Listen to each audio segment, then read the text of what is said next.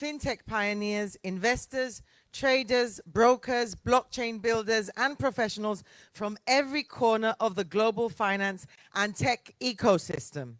We stand today at the crossroads of transformation, where finance, technology, and regulation intersect and redefine the world we live in. This is not just another conference. This is a catalyst, a gathering of minds and markets, an epicenter for tomorrow's innovation. Wiki Finance Expo, organized by Wiki Expo, is one of the largest and most prestigious finance exhibitions globally, with past editions held in Hong Kong, Dubai, Singapore, Bangkok, and Kuala Lumpur. Wiki Expo has consistently gathered thousands of top-tier professionals and companies across fintech, digital assets, investment, compliance, and financial innovation. From its inception, Wiki Expo has connected over 100,000 industry leaders, over 2,000 global brands, and produced world-class exhibitions that bring cutting-edge discussions into the spotlight. This annual global finance event is more than a stage. It's where opportunity meets strategy, where ideas are shared, and where future-shaping collaborations begin. And today, Cyprus takes the spotlight as the gateway between Europe, the Middle East, and Africa, a rising financial and technological hub.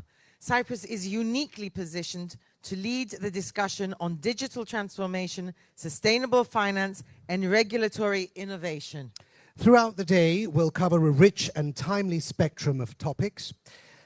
The rise of AI in financial services, the integration of crypto finance into the real economy, the future of regulation and sandbox models, how venture capital, ETFs, and green bonds are shaping market dynamics, and of course, emerging investment frontiers from outer space to decentralized economies.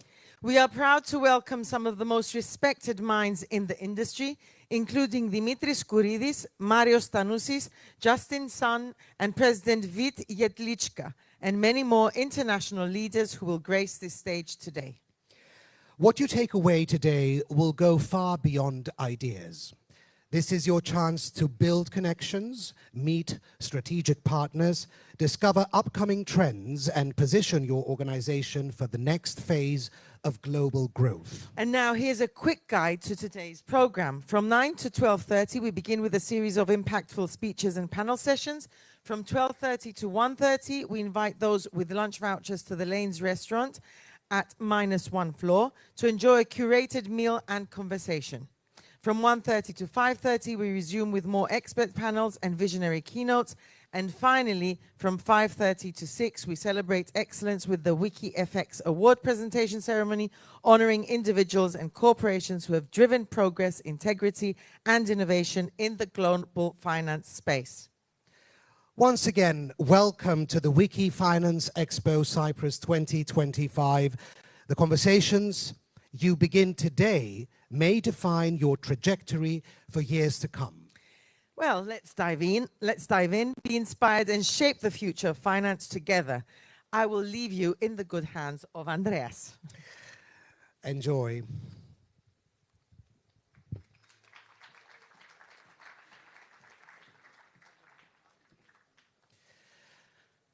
Now, let's begin. AI is rapidly reshaping the financial world, streamlining operations, managing risk, and unlocking smarter decision-making. And here in Cyprus, we have a growing opportunity to lead this transformation. Joining us now is one of the country's top minds in tech and innovation, Dimitris Kouridis, Chief Scientist, CTO, and Chief AI Officer. He'll share how we can innovate and elevate with AI right here in Cyprus and across the global financial landscape. Please welcome Dimitris to the stage.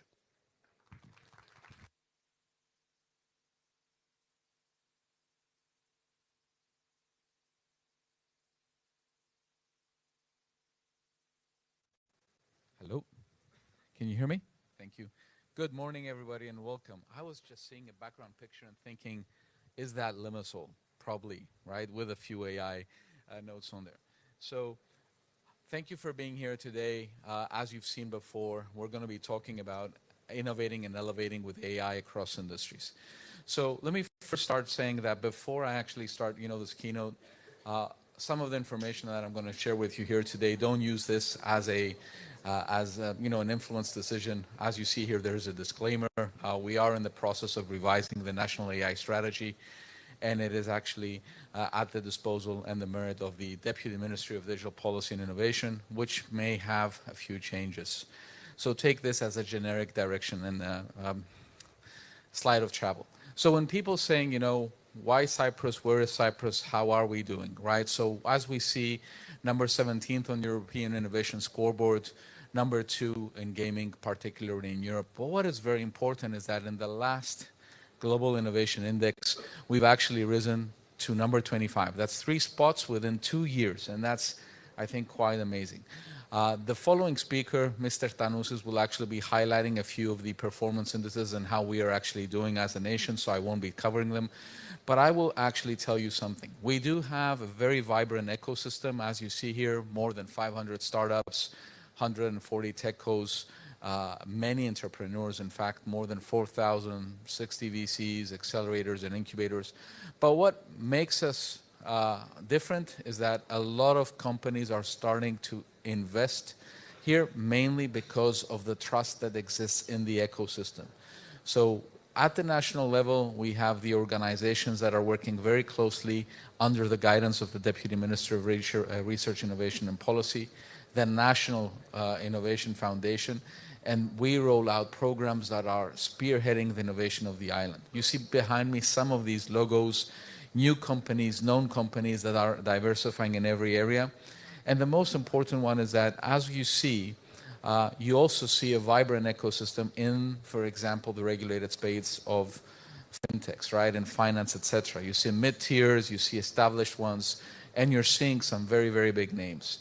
But I won't bother you or delay more about with such information. I will talk more about how are we reimagining, right, the future? How are we really looking at changing the industry landscape? So it all boils down to 3 essential things, right? Data, infrastructure, and what I call research and innovation. So people ask me and they say, why do you need research and innovation in such an area? The answer is very simple. What we see today as AI is not what we're going to be seeing in 3 years' time, right? It's not what we're going to be seeing in 10 years' time. So we have a duty to actually really look and invest into how are we going to materialize, how are we going to invest and prepare or future-proof.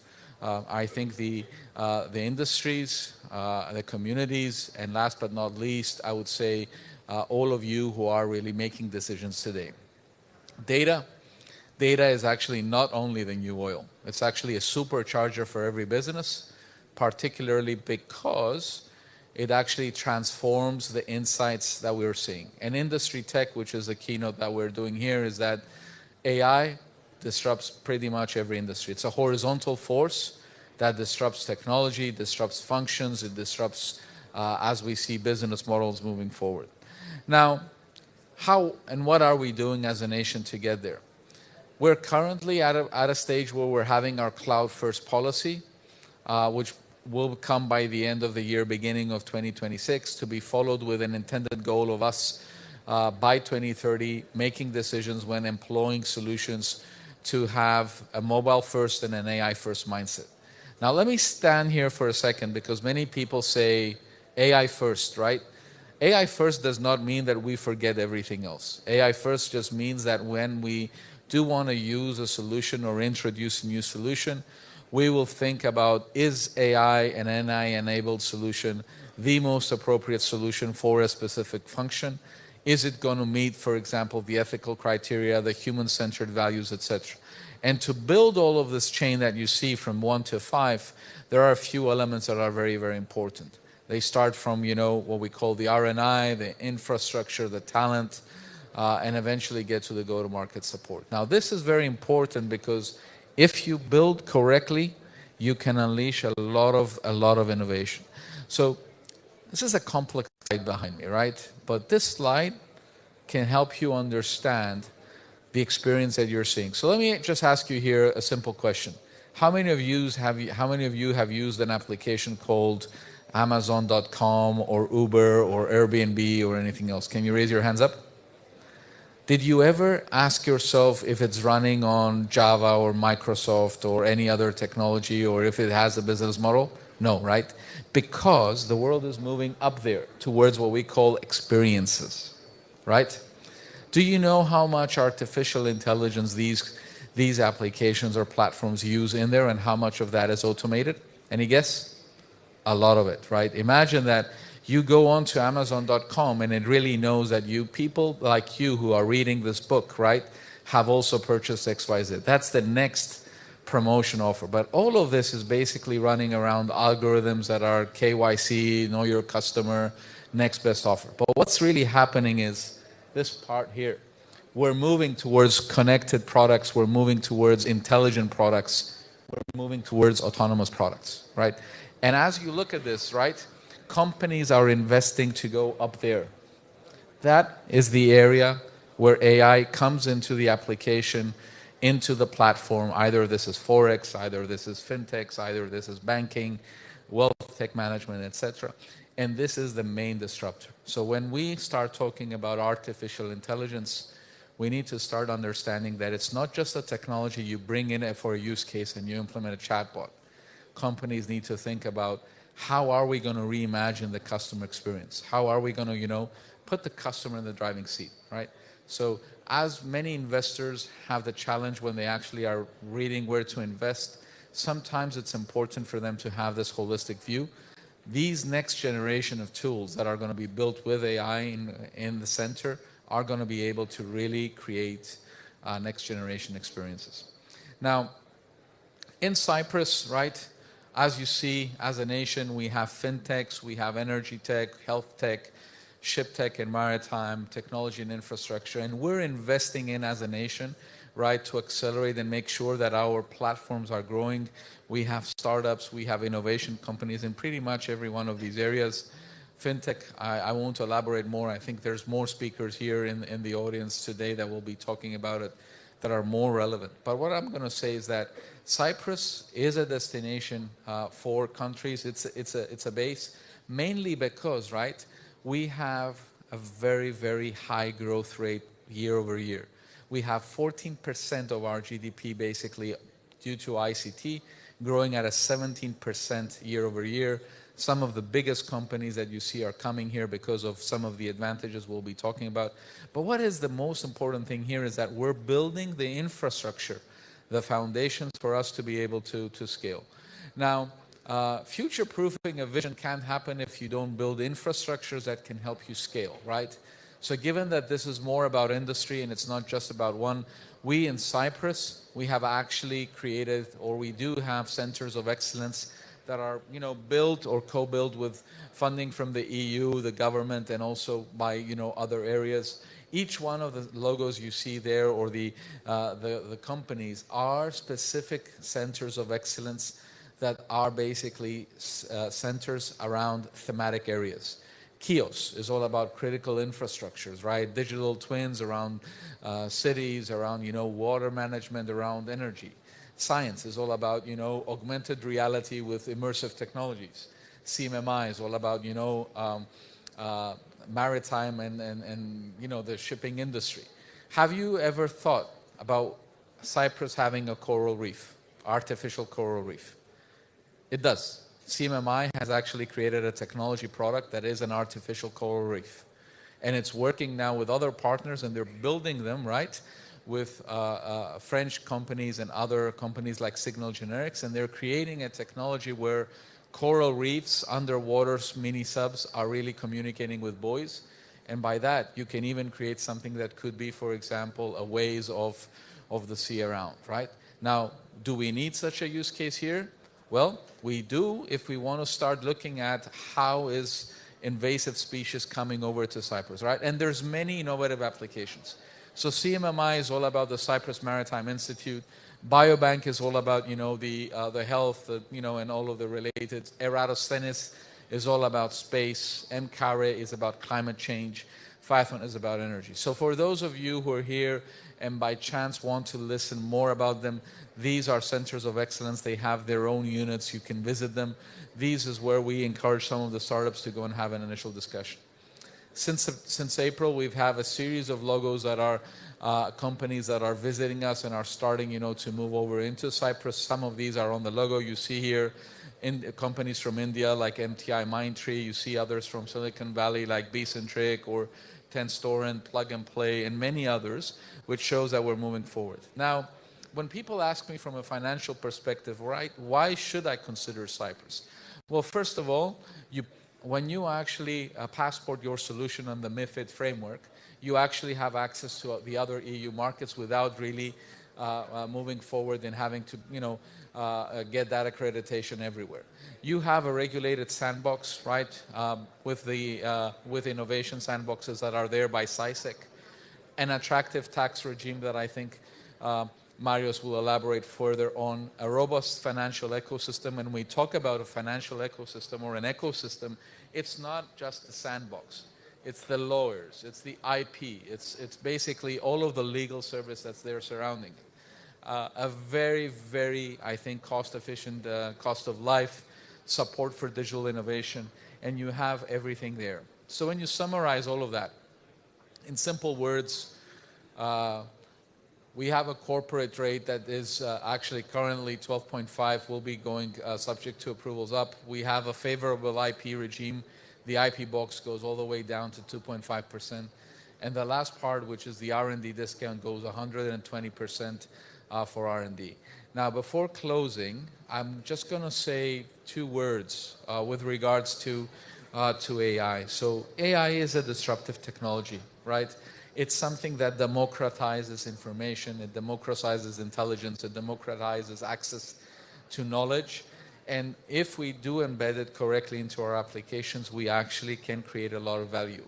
When thinking about your industry, always think about how you create value, how you capture value, and you always need to prioritize, right, humans at the center, right? Because humans are the only factor in here who can tell you if information is wrong, if information is incorrectly computed, right?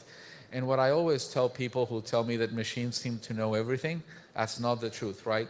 There is even a new thing called machine unlearning, where we are actually doing a lot of research as to how to get the machines to unlearn information that is not correct. With this, I think my time is up. I've taken 1 more minute, and I'd like to thank you for your patience. Thank you very much, and I wish you an enjoyable conference. Thank you.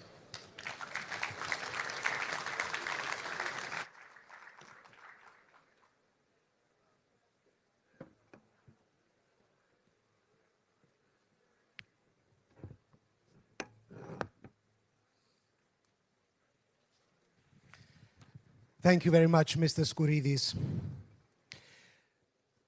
Cyprus is emerging as a strategic gateway for investment, not just in the Euro-Mediterranean region, but on the global stage. Here, to explore Cyprus's growing international role and its unique position in attracting global investments, is a key figure driving that vision, Marios Tannousis, CEO of Invest Cyprus. Please join me in giving a warm welcome to Marios as he shares valuable insights into Cyprus's dynamic investment landscape.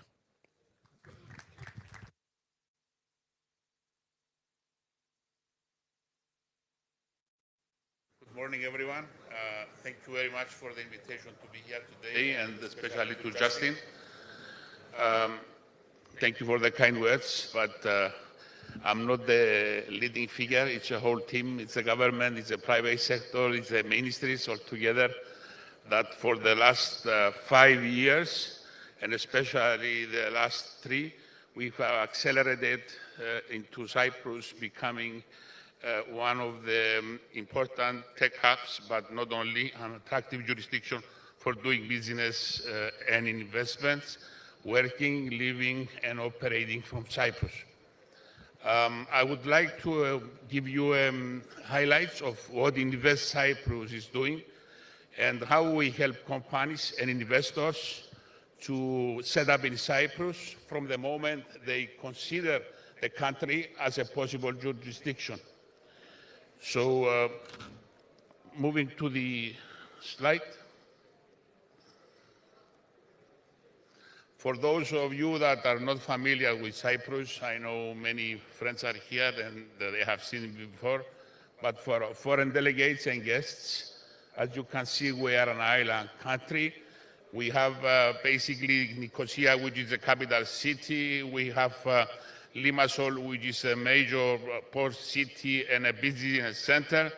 The two largest cities are Nicosia and Limassol. Larnaca is also developing very fast. It's the city that hosts the international airport, and Paphos is also growing, hosting also another international airport, which is smaller than the one in Larnaca. The language of the country officially is Greek, and almost everybody speaks English because we used to be a British colony. Moving forward, Cyprus performance, as you can see on the slide, some indicators that show the progress done by Cyprus on the emerging European and Greenfield FDI index, foreign direct investment. We are ranked 11th globally. We have been ranked as 5th best country to start a business by William Russell, and we have an above the EU target for 20 to 30 visa by tertiary education and rapidly increasing. We have been ranked 40th best startup ecosystem worldwide by a Startup Link, best worldwide in the top 50. Now, these slides are extremely important because it shows the upgrades of Cyprus economy and the country by the main international agencies. As you can see here, Moody's, Fitch, S&P, Morningstar, and Scope have us all in the A category. And just a few days ago, there was another upgrade by Morningstar. Definitely, these upgrades mention the importance of foreign direct investment inbound into Cyprus, the resilience of the economy of the country, the lowering of the budget deficit, and the growth of the GDP. And the trend is still upwards and growing, and is expected to be for the years to come. These are some macroeconomic indicators showing the GDP. The growth in the tech sector and the international business actually started within the COVID period, and we have been ranked by the FDI magazine of Financial Times as one of the top 10 worldwide countries which had growth during the COVID period, with increase of 600% of foreign direct investment by the FDI intelligence of the Financial Times. So why Cyprus? Positive economic outlook, access to talent, access to markets, excellent regulatory infrastructure, attractive tax regime, reliable business support services, low cost of doing business, high quality of life. We are not only a full member of the European Union, a very important economic power worldwide, but also we are a full member of the British Commonwealth with ties to all the Commonwealth countries. We do have more than 65 double tax avoidance treaties with other nations and more than 40 EU agreements. The tax regime, which is right now undergoing possible reform, which is expected, but what we have done over the years in the government is try to complement the corporate incentives with individual incentives. And what you can see here on the slide, you have a tax system with the corporate tax of 12.5, one of the lowest in the European Union, and additional incentives like the intellectual property, the so-called IP regime, with as low as 2.5% effective tax rate, which is one of the best worldwide. And then you have also also several exemptions on the investment of certified innovative companies, 50%, as well as the expenditure on R&D of 120%. To complement with employees and staff of the companies, this notion of the 50% tax deduction to employees that are making 55,000 euro and above, 50% of the revenue is tax deductible. That's a major saving for the employees, and the tax-free band is at 90,500 euros. The importance of keeping the employees saving money is crucial, because it's not only important to have companies here, you need talent and you need people to come and work for these companies. And this specific incentive has been very successful in driving talent and high talent to Cyprus. Resilient banking sector. As we know, the banking sector has been strengthened and recapitalized over the years. We had recently the acquisition of Hellenic Bank by Eurobank, one of the major FDI into Cyprus over the years, with more than 1 billion euros. And you can see specifically some figures that show the strength of the banking sector, which is regulated through the Central Bank of Cyprus by the European Central Bank. The fintech ecosystem is flourishing. We have a significant number of EMIs and PIs, while we are seeing also companies dealing with new technologies, also in cryptos, being licensed in Cyprus and being operating, and some of them we are proud to say that they are world-leading names. The EU regulations basically provide for safety and security, and through the sandboxes that the regulators have, both Central Bank and SAISEC, with the support of the Invest Cyprus and the Business Support Center, we provide fast-track access and licensing to companies that would like to operate in this space. The digital R&D ecosystem is also thriving and expanding. You have heard from chief scientists and seen some of the latest companies that invested in Cyprus. We have been last week in India. More companies are coming from India to set up in Cyprus and use it as a gateway to the European Union. While at this present time, we have more than 800 tech companies operating in Cyprus. We have been also in April this year with the President of the Republic, Mr. Christodoulidis, heading a delegation to the US, where we have visited 3 cities, New York, Texas, and San Francisco, and we will continue on this journey in attracting, promoting, and enriching the international business and investment cluster of Cyprus. These are some of the companies that have set up base here. Some of the logos are familiar to you, I'm sure. And 2 examples that are world-leading companies among the healthiest worldwide and world best employers. I will highlight 2, MUFG and Murex. The one is a Japanese conglomerate, and I'm sure you know Mitsubishi, MUFG. And Murex is a French multinational with presence in more than 70 countries. Both these companies, they benchmark Cyprus before selecting where they will set up their operations.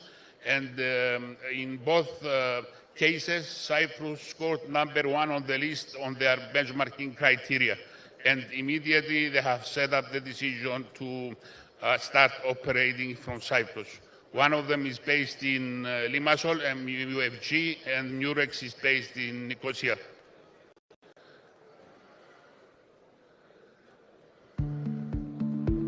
This is the the MUFG case.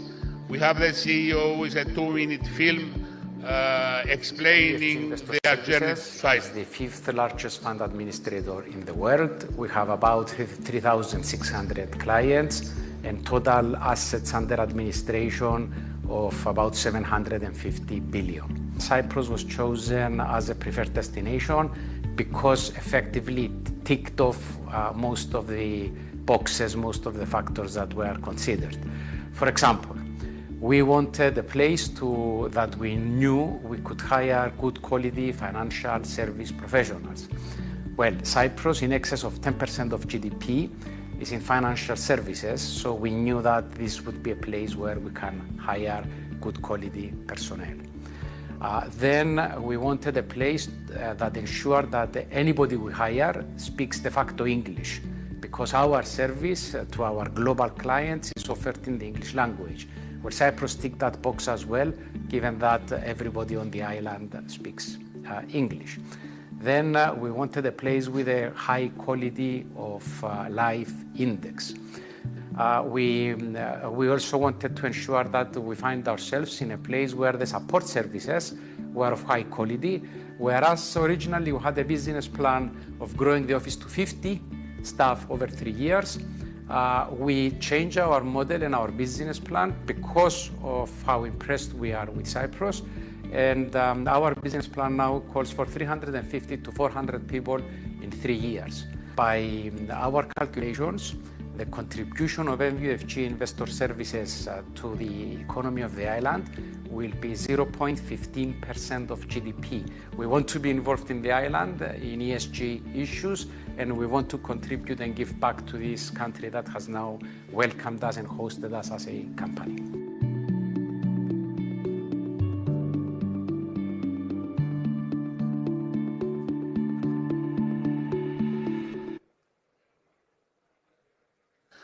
Thank you. Just to say that our strategy is aligned with Vision 2035 of the government of Cyprus, where we want to make Cyprus one of the best countries to live, work, and do business in. I have 2 colleagues of my team here ready to talk to you if you are interested to explore Cyprus and get facilitation from East Cyprus. I'm here also until 1 o'clock, and then my colleague Menelaos and Giovanna are here. Thank you very much. Looking forward to talk to you. Thank you.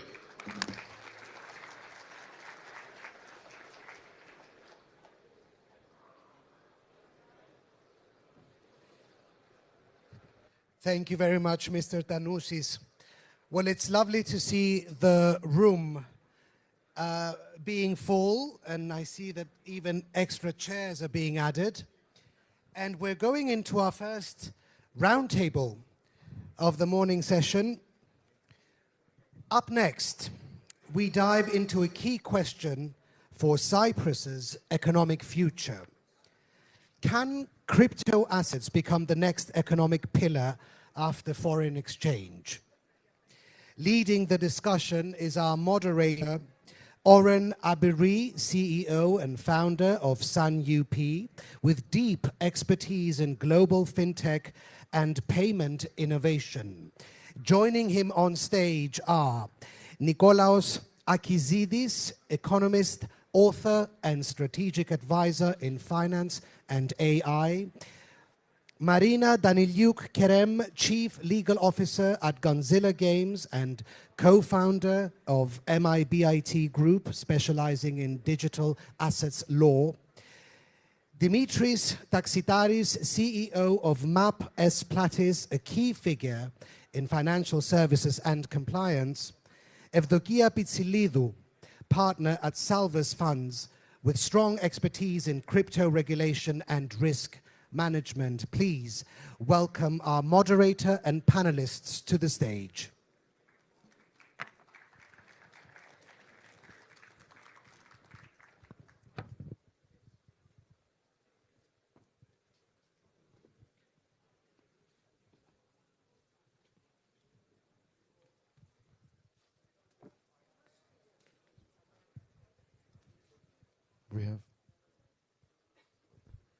Morning, everybody.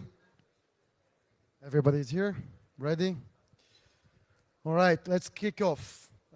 Since we are the first panel today, I hope we're going to be a bit exciting and energetic to kick off the day for everybody and to set the bar high. So good morning, everybody. Let's start with a quick introduction, one by one. Nicholas, you're the first one to go. No. Who has the mic? Yes, Nicholas. Here you go. Quick introduction, who you are, where you're from, company, and something. Okay, my name is Nikos Akizidis. I'm strategic advisor and author for many, many years in financial services. I'm focusing now on AI and fintech and crypto, how can implement it to the real economy and markets. And I think today we're going to discuss, in my view, the key question today is, will Cyprus extend its FX legacy into the digital age? So,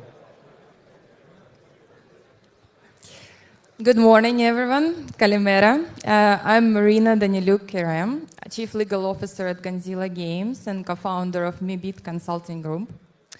I'm consulting crypto and blockchain companies since 2016. So I got the pleasure to see all up and downs from ICO boom to the crypto winter to the DeFi projects and NFTs.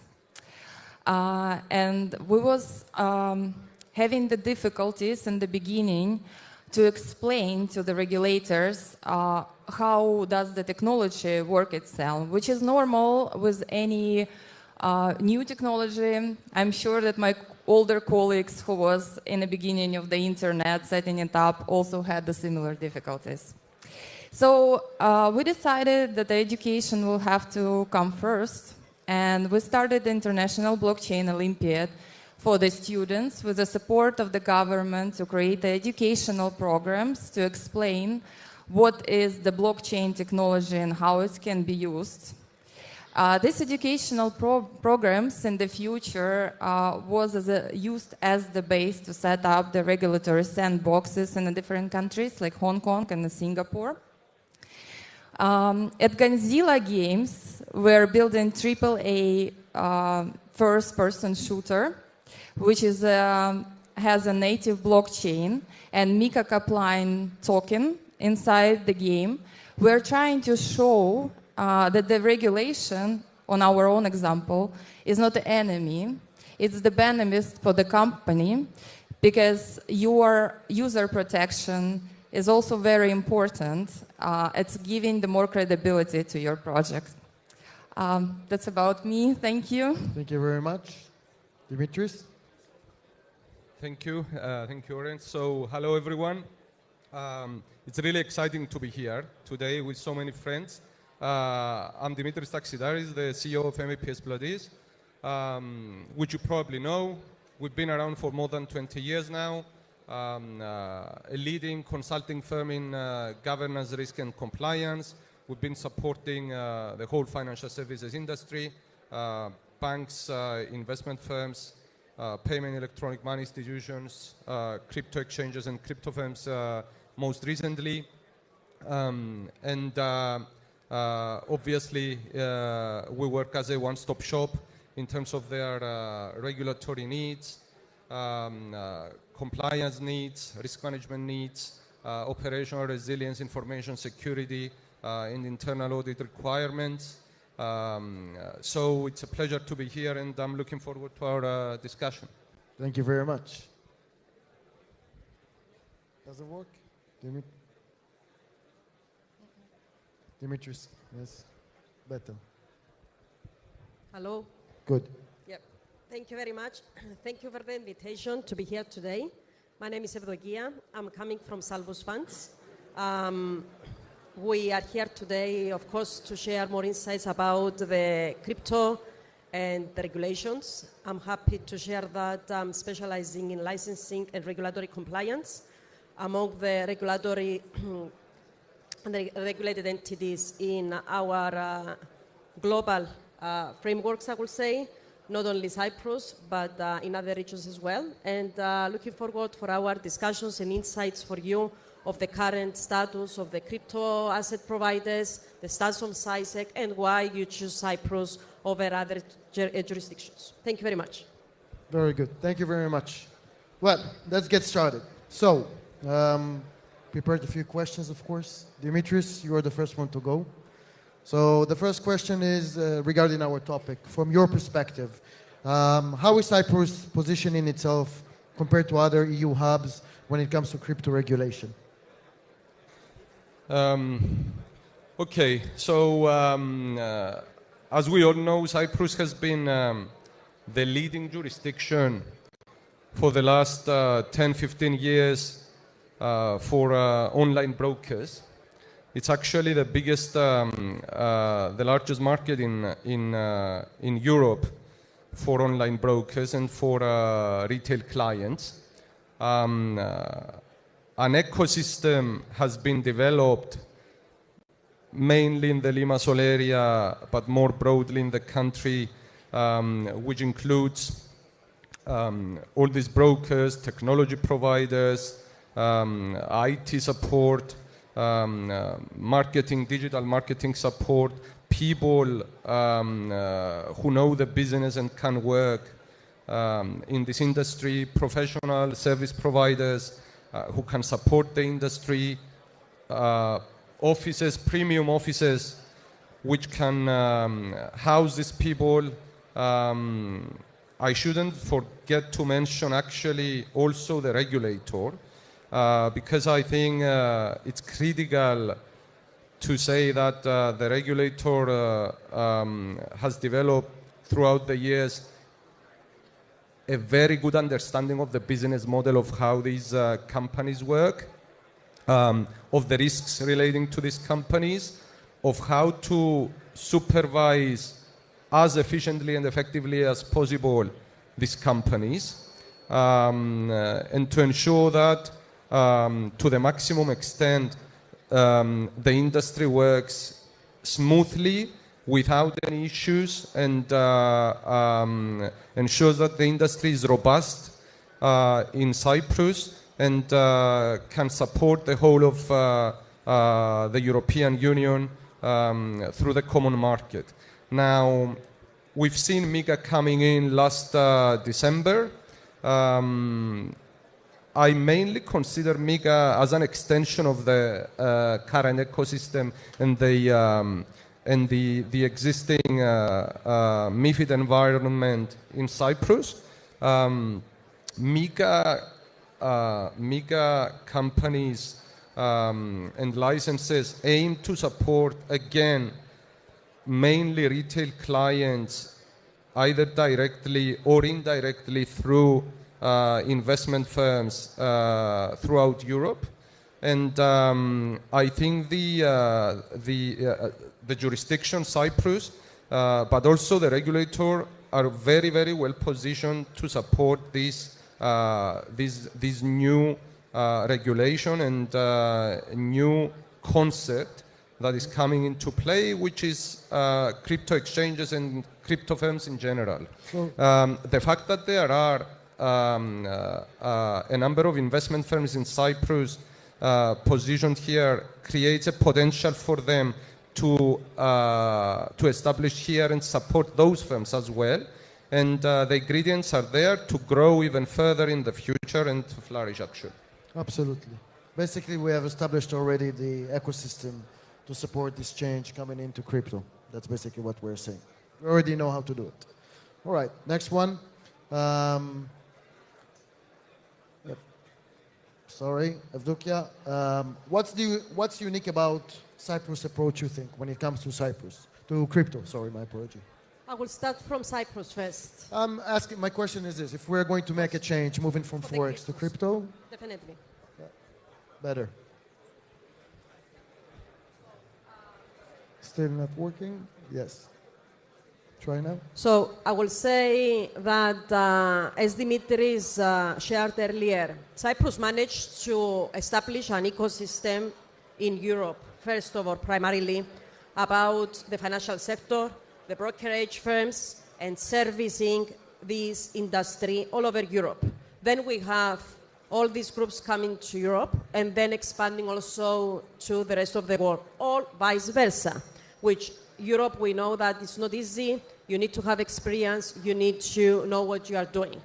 Now, in the terms of the crypto, considering that we already have the grounds of establishing ourselves as the financial sector, and the knowledge that acquired from the people and all of you here that servicing the existing industry, I'll say that it is much easier for this talented pool of people and the industry itself to expand with the crypto products. Of course, they are different. It's a different beast, but its own. But it can be offered efficiently and with the best practices from the people that they already have this knowledge and expertise. And continuing from that, we have seen also the Article 60 within the MiCA actually giving the availability to the existing investment firms to upgrade their licenses and offering the crypto services. This says a lot because it actually gives acknowledges the knowledge and expertise of the investment firms and the people, and maybe the trust of they know what they do, so they can give them also the availability to offer the crypto products. It is very dynamic, and it is very interesting to see how many people are interested to apply, either as extension of their license or new licenses. At the same time, doesn't mean that it will we'll see the drop of the interest of the forex brokerages and the investment firms. They are there to stay, because this is one of the questions that many people say. It's the fall of the forex. It's going to leave from the industry and crypto will come. It will effectively live together, if I say that. Coexist. People like the new things, always. It was FX, then the commodities indices, CFDs, and then the stocks, and now we want the crypto. When all of this emerge, we will see that people choose what they want to trade and how they want to trade it, and it will be another product offering in the market. Cyprus is a sector where we can passport the license across Europe, which is very important. We can add to the existing investment firms, which is the only regulatory framework among the work at the moment where you can have both assets within one single entity.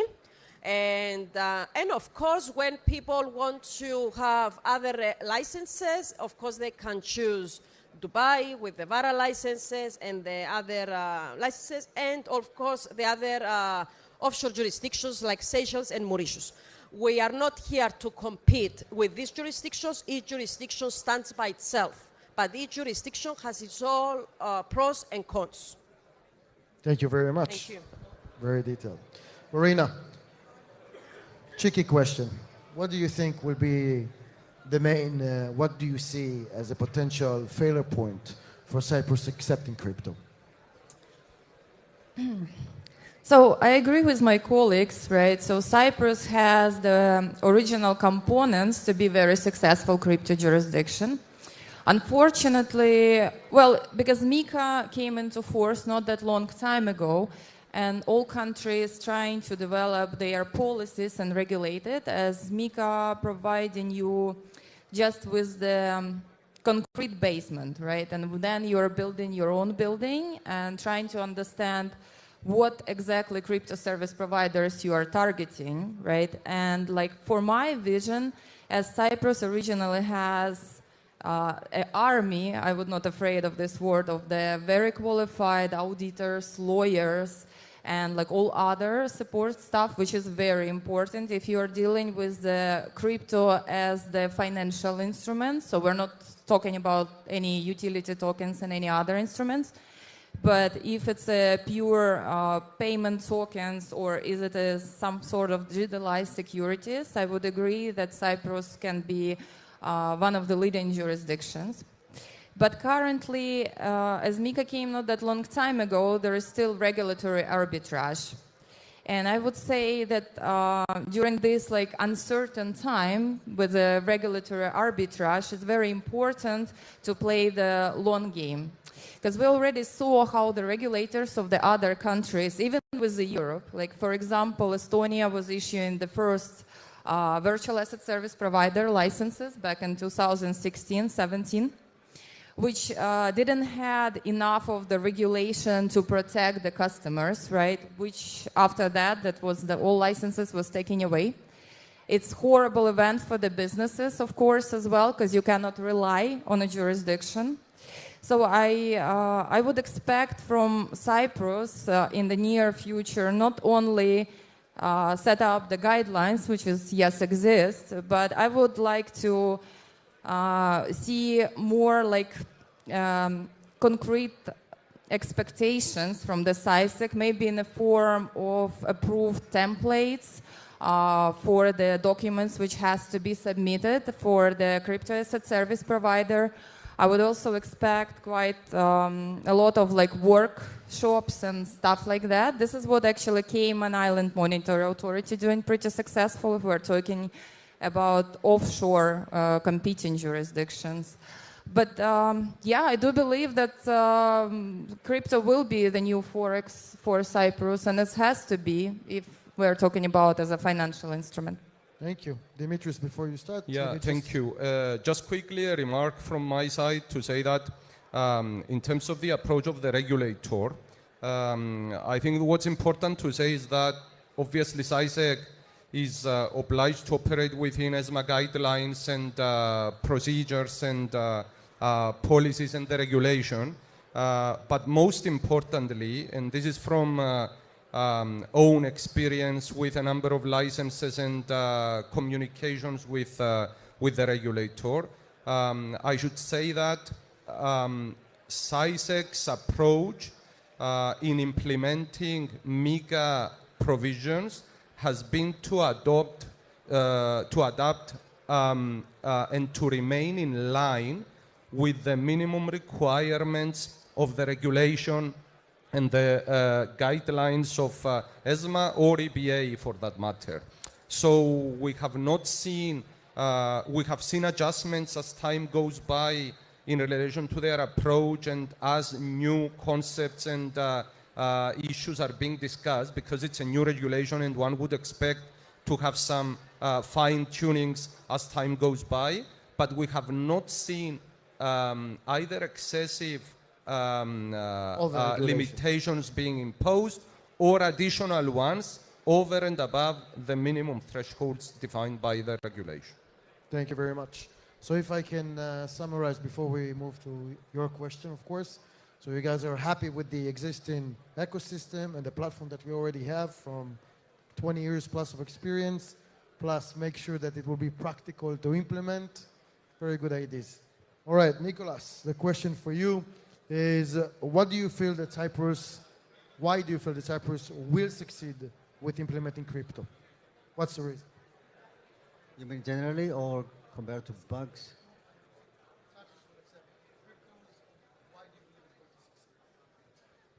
Yeah.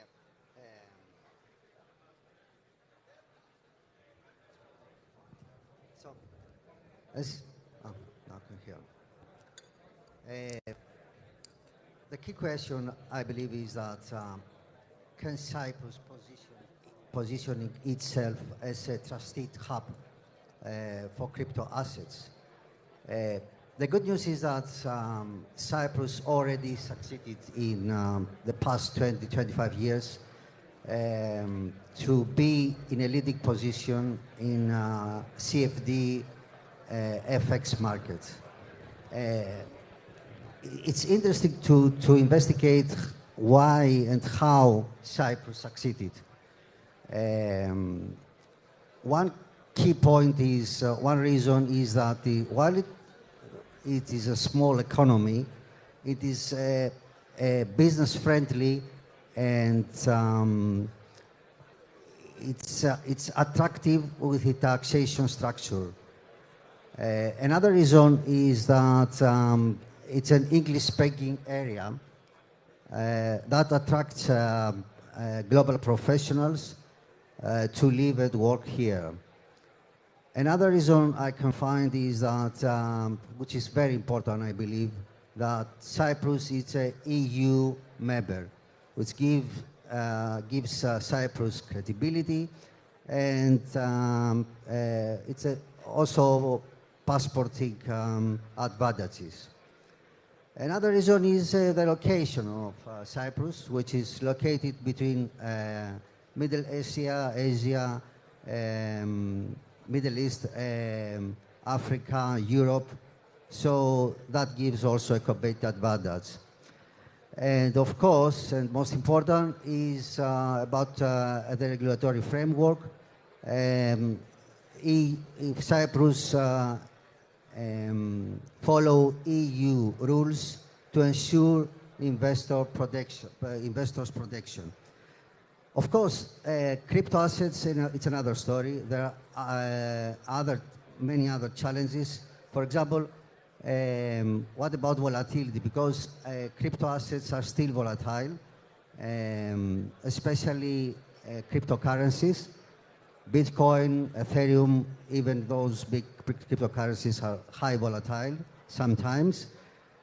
So, in my opinion, Cyprus should build the crypto asset industry, focusing on tokenized assets and also on stable coins in those two areas. Another issue about a challenge that needs to be faced is about public perception, because crypto often linked to speculation. So Cyprus must determine with compliance first professionalism. That's the key issue for Cyprus. And regarding regulation, the point is that another challenge is that MiCA and EU frameworks are still evolving. So we need time.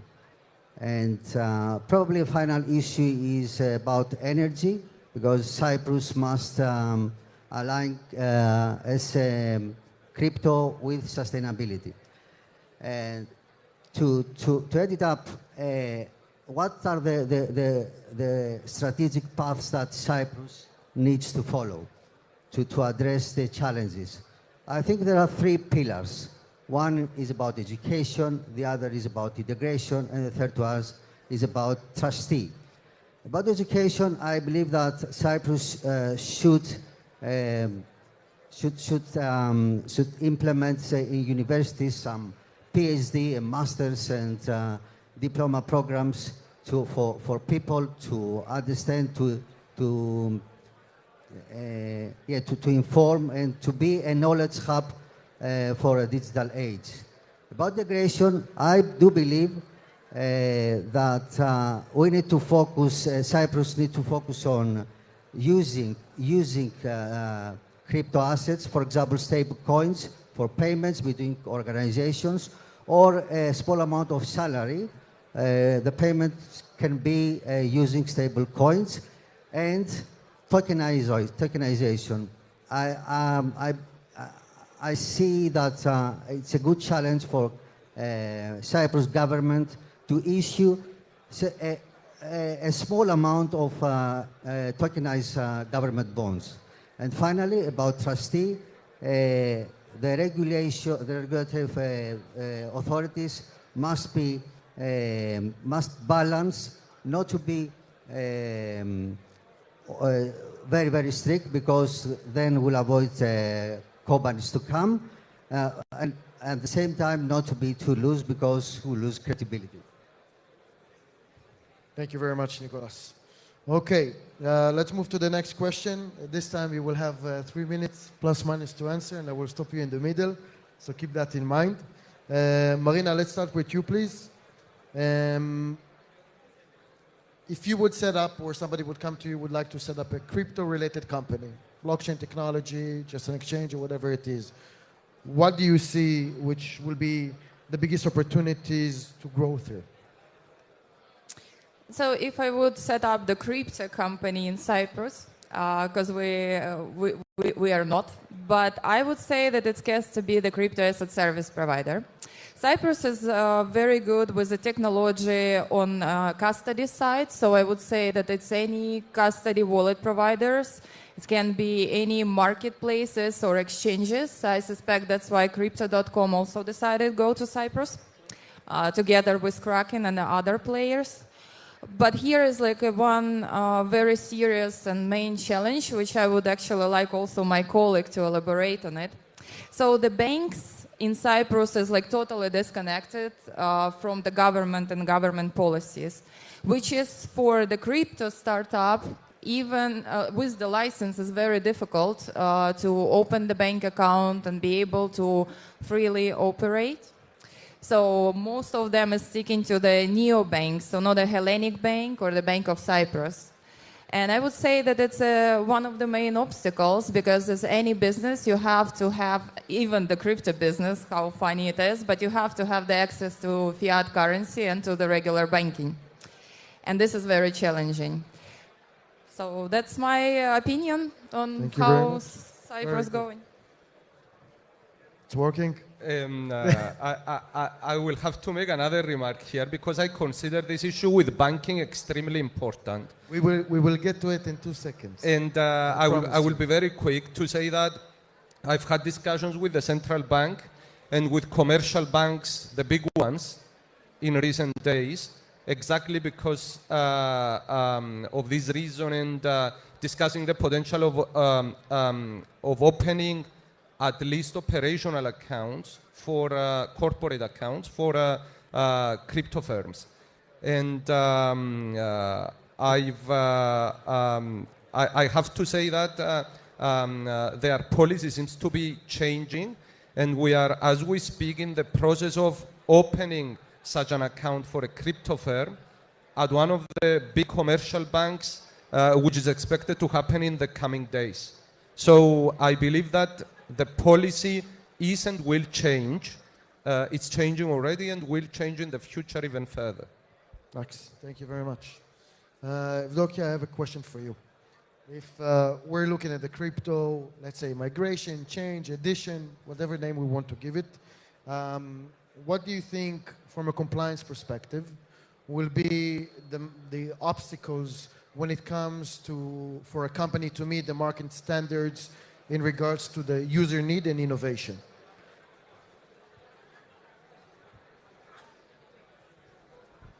Well, I don't think that there are many obstacles on this aspect, as the industry is mature enough based on the experience they had, as I said previously, on operating forex brokerages. At the same time, we have many big crypto exchanges where they are in the market for many, many years, and before all these regulations are there. And they tested their systems and, of course, how they operate. At the same time, we know we had FTX issues, we had, and we will have in the future. Now, the difficulty where I see it will be when we have many licenses giving out, and then we may have CASPs that they don't have the expertise, and at the same time they don't buy white labels platforms. If they have the white labels, then these are tested, then these platforms are ICT secured, let's say. But if we are going to build something by ourselves, then we may have we have the responsibility to test this out in terms of user experience and in terms of course market integrity. I believe that the market is mature enough, though, that they know how to do that, and we will see the future evolving. As my colleague said, I see the most important and obstacle right now, the banking solutions, because we are giving license out, but we are not having enough resources of banking. And without banking, we cannot operate any industry anyway. Fiat controls the world still, basically. Exactly. So if the banks do not want to assume the risk of accepting the crypto providers or the crypto clients, then we have to come as, as a jurisdictions, as a EU, to say, okay, let's not allow them to assume the risk. So we give the risk to EMIs, to payment institutions, which I'm pretty sure that they want this risk. They will be happy to take They will be happy, numbers. exactly. So maybe we have to see the segregation between tier one banks. We are here to serve the ecosystem of payments and EMIs, and then these guys are serving the rest of the institutions, which is very good. Anyway, everything ends up to the banks. Banks, that's the main obstacle. Yes, that's how I see it at least. I hope that the leaders there, they see it as well. I think you have a point there. We all know it's a known fact. EMIs are making good living out of it because they can handle it. Okay, Dimitris, let's lay out the future when it comes to regulation. What do you think a crypto-related company, a company which is, again, either a technology or a cusp future to be, from a regulation perspective, what is going to be the next move? What they are not aware of that's going to happen in the future, what they should be? This is a really interesting question. First of all, let me say that I expect the next milestone to be SciSec approving the first licenses under MiCA, excluding the one they gave under Article 60 a few months ago, of course. We haven't had any other approvals. And there are a few big ones in the pipeline, as we know, due for approval. We're all looking forward to that. You want to see stamps, basically. We want to see stamps on the paper. One other important aspect here is that, which touches upon the issue of banking, is the recent EBA paper that came out last June, which obviously clarified that electronic money tokens are forms of payment, and specifies that any EMTs, including stable coins, any services in EMTs, including stable coins, should be provided by payment service providers, i.e. payment institutions or EMIs, which complicates a bit the regulation of and supervision of such crypto assets, and creates a potentially dual supervision amongst SciSec and the central bank. The EBA itself, though, has recognized the existence of such instruments, and this comes back to the fact that banks cannot be ignoring the industry for long. We know that there will be changes in the policy coming in very, very soon, as I said before. But also the EBA, going back to that issue, has granted until the 1st of March a transition period, let's say. And after the 1st of March, obviously, any crypto firms operating stable coins should take action to cooperate either with a PI or acquire or become licensed as an EMI or PI themselves. So that's an important aspect. And there is a discussion also, as far as I know, in Cyprus to merge the supervision of such firms under a single regulator. So we might be seeing changes in the regulation in Cyprus as well in the coming months. A last thing I want to say, which is very, very important and concerns the future of this industry, is that we are seeing obviously common clients across crypto asset service providers, investment firms, online brokers, and payment service providers. And I think we need to recognize that the approach of all these subsectors will be converging, and they will all be looking to adopt models that support the clients regarding their payments, their investments, and their crypto assets at the same time. True. You have to move forward with the new changes and innovations. Last one, Nicholas, in 2.5 minutes. My apologies. You got the golden question. Banking. So everybody spoke about it. I would like to have your opinion about the difference between, Marina, if you can give him the microphone, please. Here you go, microphone, Nicholas. If you can tell us, please, what do you think about the future clashes between banking, traditional banking, and virtual currencies here in Cyprus, besides what everybody else said? So, yeah, the real question is what crypto assets can provide to investors, to professionals, and to regulators, also to traders. I think crypto assets, in terms of traders, cryptocurrencies, especially cryptocurrencies, act or crypto assets act as a decentralized store of value. So these in this area need to be concentrated. For investors, stable coins are no longer just theory. They are used in daily transactions. So because it's a hedge against volatility. In terms of professionals and banking, I think the DeFi protocols, or now they can issue loans, they can pay yields, they can move in capital outside the banking system, but banks can implement this in, should consider about this. And finally, about regulators, crypto assets provide what legacy finance often lack, and that is open verification and programmable flexibility. Thank you very much. Well, before my last question, I would say one thing. It's very hard to change, to move tectonic plates.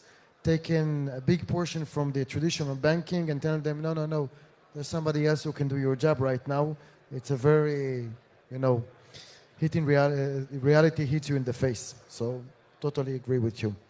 Last thing before we finish in our last minute, in one sentence, each and every one of you, if you can give one advice for a new company which is about to set any crypto-related activity here in Cyprus, if it's a platform for technology solution, if it's a crypto exchange or any service provider related to crypto payments or whatever it will be, trading company, blockchain technology, token solutions, who wants to start? Nicholas, go for it. In one sentence, what will be your advice?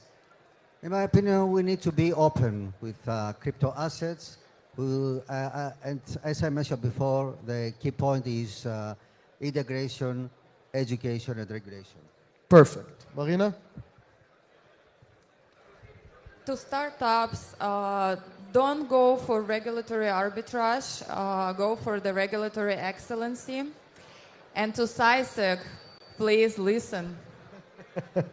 Thank you very much. Dimitris?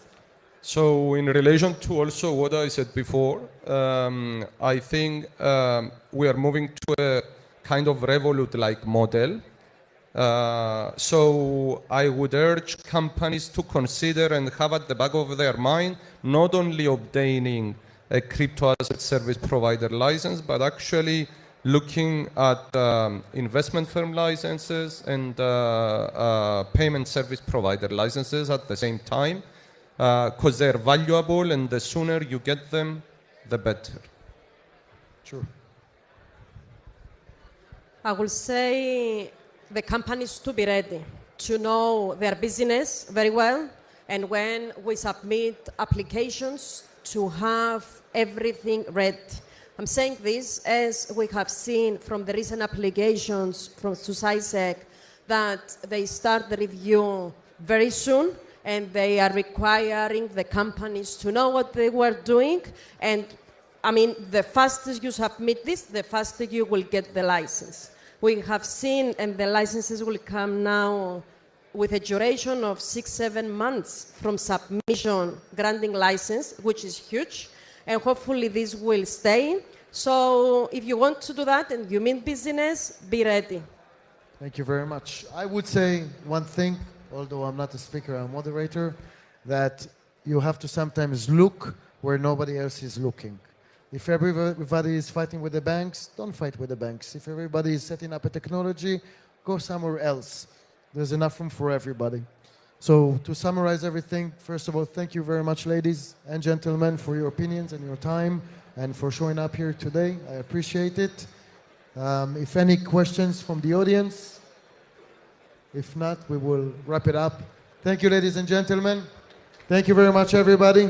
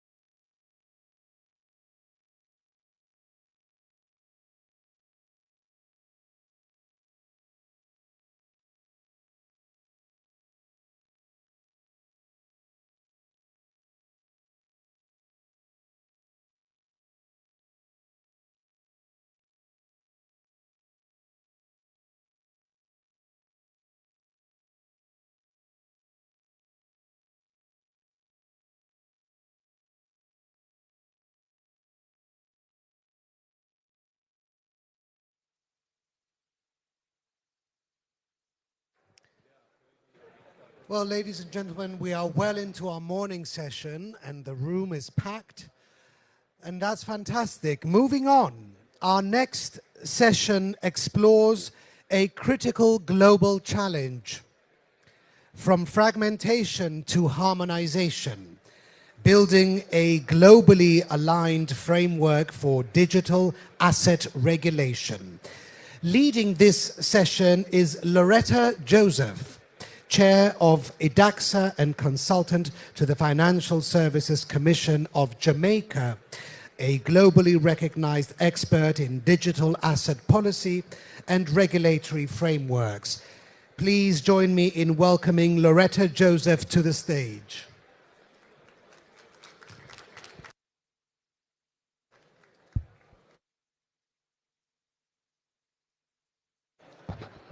Oh, there we go. Good morning, everyone. How are we all doing?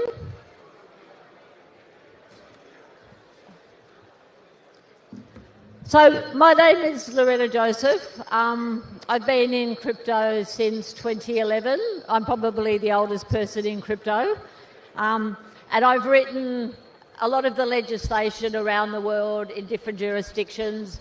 Most recently, I was the lead expert on the Commonwealth Model Law on virtual assets and the Commonwealth Model Law on stablecoins.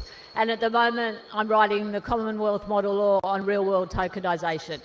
So I have quite a lot of experience in legislative and regulatory frameworks. I think I work across 30 jurisdictions. I wrote some of the first legislation in the world in Bermuda in 2017 around regulation around digital assets, and now following the standard setters that have all caught up with us over the last 10 years, I term these things as virtual assets. But the problem is, I think, what we're seeing is there's too many fragmented laws and regulatory frameworks globally. You have MICA in Europe, you have the US doing whatever they're doing. Australia, we have no regulation. The Pacific's a very bespoke difference of fragmented regulatory and legal policies and regulations. So it's been very difficult for crypto companies to understand what the rules are and what their legal requirements are. So at present, I think I've counted last night, there's 300 different regulatory approaches around the world. Some jurisdictions classify tokens as securities, others as commodities, and then others leave them out altogether. They're just unregulated.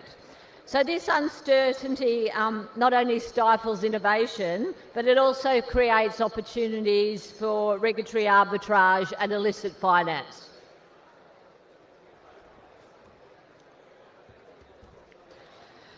Why does harmonisation matter? It's a very good question. As you can see for this slide, it's all about trust.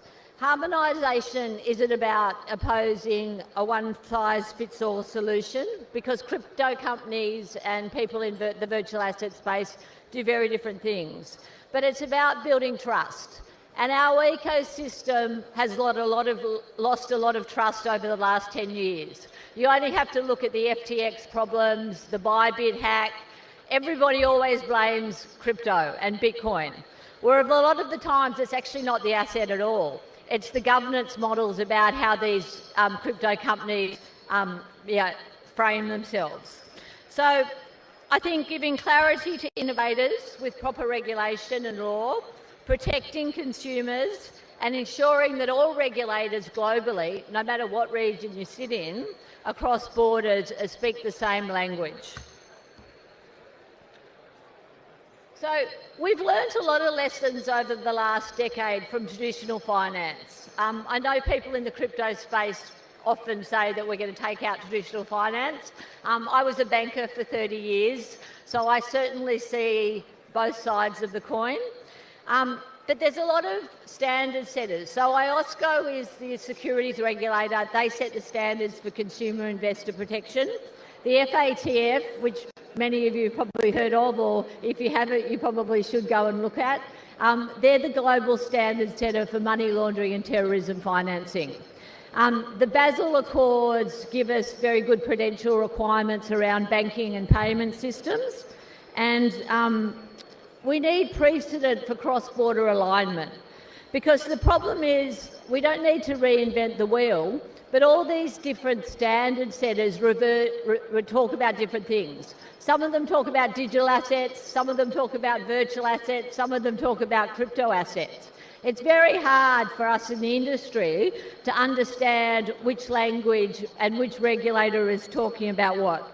So I think if we use the mechanisms that we see from IOSCO, the FATF and Basel and the Financial Stability Board, we can set out the rules that are already been established, much of the financial system, and put them into crypto. That shows us that harmonisation is possible, and it's even very possible amongst diverse economies. So the key pillars of a harmonised framework. I probably know this better than anyone else because I've spent the last 10 years running around the world trying to figure this out. Common definitions, as I said, are very important. The Financial Action Task Force refers to virtual assets, IOSCO refers to digital assets, and the Financial Stability Board refer to crypto assets. A crypto asset and a virtual asset are exactly the same.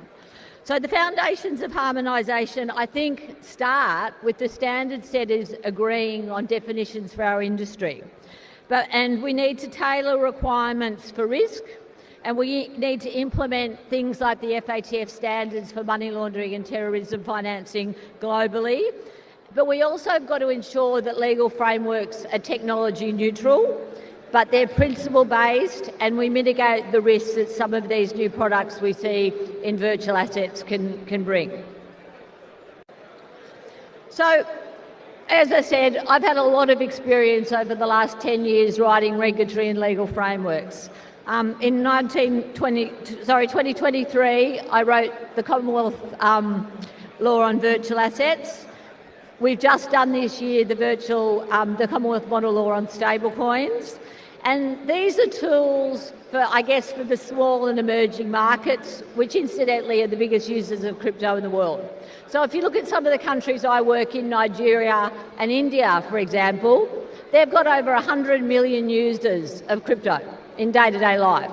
They're not money launderers, they're not terrorists, but they use these assets because the traditional banking systems are so broken. So we need to bridge local laws with global standards. And I think our Commonwealth model laws, which cover 56 countries and 2.8 billion people, is a really good start. Cyprus is a Commonwealth country, as well as being a European one, as is Malta. So I think if we can give the small and the emerging markets where the use of crypto is the biggest in the world, and we can align them with the ready-made templates that we get from the FATF, IOSCO and the FSB guidance, We have consistency across the world without compromising national sovereignty. So what are the benefits for small and emerging states? I really like islands. I think I've written most legislation in most islands around the world. I think my last count was 27 islands. I love Cyprus. It's beautiful, it's tropical and it's got water. So I think for the smaller island states and the emerging economies, they can't go and build cars. We have to think of innovative ways that give these economies a lift up and help their populations. So I think crypto assets has provided, and the innovation that's come with this ecosystem has provided that niche. And harmonisation is still really important though, because if it allows these emerging economies to leapfrog, the legacy systems, I'm Australian, to change law in Australia will take you 20 years. You try and do it in the UK or the US, it's about the same time. But small island states can move very, very quickly. They can leapfrog. And I think that's a really important attribute to why crypto assets have taken off, and smaller states like Cyprus and Mauritius and other islands are looking to attract capital, attract the businesses in the space that are good ones, and expand financial inclusion. So while we do that, we still have to mitigate the risks of money laundering and terrorism financing. So sensible regulation and sensible laws allow for that. So what's the role then of you as industry and all the regulators sitting in the room? Harmonisation requires collaboration. I have never written a law that doesn't have the industry in the room, the policymakers, the regulators and the government. That is key to success. Regulators must provide clarity to the industry, so you go to a jurisdiction with your company and you know you're not going to get arrested or put in jail. But regulation should be proportionate to the size of your business, and our industry, we have to embrace trust and transparency and compliance. We can't be not compliant with what the FATF say about money laundering and terrorism financing, because none of us in this room want little girls to be sex trafficked and none of us want terrorists. If we all aim for the same thing, we can get to the end game a lot quicker. Sandboxes and pilot projects with regulators I embrace globally because I think they're a very good test bed for both regulators and industry to learn from each other and to adapt as our industry gets bigger and bigger. So the path forward, I think it's clear. International bodies must lead, nations must adopt model laws and frameworks, and we must have continuous dialogue that bridges the industry with the government and the regulators and emerging economies. Regulation needs to evolve as fast as our technology evolves. When I first started writing law in 2017, I had two things to worry about: Bitcoin and Ethereum. In 2025, I've got DAOs, stable coins, non-fungible tokens, you name it. I can't keep up with the technology, so I do have sympathy for regulators that are not used to regulating our space. So I'm running out of time, so I just want to leave you with a closing message. Globally aligned frameworks for digital assets or virtual assets, depending on what you want to call them or which standard study you want to listen to, it's not about bureaucracy, it's about trust. I think it's about enabling growth in a sensible manner.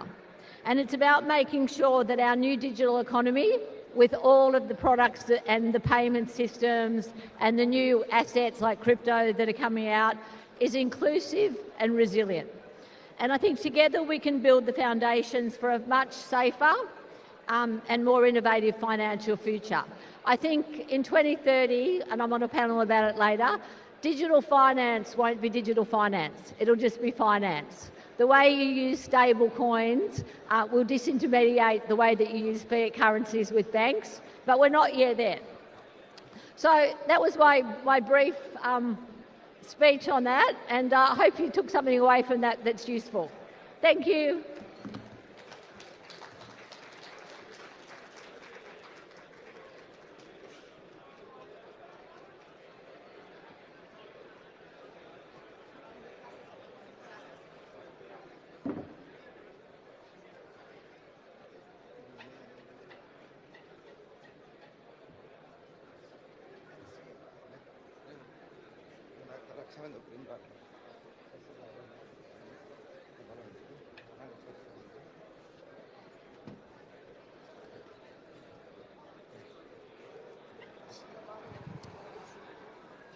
We are now ready for our second roundtable of the morning session.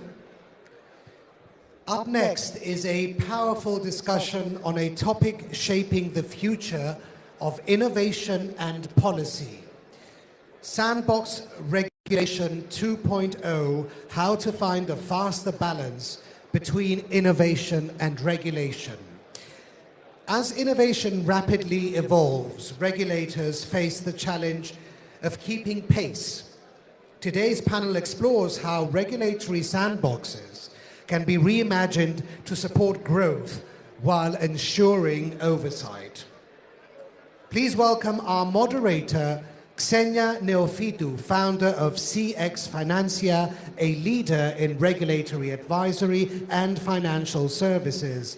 Joining her on stage are our esteemed panelists, Andreas Kourouklaris, Group CEO of Nix Hill, with deep insight into innovation and investment, Simon Zenios, tech lawyer and director of Simon Zenios & Co. LLC, a legal expert in fintech and blockchain, Marios Lazarou, board member and head of advisory at KPMG, specializing in regulatory strategy, and Barry Perkins, founder and CEO, The Hived Music, founder and CEO, Tesseract Group, and strategic lead, Pixelet Holdings.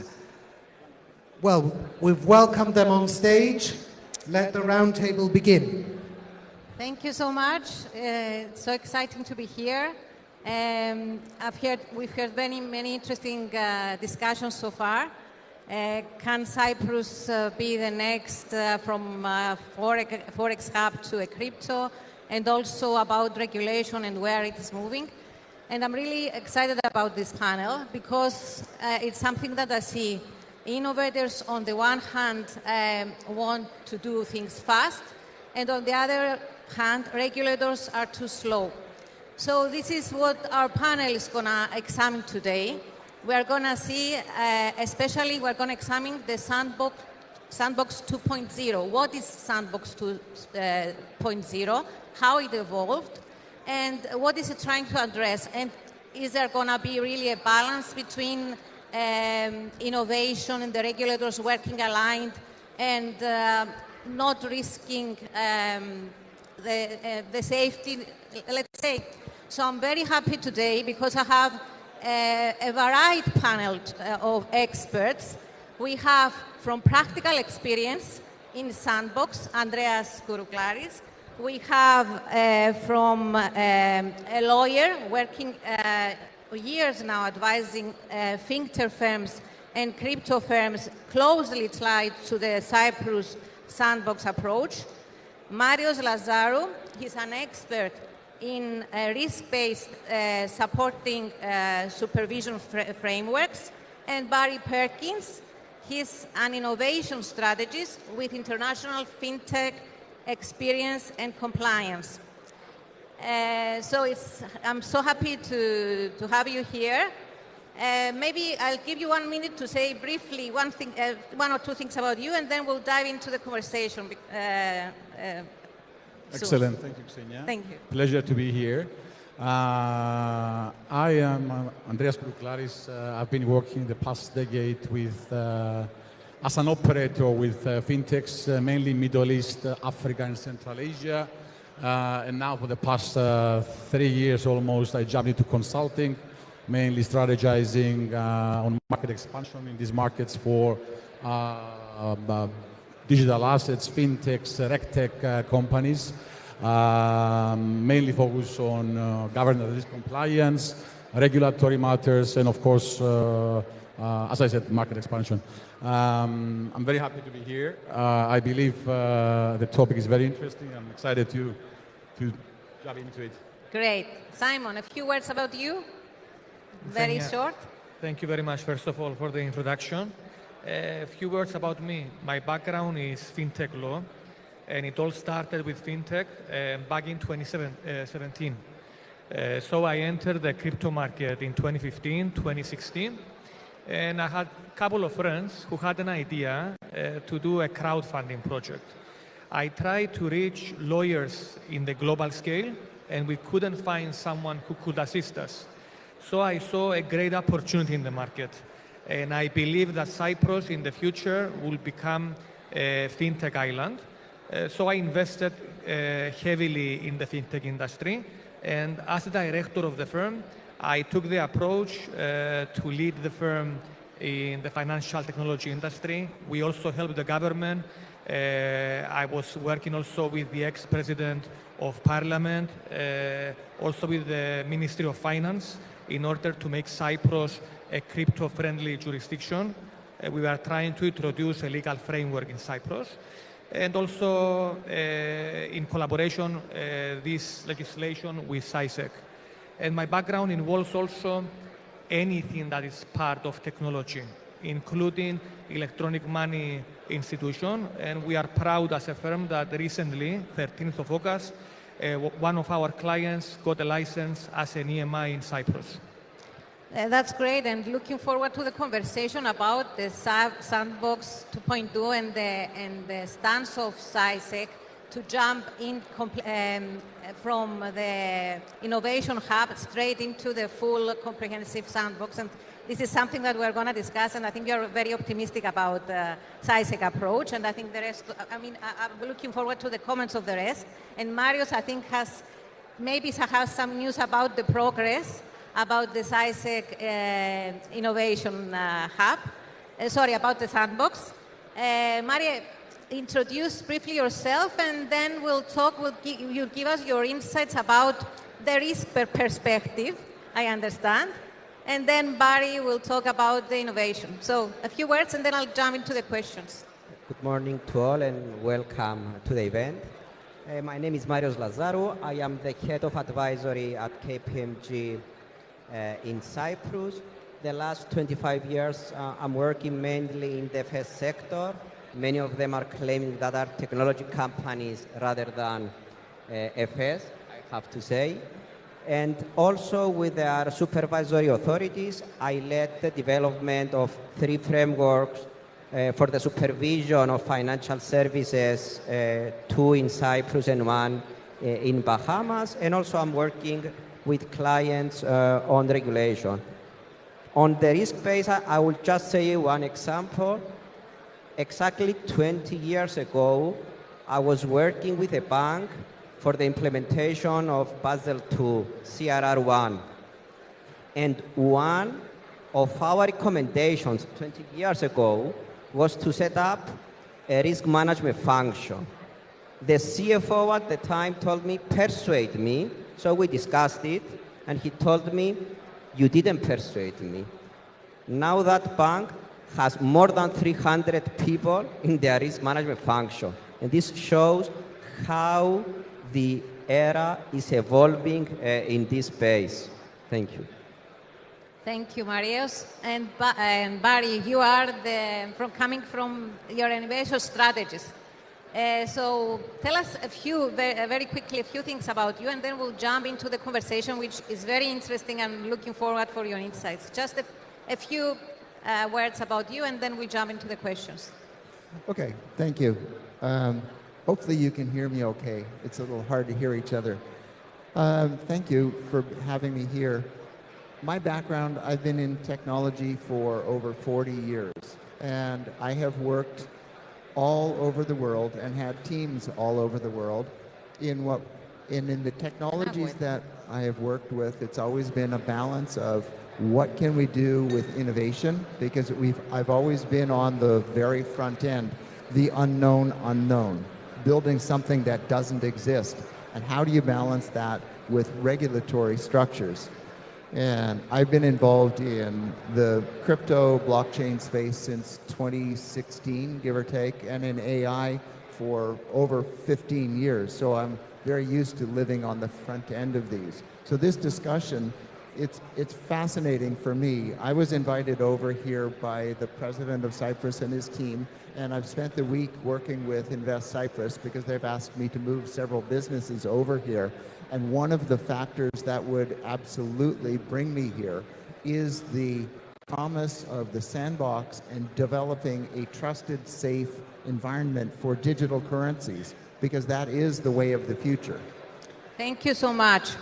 So, just to give you the insight of the conversation today, we're going to talk about the speed challenge, what slows regulatory innovation, balancing speed and safety, what Sandbox 2.0 really means, and the next steps, especially for crypto, AI, and for Cyprus in Europe.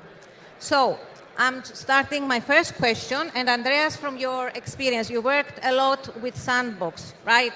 So tell us your views. How do you see their real value so far, and how should they evolve going forward? So maybe you can give us also historically from Sandbox 1.0 to 2.0. What does it really mean, and do they really have a value? And is really this 2.0 a change? I think that's a great question. I think it's important to speak a bit about Sandbox 1.0, which essentially started by FCA in UK back in 2016. And the main purpose was to create a regulatory ecosystem, mainly for fintechs, mainly focusing on payments back then, to operate. Yeah. Then very closely followed by MAS in Singapore, and then ADGM in Abu Dhabi, Central Bank of Bahrain, SAMA in Saudi, many regulators in Africa and Central Asia.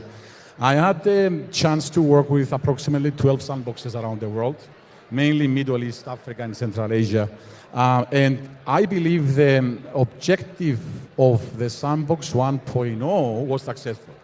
Essentially, it was created for fintechs to launch, because back then there was no PSP regulations, e-money regulations, it wasn't so developed, and there was no other way.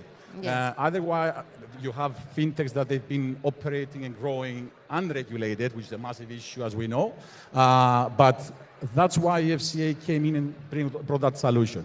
So to start with, I believe Sandbox 1.0 objective was successful. But that came with challenges and problems. Yeah. Per my experience, and I can speak when I was with the fintech, we had a very aggressive strategy of launching in different markets at the same time. Literally, it was on our strategy to focus on regulatory jurisdictions that had a sandbox. Because we've been a payment fintech, there was no regulations that we could fall under. We wanted to be regulated. And literally, this defined our market expansion. So through that, we got the chance to launch. So it was part of our strategy to literally launch in the markets as well, while testing our innovations. But very soon, after launching and growing within a sandbox, we found the problems. I will share a few experiences. One of them was product-related. In Sime in Kenya. So we launched there what I believe still a very innovative product. It was micro debentures with the Capital Markets Authority of Kenya, targeting union members in Kenya, millions of people. It was a fantastic solution, built on blockchain, smart contracts, and so on. We've tested it. We've launched it. They gave us quite a significant limit on users. So we had actual traction with the consumers. But then when the time came to graduate, we graduated successfully, but there was literally no regulation to fall under. So we didn't have enough resources back then to help the regulator draft the regulation. The regulator didn't have enough resources to actually draft it on their own, and essentially we had to shut down. So that's one example. Another example is with my dear friends, Central Bank of Bahrain, where we've been one of the first fintechs entering the sandbox there. We've done a fantastic job there. We've been competing with the big guys, massive market fit for our payment solution. But graduating successfully from the sandbox, it was 2020, I believe, we had to apply for a PSP license, which took us 3 years. to obtain. So you can imagine, we invested for 2 years, getting people on the ground, getting the business up and running, adjust the product to fit the market. Even when you were in the sandbox, you passed through the passport, yes, and of then course, you we had had to go. graduated successfully. Yeah. Then they say, okay, guys, you have to stop now.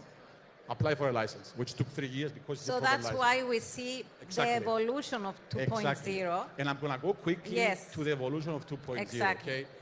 A fantastic example is also with my dear friends in AIFC in Kazakhstan, Exactly. Astana International Financial Center. The first version of the sandbox was the same like the rest, right? You had to enter, graduate, then you had to find the right license to apply for. The regulator there was, I would say, very innovative and very proactive. I've had several sessions with them as a fintech to sort out this problem because we had the experience from other sandboxes. And they now adjusted their sandbox from a graduation phase to a migration phase. So it's way more difficult now to enter the rec lab, it's called the rec lab there, of AIFC. But once you enter the sandbox, you don't graduate. I think there are a lot of criteria also in Dubai, you're Exactly, talking, right? exactly. And Now, you have, there are also fees, It's like a big full-fledged fees as license. well. You have to apply. And also SciSec Yes, has very yes. strict, we'll also, But just to Simon will close tell it, us. they now, the regulator is on top of the fintechs, they are RegTechs or whatever, digital assets and so on, Yeah. companies. They allow them to test and innovate, and at the same time, they adjust the limits. Transaction limits, user limits, and add further requirements and migrate from a sandbox license to a full license without having to graduate and reapply. And also which is fantastic. I want to comment here, seeing also what SciSec announced is when you're in sandbox 2.0, it's like you're under the regulation, let's say, and the regulators learn from you, but also the fintechs, they're allowed to trade real time. The regulators can test real time, so it's a learning curve for both of them. Exactly. And that's why the graduation is towards the license. Graduation right? is 1.0. Yes. We need migrations Yes. now, correct? Yeah. So you need the regulator to be innovative enough and allocate resources to help. No, I'm talking Look, about the we want- graduation from the sandbox. Yeah, Once they are in that's the what I'm sandbox. saying. Graduation is an old terminology for me. Okay. It should be migration from a Migration, sandbox okay. to a license. Yes. And that's where the regulator should focus to support literally the consumers. Because what's the objective of a regulator is to protect the consumer rights and create a healthy competition, correct? So they have to allow the companies to do that. Correct. And yeah, I think it was necessary, the 2.0, and also it comes necessary with the AI Act as well, which is a bit more mandatory to work in this regime. And now I'm moving to Simon from your experience, and also since Cyprus made a really bold move, going straight from the Innovation Hub to a full sandbox, the Sandbox 2.0. And my question is, was that decision to avoid delays and showing and be more speedful? Let's say it was, more advanced SciSec in this going directly to the 2.0 sandbox. If you asked me these questions, Xenia, a couple of years ago, and it may sound a bold statement, but I will say that regulation and technology, they don't go together. And this is what I will say back then. And why I will say that is because technology is always in front. Regulation is trying to keep up with technology. Exactly. There's always this frustration, and the one is at the front, the other one is much behind. Exactly. Yes. 2017, we had nothing to support us. 2018, we introduced Innovation Hub. But Innovation Hub back then, it was mainly its role advisory. Exactly. They are going, saying their ideas, and that's all. It was, it didn't actually go anywhere. Nothing else, Exactly. No regulation, no framework. We've been asking questions. The questions will come back a couple of days later, then ask another questions, come back. We've been having meetings, telephone calls, but never an ending case. So, and also what Andreas said, that if you were it was like 1.0 that you were talking, but then if you had to get a license, you had to wait another 3 years because it was actually talking nowhere in a regulated environment or testing or leading the regulators, guiding them towards regulation.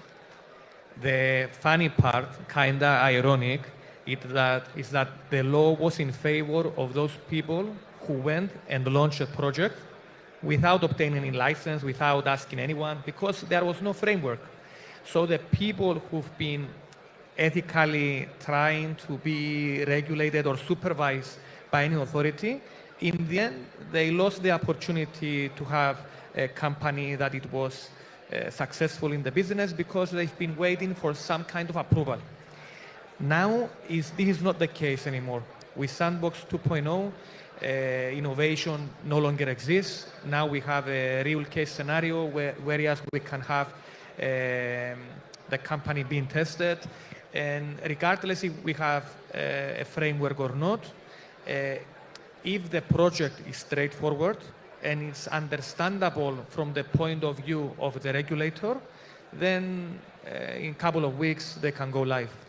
And I have a follow-up question for you about Cyprus. From your, how does it compare with other EU jurisdictions? And if you could also standardize one regulatory interpretation globally to reduce approval delays, what that would be? So first of all, compare about the other EU jurisdictions and Cyprus. And if we were to make one, let's say, before we heard about fragmentation, I don't know if it's possible to have one sandbox globally, but I want to hear your views. They tried that. They did. Not okay, let's see. It was 300 regulations, you said before. Many. They tried some regulators, AIFC, ADGM, they tried passporting, yes, which is fantastic, but there is different issues there because different laws apply in different countries, correct? So, but it would be fantastic if it always would be, but you know, it's so difficult to bring all the regulators together to agree. The lawyers can help a lot. So tell us about EU, Cyprus versus EU. How do you see? The idea is very interesting, Andreas, and maybe that's the reason it didn't work, because every jurisdiction, it tries to promote certain advantages. So when someone is reaching a law firm and accountancy firm in Cyprus and they are sending their inquiry, they want to understand the pros and cons every jurisdiction has. So you can never have a best country. It all depends to what the client is looking for, what this company is looking for. However, we have some advantages in Cyprus. The advantages we have is that we are very careful when we introduce new framework, especially with fintech. It all started in Cyprus with Forex, as you all know. Then 2017, we had the great bull cycle in crypto. But even then, the regulators here, they were very protective. They didn't want to bring something at that time. They've been waiting. And in other jurisdictions, maybe you remember Malta, it was the crypto island, Switzerland, Estonia, Gibraltar, and many other countries. In Lithuania, it was all about EMIs, even up to date. However, countries who implemented very fast new laws, now we don't see them in the industry. The regulators, the European Union, they went after them because they have not been following everything from a compliance point of view. So Cyprus, the fact that it delayed is a protection, not only for Cyprus as a jurisdiction, also for the companies who have selected Cyprus, because the law is not going to change in the near future and make favorable or unfavorable our island, and also in the favor of investors. And I'm also going to ask the others if you see this, I mean, Cyprus is the next sandbox destination, let's say. Would you say that? I think there are a lot of advantages. Being a small island, we can be agile and test things quickly. So why not see Cyprus, I don't know, I'm just challenging you to tell me if Cyprus can also be the next sandbox regulation to test here the sandbox. Yeah, tell me your comment and then we can also... It could be. I never say no, never. However, we also have some other advantages that someone is going to think before making a decision. when they are thinking to open a company for Sandbox or anything else, other incentives are the corporate taxation. Other incentives is the benefits the UBO will have if they change the domicile in Cyprus and they become Cyprus non-dom. So, in my opinion, from my expertise, they never see only one thing, only the Sandbox. They are going to see the whole picture. What are the whole advantages they are going to get by coming to Cyprus? Of course, it can be a very long conversation. Okay, I'm moving now to Marios. Marios, you've designed risk-based frameworks. We worked also with regulators, with central banks, and etc. And tell us, how do we rethink the risk assessments so regulators can make faster decisions without raising risks? Because this is all about. The challenge is, what we are talking about is the challenge faster but safer. And your role here, since you are, I mean, usually the risk guys, I want them first in the room to assess the risks. Tell us your views, Maria. Okay. In 20 years from now, you'll ask me the same question. Okay. I think this is a very big challenge, as we see, because what is happening and what is done. One, risks are evolving. An example is the environmental risk. 5 years ago, no financial institution was assessing environmental risk. The last 5 years, we are working, for example, in the banking sector to set up and implement frameworks for that. When they estimate their expected loss, they have to incorporate scenario for an environmental event. 5 years ago, it was not even written anything about.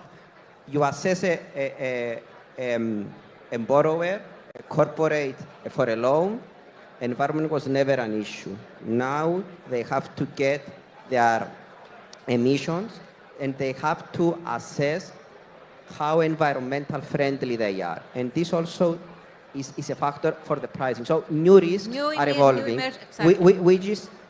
which we see that is evolving.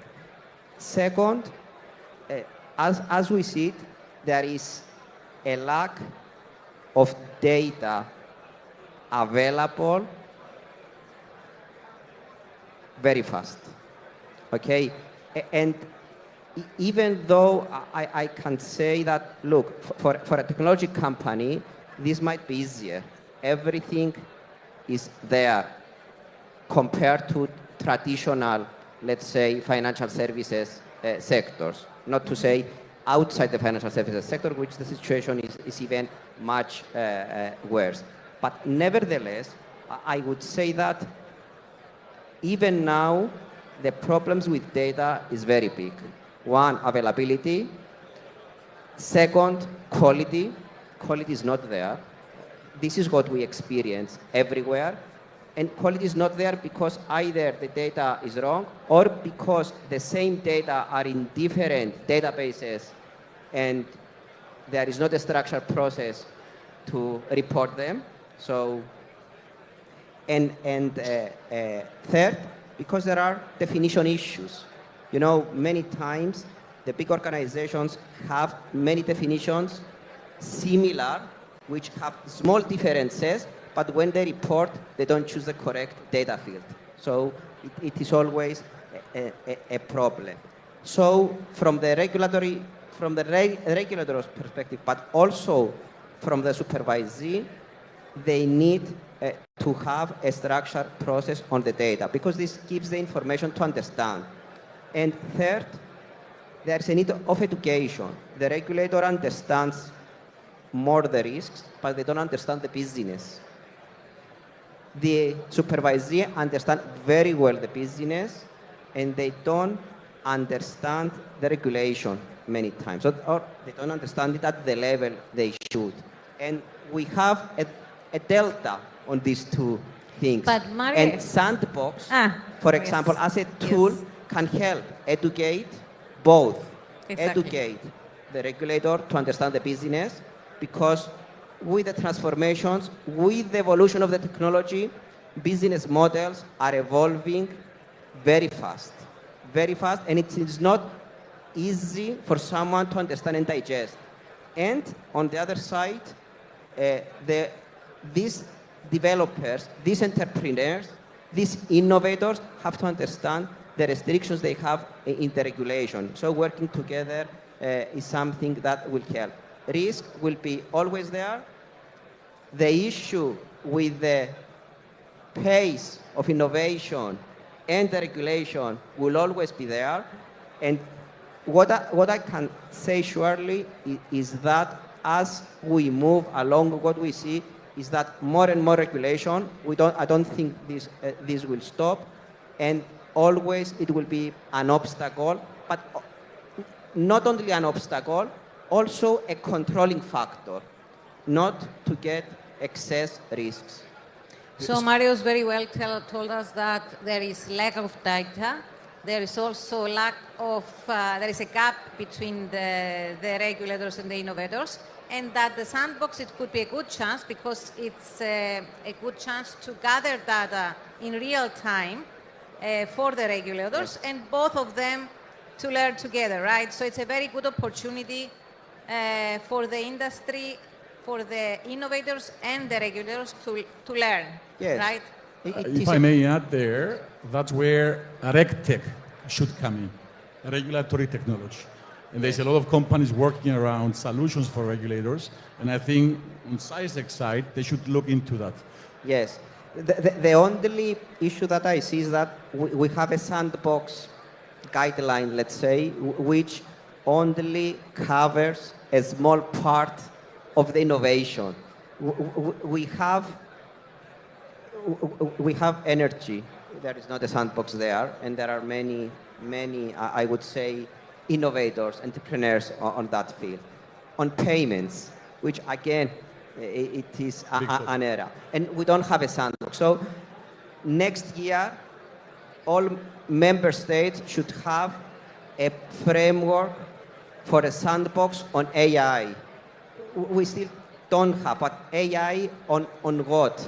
It's on many areas, on healthcare, okay? And we see us, at KPMG, we have the Startup Innovation Lab, where we invite entrepreneurs and we choose them to train them and then try to find investors for them.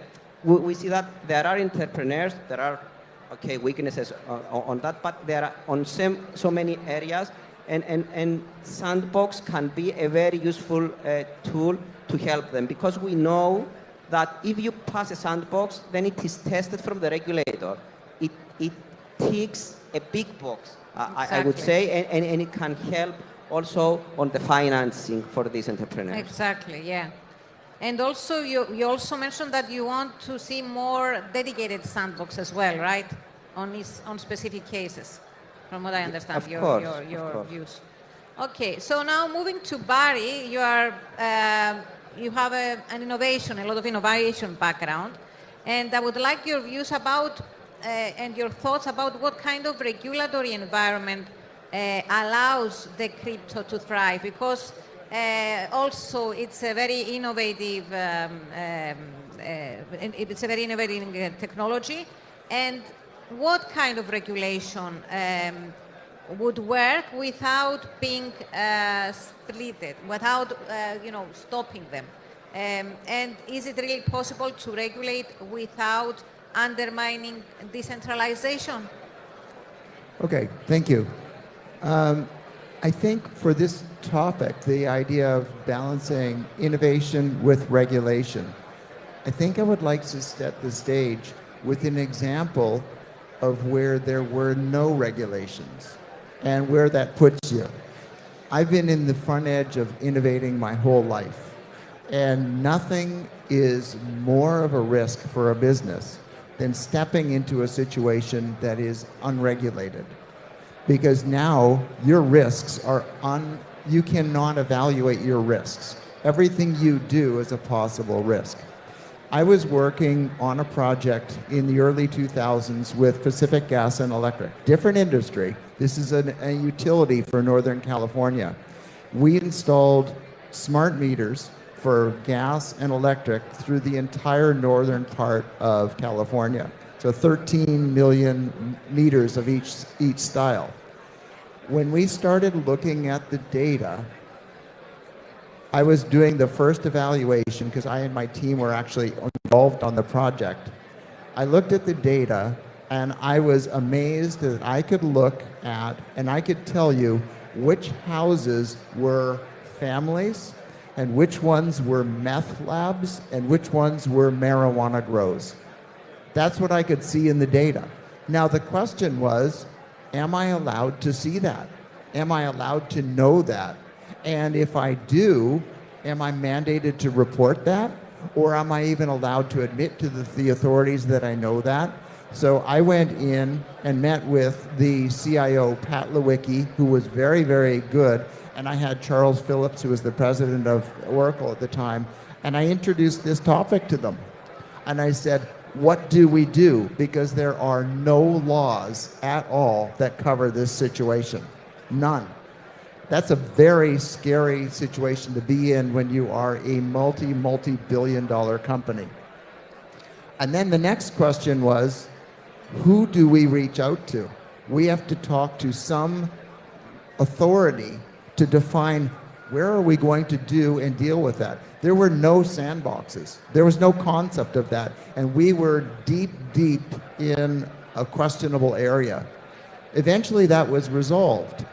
The idea for me to be able to work in a sandbox where I have the innovative team and regulators to sit there and actually work through the front edge of technology where we're building something that never has existed before, there are no laws, and have the regulators provide feedback and ideas is amazing because we can accelerate innovation and we can accelerate the regulatory structures because they will learn from what we're doing and we will learn from them. It'll inform our models. I've been in situations where a regulator stopped the discussion and said, have you thought about this? And usually when a regulator asks that question, you know you're into a difficult situation. In this case, their question was, if you think about this differently, you have this whole market opportunity that is legal. Okay. That's a fascinating perspective. Exactly. And so that balance back and forth, I actually think while it might slow innovation a little bit, it accelerates the introduction of it to the mainstream because now we know that it can be safe and it can be trusted, which in the end is the whole concept. Building systems that we can be safe and trusted, which is exactly why the president invited me here to talk. That's great. So Barry is saying that definitely regulation brings safety, it brings a framework. There are a lot of challenges from the innovators, but also we've seen the stance and what SciSec announced as well, to be technologically neutral. They are there to see the principle-based and not prescriptive-based. So they see, and that's what they announced when they had the introduction of the sandbox, is that we are going to see the principles that apply. Is this, for example, do they apply best execution? Do they apply the principles? And they don't go prescriptive into the innovation. And that's technology neutral. And that's, I think, the key from the regulators, and to be open-minded, to see in principle and give guidelines. And that's how the regulation will evolve, because there are many areas yet that need, a framework, as you said, and because it brings a safety net and it's necessary. So I think this is the technology neutral approach from the regulator, and principle based is. It is. And in 2018, I had built a real estate investment trust, which was based on a crypto structure where we were doing asset-backed tokens and stable coins. This was in 2018. And the proposal in the United States, the SEC didn't want anything to do with the regulation. They just wanted to let it happen. I talked to friends that I had in the SEC, and I told them how we could use existing regulatory structures to actually move forward and allow this to work ethically and safely. And they said they wanted to wait. I shut that business down because I cannot build a financial structure based on no regulation and then deal with the risks after the fact when they come back at me and shut everything down and freeze your assets for 2 years while we have a discussion, right? And this idea of, you know, when you look at the regulatory structures, I think for Simon, which regulatory structure? Because if I build a digital currency or digital object, it can have transactions across not just Cyprus, not just the EU, but North America, South America, Asia. And when something happens, which regulatory authority gets involved? Very interesting question. I will say the way the regulators currently work is that they regulate the assets as long as the trader, let's say, selects the exchange, he will transfer the assets. It cannot regulate the decentralized industry, neither peer-to-peer. We see a huge gap in that area currently. So I don't believe this is going to change in the near future because we don't see any regulation coming in the near future for decentralized transactions and decentralized also exchanges. Yeah, so let's look ahead. We've seen a bit the speed and fast. Let's look a bit ahead. And I'm going to ask Andreas, looking ahead, how can regulators and innovators co-design a sandbox 2.0 that is both fast and trustworthy? Look, the way I see it is that you cannot have regulators applying the same principles in sandboxes in their jurisdictions. I see that mature regulators should go to what's called now, it's kind of new terminology, an airport sandbox. So essentially, they create frames that are backed by existing licenses, and they allow mature innovators, companies, to land, test a certain product that is backed by a license, and then fly to scalability. That's, I believe, the next version of a sandbox. At the same time, regulators that they want to give a chance to smaller players, startups, to launch in a market, they just have to find the ways to support these innovators, quickly migrate to or transition to a permanent license without having the hassle to reinvent the wheel when they have to exit the sandbox. So again, I believe that 2.0 is a hybrid between the two. And the other thing is, again, I mentioned it before, regulators should embrace technology themselves. So I would love to see a regulator testing their own RegTech technology in their own sandbox. Exactly. And this is your takeaway. Because we're running out of time, I've just been informed. A quick, final remark from the other two, and we wrap it up. Your final remark about the future? So my final remark for the future is that we are very welcome to bring in new technology, new innovation into Cyprus, and I believe the future is here. Great. Thank you so much. Marie? Okay, from the perspective of the sandbox, I think as Cyprus is making a very good effort the last years to become a hub, and we're doing good. We're not there, but we're doing good, and I think also that event shows that new players are coming to the market.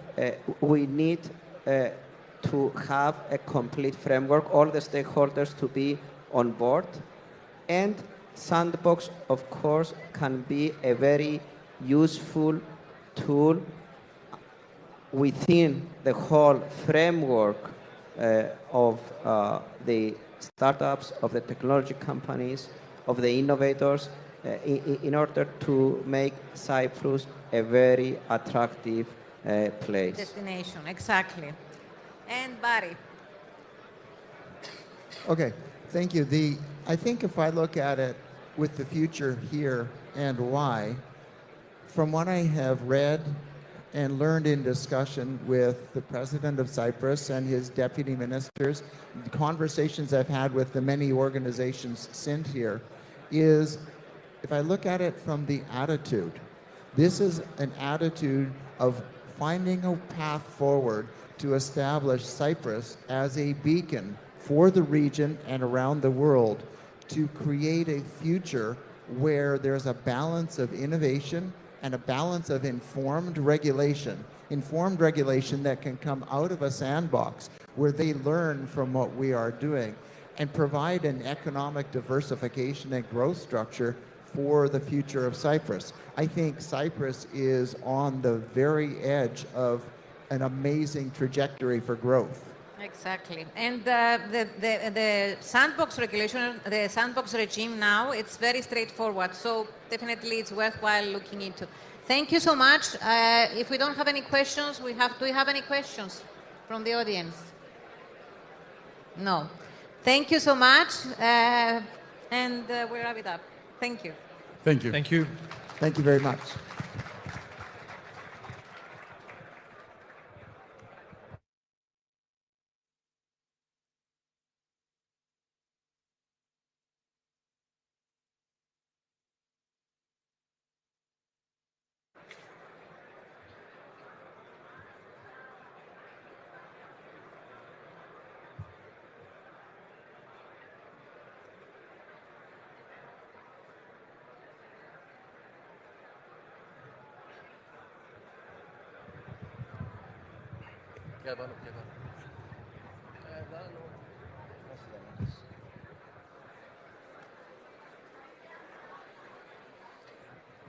Thank you.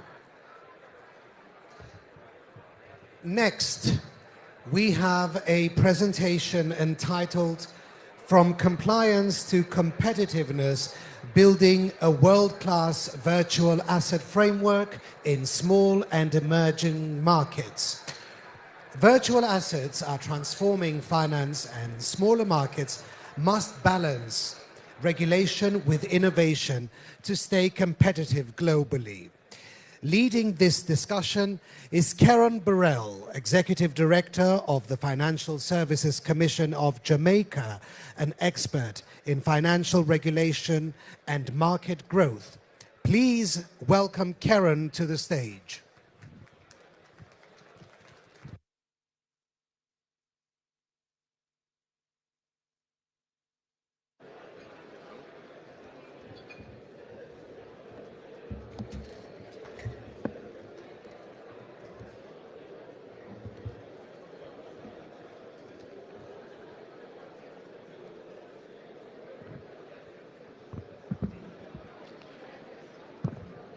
Good morning.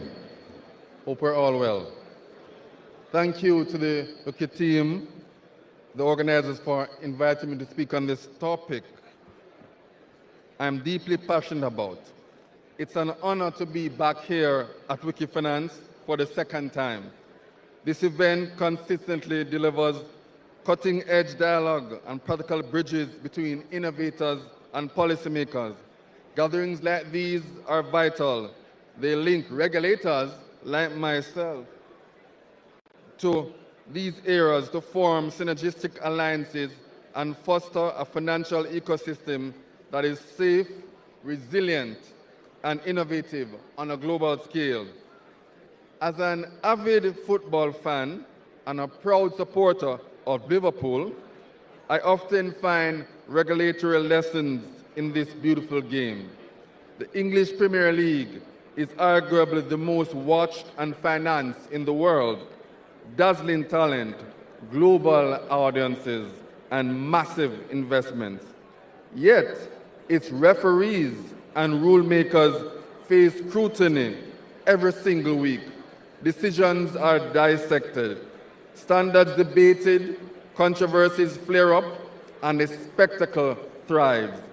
But the regulations are consistently under the microscope. Will recurring regulatory questions ultimately undermine the Premier League's dominance? We'll wait and see. But a regulator, it must be thinking about the space, and I am the referee make rules for you? Can a robust, proportionate compliance regime not only preserve trust and enable innovation to flourish, but be a mechanism that attracts sustainable investment? More pointedly, can a robust and proportionate compliance regime implemented by a small emerging economy for a nascent sector like VAS be a pull factor for industry players, large and small, enabling small and emerging economies to compete with the more developed and mature financial markets? That is a thought I wish to provoke over the next 10 minutes. Let me see.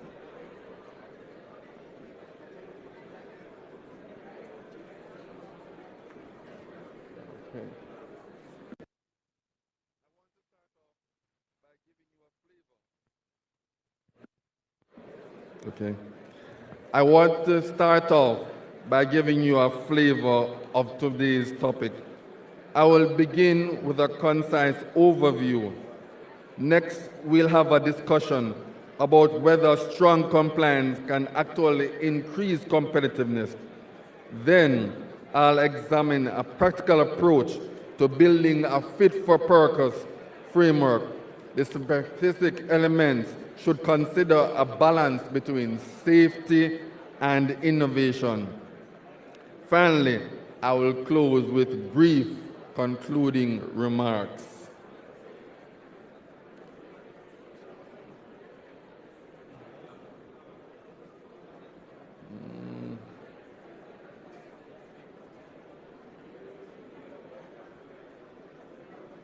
Okay. So, virtual asset service providers, or VAS. These activities include AML safety risk, notable anonymity, cross-border flows, and novel transaction typologies that can be exploited for money laundering, terrorism finances, and tax evasion. FATES has clarified VAS within the full recommendations, requiring robust risk-based measures such as CDD and transaction monitoring. Compliance with SOFET standards is therefore both a legal and reputational prerequisite for countries to maintain access to financial systems. Now, look at my slide as it concerns growth in this sector. It tells you something. DeFi activity is often more predominant in emerging markets. Within the context of FAST, DeFi refers to blockchain protocols and applications to peer-to-peer financial services without centralized intermediaries. Important to note, it's compared with developed nations, emerging economies have a larger share of DeFi engagement, and developers exploit permissionless finance to meet local needs.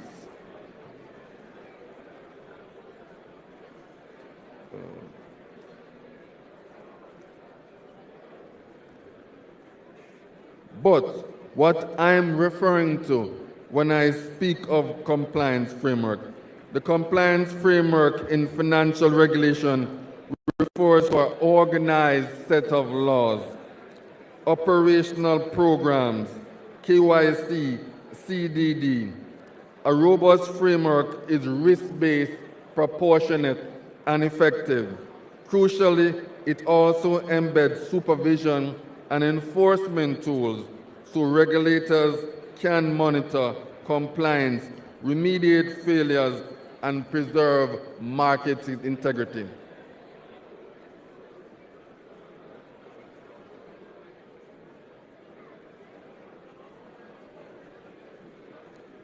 The clicker. Now, this slide shows you the context in emerging economies. And this shows the great opportunity for these economies as it concerns this sector. As regulators increase the compliance, the legal framework, it also fosters growth in this area.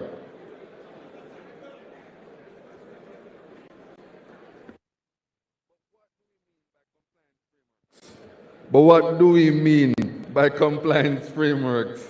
Well, these are the programs that put in place the underpinnings for a proportionate, effective, and dissuasive framework, ensuring that you can be licensed and operate within the context that we have created.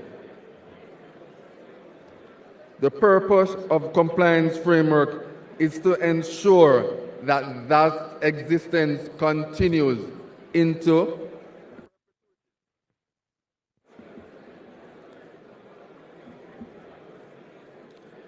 But the big question is, can compliance create competitiveness?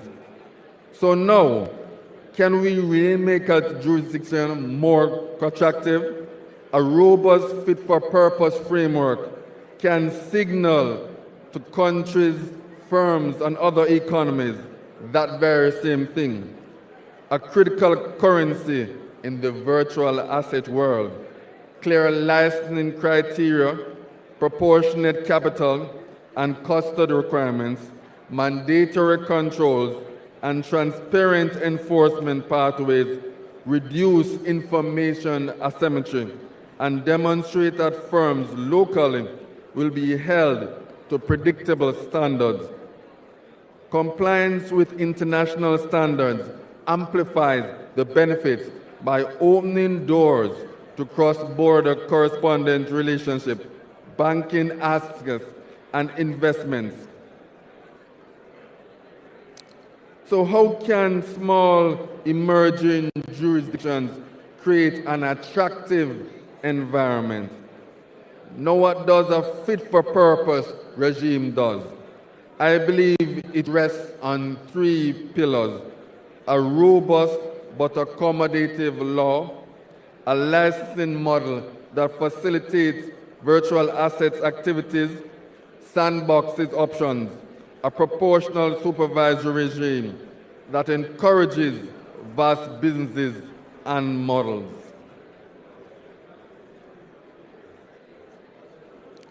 This slide here stresses that the vast majority of regulators have decided away from placing a wholesale ban on VAS and have either sought to register or to license. The final pillar, a proportional licensing regime, tailors oversight intensity to the size, complexity, and risk profile of each VAS, ensuring smaller firms can grow without undue burden, while systemically important institutions face stricter scrutiny. It combines licensing, risk-based reporting thresholds, and targeted on-site deep tech reviews. In Jamaica, we conducted research. A summary of our findings can be seen in the table. Across several small economies, you can see the establishment of distinct VA exchanges, VA brokers, VA advisors, and conversion services. VASP at a glance, Jamaica would be emerging as it concerns the VASP framework. It's creating a clear, proportionate, and market-enabling law and framework. A multi-class regime calibrated to specific activities, incoming conduct of business rules to protect consumers and ensure market integrity, whilst ensuring that prudential requirements and training are put in place. In concluding, a fit-for-purpose regulatory regime can attract investments and VAS by providing legal clarity, predictable licensing pathways, and proportional safeguards that reduce operational and reputational risk. Small countries should prioritize enacting robust, clear laws to provide legal certainty and attract credible participants. A proportional licensing regime is essential so requirements match the actual risk and capacity of the activities. In order to have a jump on this, you can look to the various model laws. You can look to the Commonwealth model law, and there's a stablecoin model law that's being developed by LJ, Loretta Joseph. I think this is a very important tool to leapfrog in this framework. In closing, my presentation is simple. Robust, fit-for-purpose regulatory regimes don't repel the market. They attract quality customers, quality firms, responsible VASP, and sustainable growth. I hope in this short time I have spoken enough to provoke your thoughts to consider this, and importantly, industry representatives here to think strategically about how to canvass and cultivate future opportunities in small and emerging markets. Thank you for your time and the vital conversations we'll have after this presentation. Thank you.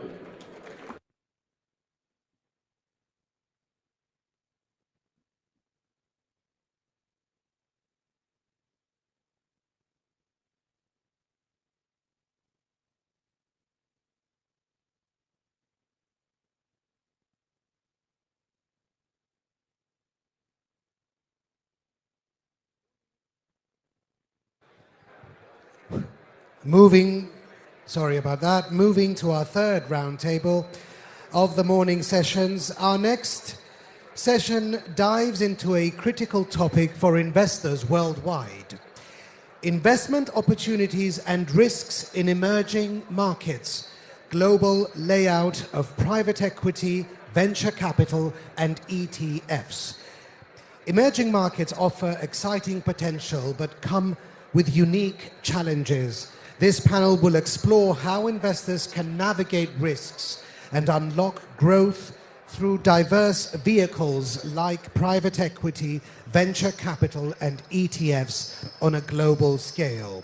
To steer this insightful conversation, please welcome our moderator, Menelaos Xenofontos, Head of Strategy and Intelligence at Invest Cyprus, who brings a wealth of experience in market strategy and investment intelligence. Joining him are four distinguished panelists. Unfortunately, Sergei Grechkin, Chief Strategy and Risk Officer at AIFM Kairos Capital, will not be joining us, as he unfortunately has the flu. Petros Mavromatis, Board Member and Head of Asset Management Services at KPMG Cyprus, and Vice President of the Cyprus Investment Fund Association. Ruslan Patlavsky, Founder, CIO and Managing Director of Blackbeard Asset Management, with deep expertise in asset management and emerging markets. And Christos Xenofontos, CEO of Bard Worldwide Group, a leader in global investment and financial services. We welcome Menelaos and our panelists to the stage. Thank you to our Master of Ceremonies. Good morning, everyone. Welcome to Wiki Expo. And as mentioned already, our current panel will take a deep dive on an interesting topic, and we'll particularly focus on emerging markets. Now, whether emerging markets are actually emerging is an interesting question to be addressed on a different day. But today we will basically inspect them through the themes of private equity, venture capital, and exchange-traded funds. And to do so, I am joined here today by three esteemed individuals: Mr. Petros Mavromatis, who is board member and the head of asset management at KPMG Cyprus; Mr. Ruslan Patlavsky, who is the founder, chief investment officer, and managing director of Blackbeard Asset Management; and Mr.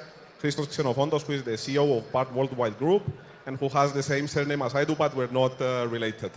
I would like to kindly ask our panelists to give us a brief introduction about themselves and what they do prior to proceeding with the questions. Thank you, Menelaos. As you said, I'm a partner at KPMG Cyprus. I deal with funds. I'm the head of funds and asset management at the office, but I'm also the vice president of the Cyprus Investment Fund Association. The objective of our association is also to promote Cyprus as an international fund jurisdiction. Hello, everyone. My name is Ruslan. I'm a founder, managing director, and the chief investment officer of the asset manager called Blackbird Asset Management. We're based in Limassol, and we manage two investment strategies via our Luxembourg fund. The strategies are emerging market high-yield bonds and emerging market distressed credit and special situations. Thank you. Hello from me as well. Thank you, Menelaos, and my esteemed panelists. My name is Christos. I'm the CEO of Bartbot White Group. We mainly run portfolio management and investment opportunities, and we specialized in endowment-style portfolios, I would say, and alternative investments. Thank you very much. So to kick things off, the first question is addressed to you, Petros, and has to do with explicitly with private equity, and to adopt a pro-KPMG approach and to cite some data just to put some context into the question. KPMG's Q2 2025 private equity pulse report highlighted, and to quote here, an increasing shift away from globalization towards regionalization in deal making, where basically investors are focusing more on domestic and or regional markets. What does this trend mean basically for emerging markets that have historically depended on international capital? And are we likely to see a slowdown in cross-border PE investments into those economies? Thank you, Menelaos. Yeah, this is a very interesting survey that is being performed by KPMG International, and it's good to share these insights with you. So for decades, global investments felt like a free-flowing river, capital crossing oceans, chasing opportunities anywhere on the map, really. But by 2025, that river seems to have narrowed. Private equity and venture capital investors are turning inward, focusing more on regions closer to home rather than the entire globe. This shift is not just a trend, it's changing the rules of the game, creating new winners and losers worldwide. We call it the regionalization phenomenon. This is because of rising geopolitical tensions, like trade disputes, we see that on the news, national security concerns, making investors nervous about betting abroad. Tariff wars increase the cost and complexity of cross-border deals. Think of it as a tax added just for playing abroad. Supply chains have been shaken by recent crises like pandemics and conflicts, exposing risks in depending heavily on distant suppliers. And governments now emphasize economic sovereignty, meaning they want more control over key industries within their borders. What does it mean in numbers? I mean, look at healthcare and biotech industries, where the local knowledge, we've seen the recent presentation by the Singapore Prime Minister talking about biotech. The local regulations, these industries saw strong investments recently. Meanwhile, the more traditional sectors like automotive and manufacturing sectors, which rely heavily on global supply chains, are seeing less capital from private equity firms. And investors have not given up on global assets entirely, yet they just pick their spots more carefully. So let's discuss a little bit the emerging markets. So the story in the emerging markets is relatively mixed, like a landscape of both clouds and sunshine, I would say. Some of the challenges that they are facing is cross-border investment has slowed, making it harder to access foreign capital. Investors raise the bar very high for risk and reward before stepping in, and a lot of the startups and the private equities see that. Competition intensifies for the smaller pool of global capital that is still available out there. Some bright spots, I would say India stands out as the beacon, continue to attract private equity with many mergers and acquisitions.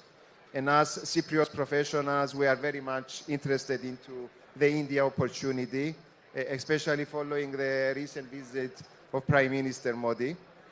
The mid-sized deals, we see that they remain healthy, even as mega deals slow globally.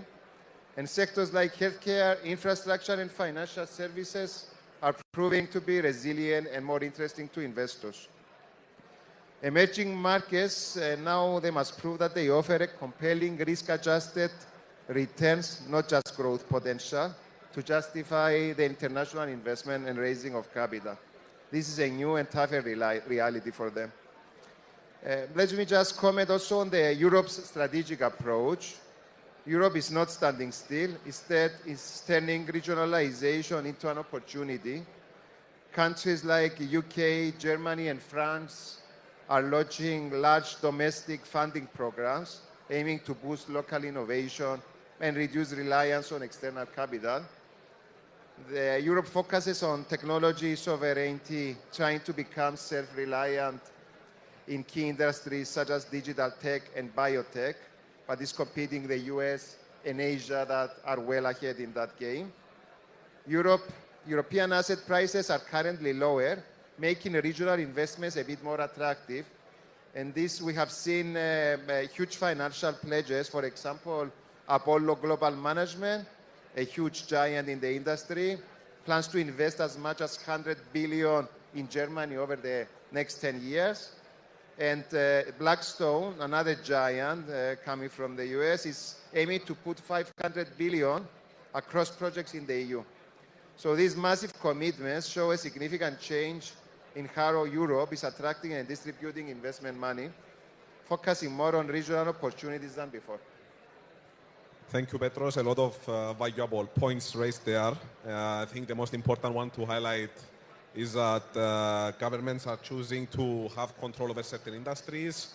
India is emerging as a superstar, and that there are many initiatives being undertaken at the EU level as well. Perhaps my personal worry about the EU is the red tape and the fact that the EU's way basically to resolve the regulatory problem is to introduce superimposing regulations, creating a very gray area. I would also like to ask you, perhaps wearing the hat of the CIFA president, how might this shift impact a financial hub like Cyprus, which often serves as a bridge for regional investment activity? This is a very good question. Being here, Cyprus is our country, and we're doing the best to promote it, especially as CIFA. So we all know that CIFA is, Cyprus is uniquely positioned, is a crucial bridge in this evolving landscape, and we've seen all the headquartering companies coming and having the setup here. Even WikiFX coming here with this huge event shows that Cyprus has a role to play. Cyprus, you all know that it offers a well-developed financial system with expert fund services ready to support the regional investors. We have been doing this business for decades, from the 90s, so there is a lot of expertise and talent on the island. Geographically, Cyprus is very meaningful, obviously, being in the crossroads of Europe, Middle East, and Africa, a perfect spot for regional investments. And recent updates in the regulatory framework, especially in the fund space, including the adoption of all changes of Alternative Investment Fund Management Directive 2, gives the opportunity to Cyprus to continue offering a robust EU-aligned investor protection. And we also have the new legislation on fund administration that has been enacted a few months back, which provides institutional-grade fund administration to the investors of our Cypriot-based fund managers. In my mind, for Cyprus to succeed, it must prove, though, that beyond of just being a place that facilitates general international investments, it has to become an expert in specific industries that are leading regional investments, I would say, like healthcare, biotechnology, which I believe a lot into biotechnology, and infrastructure. So by making the most of our infrastructure, our financial system, our regulatory framework, which is coming from the EU, as you said, is a bit tough, but it's providing protection for the investors. And the prime geographical location, I think Cyprus can grow even bigger and benefit from the large investments flowing into Europe. take advantage of the regionalization as well, take advantage of its neighbors and the opportunities that arise. That's a very interesting multidimensional response. Thank you. Now, Ruslan, my next question is to you, and it has to do with emerging market debt. We're seeing EM debt delivering very strong returns in 2025. Just to cite some figures, local currency bonds are now up by more than 11%, and hard currencies sovereign bonds by roughly 8%. But nonetheless, we're seeing investor flows remaining hesitant, as we've seen an inflow of circa 275 billion being poured into emerging market debt in 2024. But in 2025, we're seeing significant swings. For instance, 40 billion was poured into emerging market debt by July. And basically, we've seen also periodic outflows like emerging market bond funds witnessing an outflow of 3.1 billion. How do you explain this disconnect? Thank you, Menelaos. First of all, we have to define the emerging markets. The emerging markets do not have a single definition.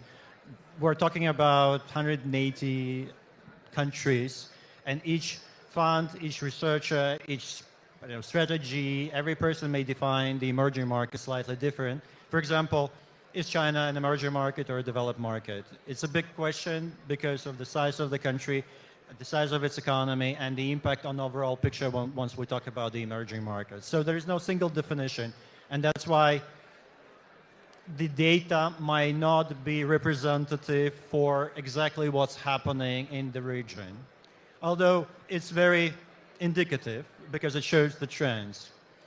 The inflows and outflows in general are fine, and that happens all the time. Sometimes investors turn around and prefer other regions or other asset classes, and there is nothing wrong with it. You cannot have extended inflows for a long time.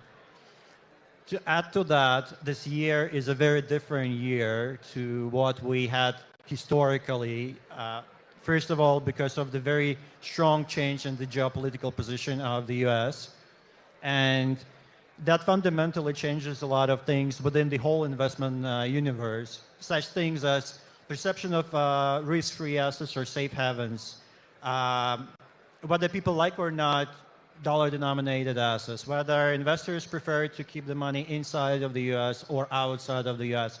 And on the global scale, that all creates a picture where other geographies, other asset classes are affected. So it's not always the emerging market in itself which creates inflows or outflows. It's also the other parts of the geography which may affect the inflows or outflows to the specific asset class, which we try to look in a separated manner. So if we look at what happened this year, because of the geopolitical events, we've seen rotation of investors out of US denominated dollar debt. The problem with that was that there are no other currencies or other denominated instruments sufficient to just digest the amount of, let's say, American debt rotated in the other currencies. That's created one of the issues for the emerging market debt as well. We've seen that there is a rotation, or at some point in this year, we've seen rotation out of the US as a geography and exposure to the US economy because of the higher fears of recession triggered by these tariffs and trade wars. If we look at it historically, the only month where there were net outflows out of the US was April. But generally, that created a sentiment towards other parts of the world, including the emerging markets.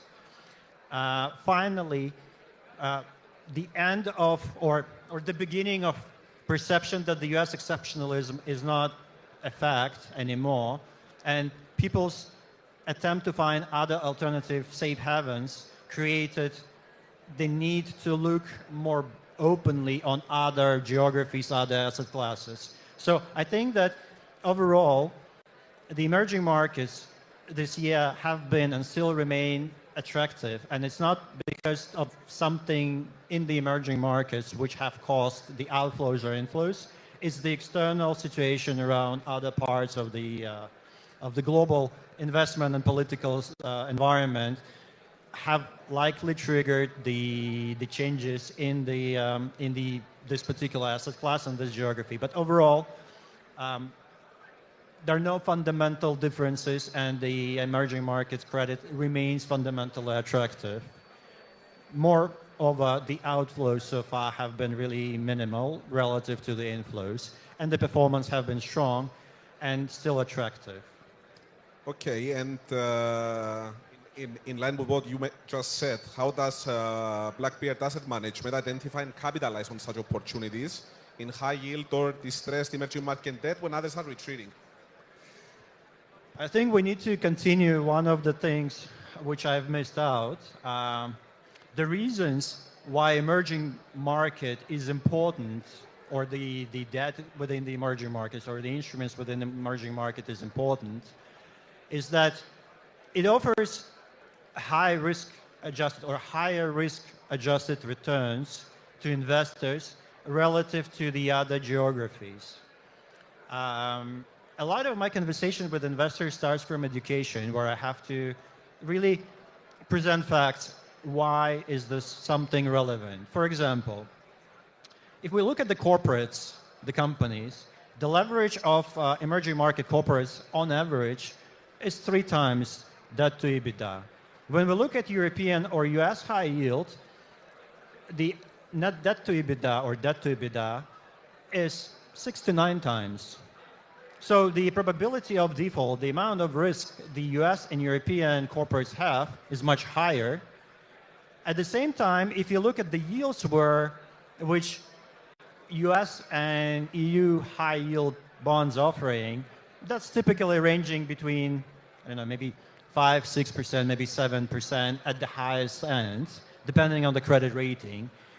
At the same time, if you look at the emerging market corporates, they can easily give you 6, 8, maybe 10. If you go to CCC category, which is also a highly levered situation, you can get above 10. But it's very important to keep in mind that because of the long historical period where the companies were able to borrow cheap debt and were able to bring a lot of the maturities forward, that created this strange situation where European developed markets are kind of perceived to be safer, but that the reality their fundamentals are worse and they're yielding less yield. And at the same time, emerging markets in reality are much more faster developing, have better fundamentals, and give much more attractive yield for the investors. Now, how do we capitalize on this situation? It starts from the education, really. As I say, because emerging markets is a very weird pool of countries, and sometimes investors look at them as a cluster or a group of countries or block. And here, everyone defines the emerging market and frontier markets differently and slice and dice it. But a lot of people need really an education that the yields are higher, leverage is lower, the risks are not necessarily higher in reality. The fundamentals are attractive relative to the other asset classes within the industry. We've been doing this for 20 years, and we have built a very strong sense of what this market can provide. We have been working very consistently on a lot of the opportunities, and we have a lot of the knowledge on what we do. We constantly monitor the flow, and we constantly monitor the specific developments within specific corporates and specific sovereign issuers within the area to be able to capitalize on very attractive opportunities. Given the size of the market, given the diversity of the market, given the less efficiency of the market, lower efficiency of the market, this is a very interesting and very complex market to work with. At the same time, for a skilled, experienced, and very consistent investor, it can give a very attractive results, which we are proving for our investors in our performance. Thank you for a very comprehensive response. Now turning to Christos, we're going to tackle the theme of emerging market equities through ETFs. which is basically something in which we've witnessed the renewed investor interest in. Just to, again, cite some data, emerging market equity ETFs were about, approximately 4.5 billion in net inflows in the second quarter of 2025, which is approximately a 40% jump from the previous quarter. My question to you is, do you view exchange-traded funds as an effective way to gain exposure into the emerging markets growth? And how well do they capture real economic opportunities in emerging markets whilst mitigating single company or single country risk? Thank you, Menelaos, for the question. I would say that ETFs have indeed democratized the access to the emerging markets. For many investors, especially the ones without the scale or the expertise, they give them directly access to allocate their capital through low-cost, diversified entry points. For me, the increase in the outflow in ETFs and the emerging markets is something that we see mainly, in my opinion at least, is that from the start of the year, we see that the growth and the yield is coming from specific companies in the US, and investors are looking to capture value somewhere else. And emerging markets is is starting to be seen something like where opportunities arise and higher returns might be there for the investors. Yes, ETFs, to some extent, they capture the value. They provide exposure to broad indices. They mitigate the risk of single country and single equities. And they help to mitigate also the political stability in some of these countries. They mitigate the corporate governance that you might need expertise to understand and know how they work. And so from my side, I would say that by managing a portfolio, I believe that ETFs give tactical power to access specific emerging markets and markets that you cannot access easily from the bottom up, and by doing your own research and finding the equities you need to have for the exposure you need. Now, we need to understand that ETFs is not a silver bullet, if you like. They have weaknesses, meaning that you need to understand the weights.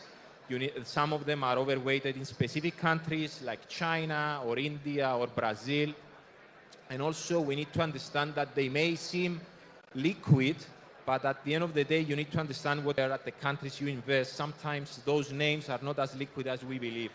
So we need to be careful. To summarize, I would say that it's an effective tool. They should be used with awareness. They are excellent for broad allocation, but they don't replace the bottom-up approach like a private equity fund with local managers, with active management of equities in those local markets, that they understand everything that's going on the ground, and they will be able to give you that extra value. I believe that by buying an ETF of emerging markets, I say usually that you buy the beta. If you want to build a long-term investment strategy, you need to have specific names and specific investments to capture that alpha. But other than that, I would say that the increase in the investments is just the logical next step based on what we see in the global markets and the geopolitical scene that we witness. So, yeah. Okay, Ruslan, you want to add something? Yeah, if I may just follow up on this topic. I generally agree that there are ETFs which can provide access to some pockets of emerging markets.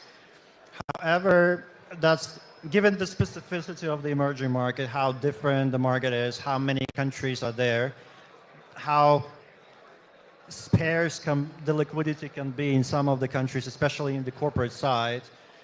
The vast majority of emerging market ETFs provide very high-level access, and about 70% of the composition of each and every emerging market ETF is based on the sovereign, and maybe up to 30% of that, in the best case scenario, will be corporates.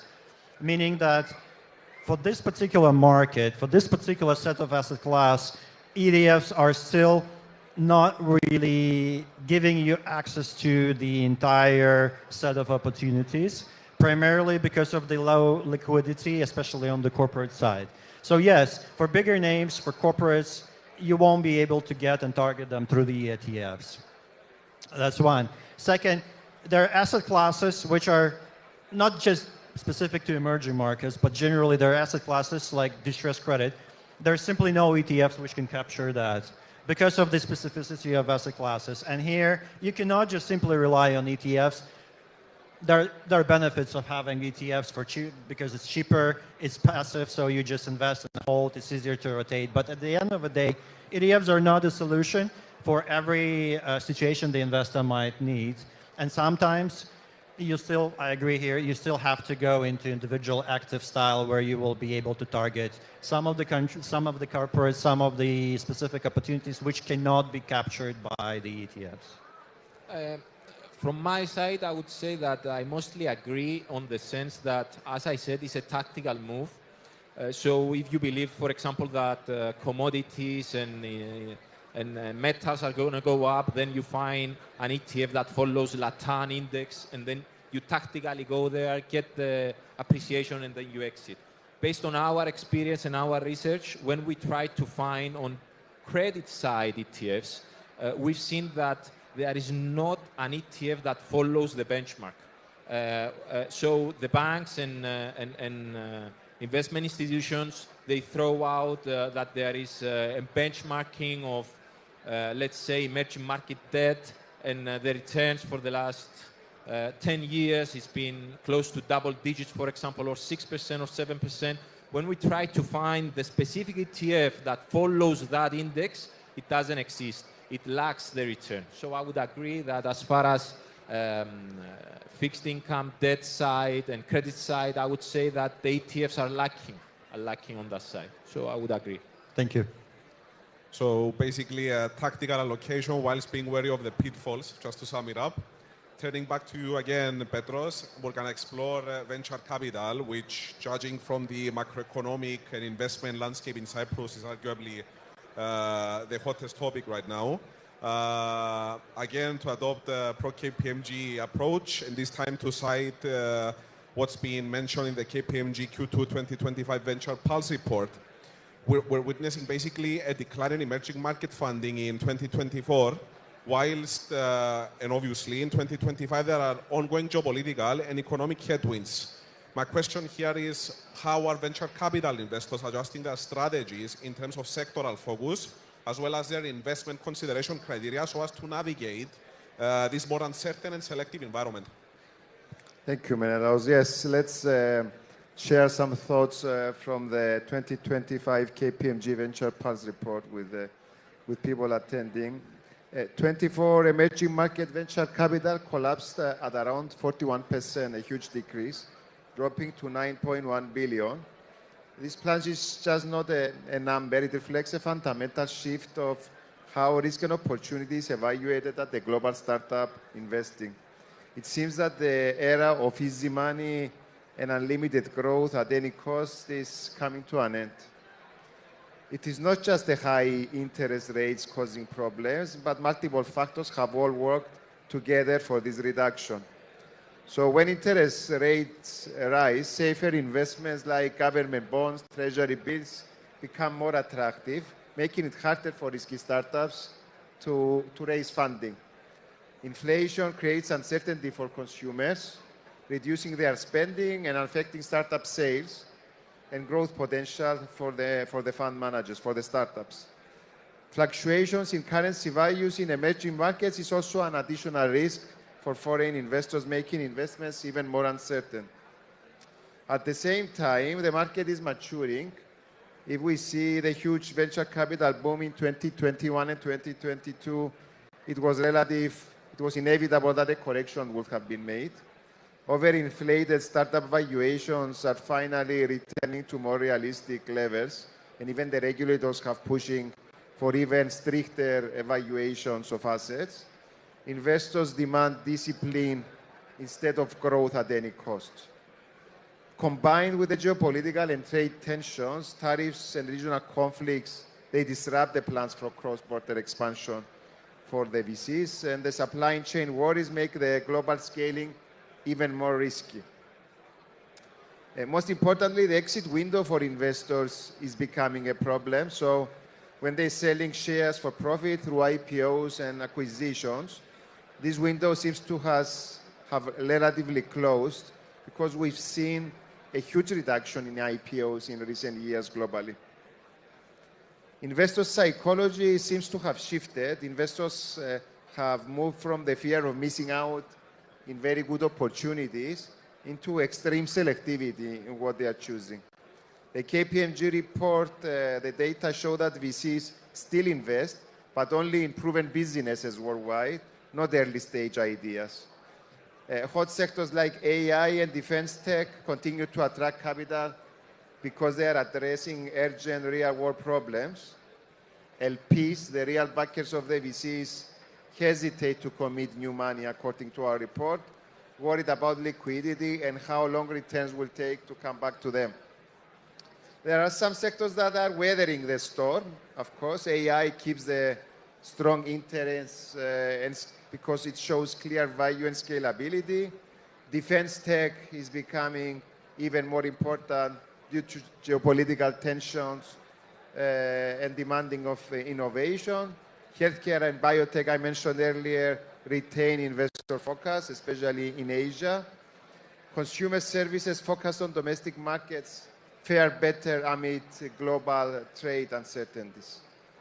As we said earlier, conversely, sectors like automotive and manufacturing struggle under tariff impacts and currency risks. So the key lesson for us is companies serving strong local markets and less reliant on global trade attract capital more easily. This is what it seems. Despite these challenges, some green shoots appear. Investment levels seems to be stabilizing recently with quarter-on-quarter improvements, yet we are not there yet compared to the past. AI maintains its momentum and the deal activity continues selectively, focus on only proven business models. So the recovery will probably start with strong local companies that serve large domestic markets. Some strategic implications for stakeholders. Let me analyze. For entrepreneurs, they should focus on winning on their home, local market, prioritize their profitability and resilience, not just growth or scale. Build businesses that can withstand funding droughts because, as we said, investors are becoming even more limited. Investors, they want to shift their quality over quantity, targeted patient investments. They should expect longer timelines and adopt hands-on support. Diversify across sectors and regions to manage their risk. And definitely governments need to do their bit, build stronger domestic startup ecosystems. So my conclusion and the report of KPMG says that the 41% drop is changing permanently emerging markets, and the startup scene is moving from time of easy money to a more careful and selective phase.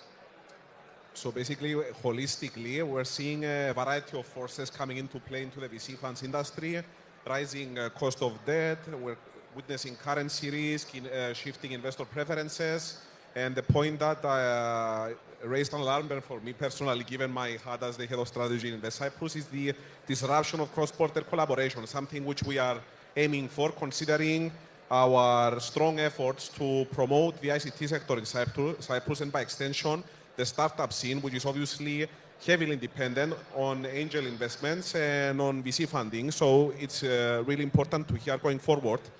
Now, Ruslan, we've briefly touched the concept of debt in emerging markets. Now we're going to take a deep dive on high yield and special situations credit, basically. I would like to ask you, what current opportunity or trend excites you the most? And just to guide your answer a little bit, do you think there are particular regions or sectors where debt distress and restructuring are creating attractive points to tap into the market? Yeah, of course. You have to embrace the fact that a lot of things are changing now, and because of the geopolitical events, because of a number of conflicts, regional conflicts which are happening, the disruptions in supply chain, the trade wars, they all affect the investments and the perception of the investors towards the assets. The trends which we are exciting most at the moment, there are a lot of them. They're both positive and negative. But if I would single out a few just for the sake of the answer, for high yield, for example, I would say that the reduction of the interest rates in the US, which affects globally the risk-free rate, and that basically pushes the yields down and makes the bond prices high, is an important factor. We've seen the cut by 25 basis points, and there is a perception that there will be another 2 cuts by 25 basis points each by the year end. This is something which hasn't been clear, and although this is happening in the US, again, consistent with what I was starting to talk about, the other parts of the global economy or investment universe affects the other parts of the market. So for high yield, regardless of whether this is EM or EU or US, the reduction in the interest rate will have a positive effect overall on the credit. And overall, as we discussed, the interest to emerging markets, the rotation out of the US, is a big thing which hasn't been yet happening before 2025. So this is another positive thing where investors look for new sectors, new geographies, new opportunities beyond something very traditional. Whether this will stay or this will kind of reverse to the usual preference, because frankly speaking, the flows to the US equities and in the US generally have been back now. But still, a lot of investors start to look elsewhere and still prefer emerging markets among all the others. For the distressed credit specifically, the very important thing is that although the global recession fears seem to kind of calm down, and it seems that we're weathering through. At the same time, there are pockets of economies or specific countries where the default rates are quite high historically, and there are industries, specific industries, which are very disrupted by the supply chain, trade wars, licensing, geopolitical things, conflicts. All these things create, as Pedro said, automotive. Within the manufacturing, I would single out very specific industries like chemicals.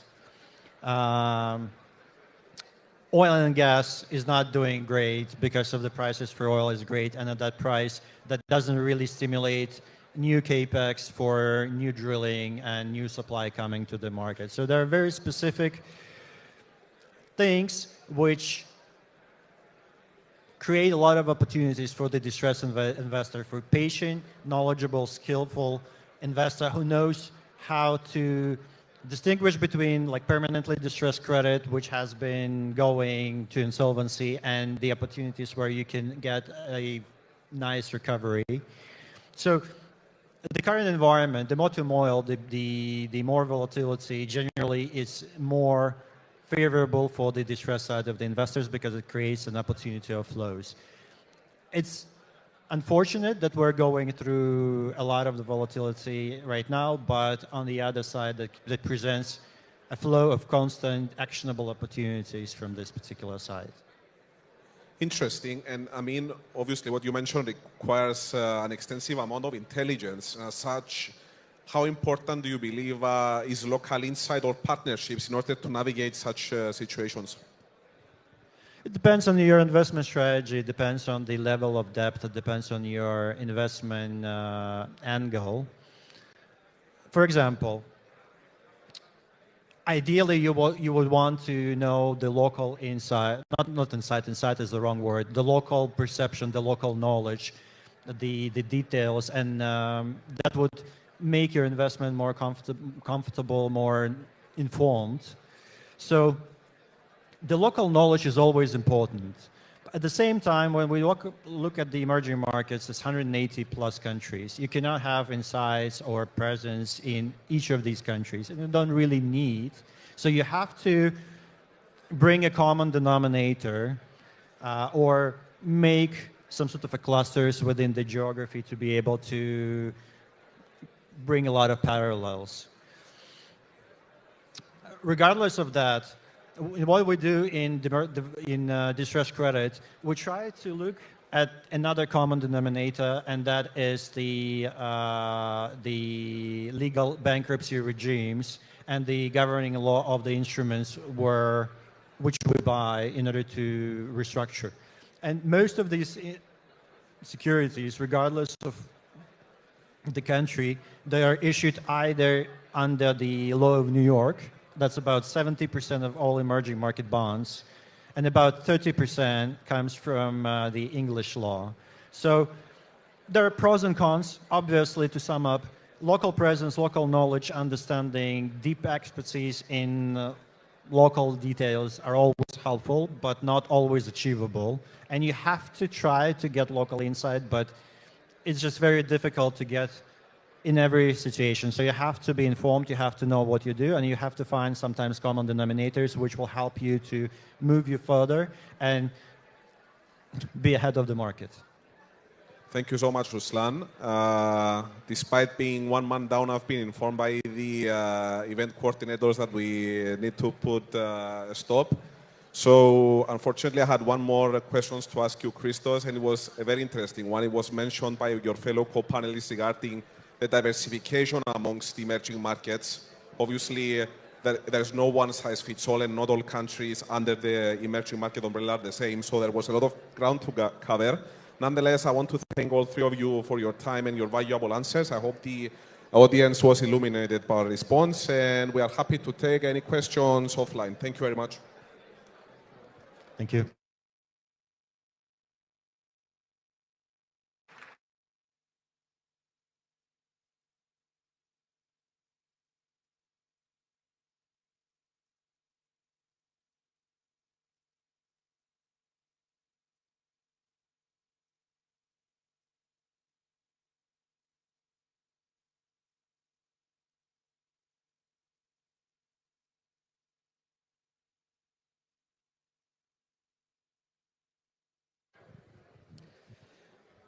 Thank you. Now, we'll be diving into a fascinating and timely topic, challenges to the endorsement and adoption of cryptocurrencies by financial institutions.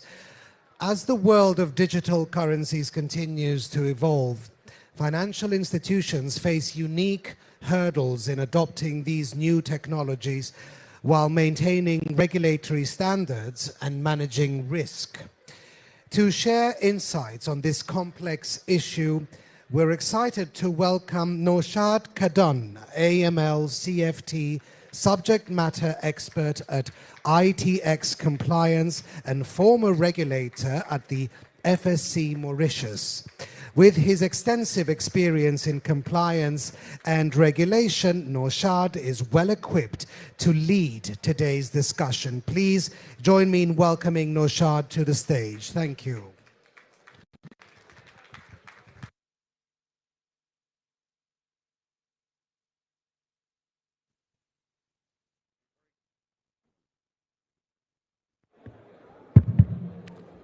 So a very good morning, good afternoon, everyone. Pleasure being with you here today, and thank you very much to the event organizers as well for the invitation and to be part of this great and successful event. So my keynote speech today really covers the challenges that are, I would say, faced by virtual asset service providers pretty much all across the world.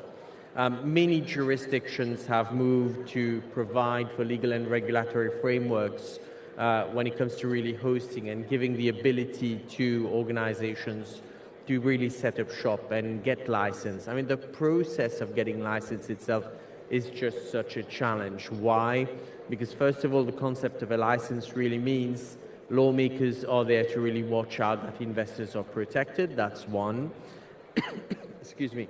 And secondly, there's also the entire process of jurisdictions, secondly, competing with each other, and thirdly, trying to make sure that they don't bring some level of, I would say, unfortunate disrepute that might result in any virtual asset service provider engaging in the kind of activities that are not really warranted. So having some thought about that, we've had in Mauritius a legal and regulatory framework. And once again, I would follow my friend, Lieutenant Colonel Carrel, to really mention Miss Loretta Joseph, who was part of the development of the legal and regulatory framework in Mauritius. And since then, we've had the chance, I would say, to license a few virtual asset service providers. But the difference is, once they were licensed, they came across the very same old problems, I would say, or challenges, which is really getting a banking partner. Now, when it comes to really getting a banking partner, we've seen some of the local banks move on to open bank accounts for virtual asset service providers. But a few months later, you would come across situations where the banks would feel the pressure to go on and terminate those business relationships. So one of the main causes while liaising with the Association of Bankers locally, and I think the very same challenge has been echoed by fellow associations, is the pressure that is exerted through counterparty due diligence. So what do we mean is, you've got your correspondent banking relationships, and your correspondent banks, when they risk assess you, they ask you the question, do you have virtual asset service providers as clients? Now, my keynote speech today is really to address one misconception, because I want to use this opportunity to get the message out. The message that I want to get out is, it's important, one, for central banks to have some great level of clarity and guidance towards the banks when it comes to really serving and accepting virtual asset service providers. Secondly, I feel that the banks also have to be adequately informed when it comes to understanding the parameters of their obligations. Everyone goes on and asks the banks, why are you not opening accounts for virtual asset service providers? Fundamentally, we want to see it happen so that we can provide for a conducive and healthy environment for virtual asset transactions. That's what everyone wishes for. But the difference is that the banks are just focused not on sectoral development. The banks are focused on what would their regulators and the central banks say. So that's why we need to have some level of clarity in terms of what are our obligations. I have observed the biggest misconception really lies in banks believing that they need to have clarity, transparency, and visibility on the transactions of a virtual asset service provider. But when you look at the FATF recommendations, what are pretty much the international standards that we live up to, they require the virtual asset service provider to be monitoring their own transactions. The banks should be monitoring the bank accounts of the VESPs that they have as clients. This is really one important critical message that I believe we need to get out. And I truly feel that the bank is considered by the FATF as an FI, a financial institution. As a financial institution, you ought to monitor the transactions of your clients, but not that of your clients' clients. Now, this clarity needs to get out, and this is really the underlying message that I wish to really convey today as part of my keynote speech. So anything to do with KYC requirements, yes, you would be capturing it the moment you do your source of fund check in terms of who is transmitting funds via fiat currencies to the accounts of the virtual asset service providers. But the moment the virtual asset service provider is accepting money in the form of any virtual asset cryptocurrencies, this does not fall within the remit of the banking partner until and unless there are any fiat transactions that are being paid to any particular person or received from any particular person. Only then there will be really valid grounds for the banking partner to go and have that level of due diligence on that particular person or client. So I've been asked to keep my message a bit short because I think we've run over quite a lot of the time for today's session.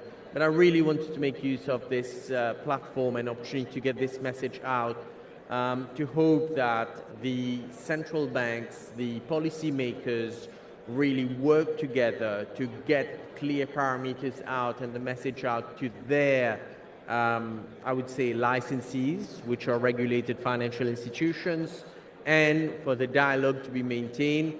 And only when we manage to give that level of clarity and comfort to the banks that these are the parameters of what you should really be monitoring, only then that the banks will feel secure enough when it comes to onboarding. But then again, there remains the pressure from correspondent banking relationships. Why? Because the parameters of our policies remain within our jurisdiction out of sovereignty, and hopefully we can find some level of consensus when the message is out and there's some level of clarity. I wish to thank you very much, and if you have any questions, I'll be very happy to respond, but so we're a bit short of time. So thank you, and see you in the hall during the afternoon. Thank you.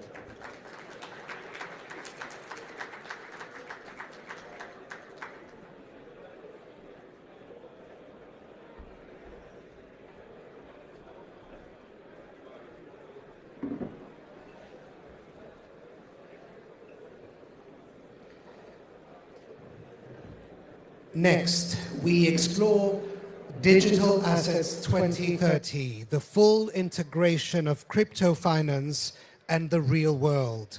This panel will discuss how digital assets will blend with traditional finance by 2030, highlighting key opportunities and challenges.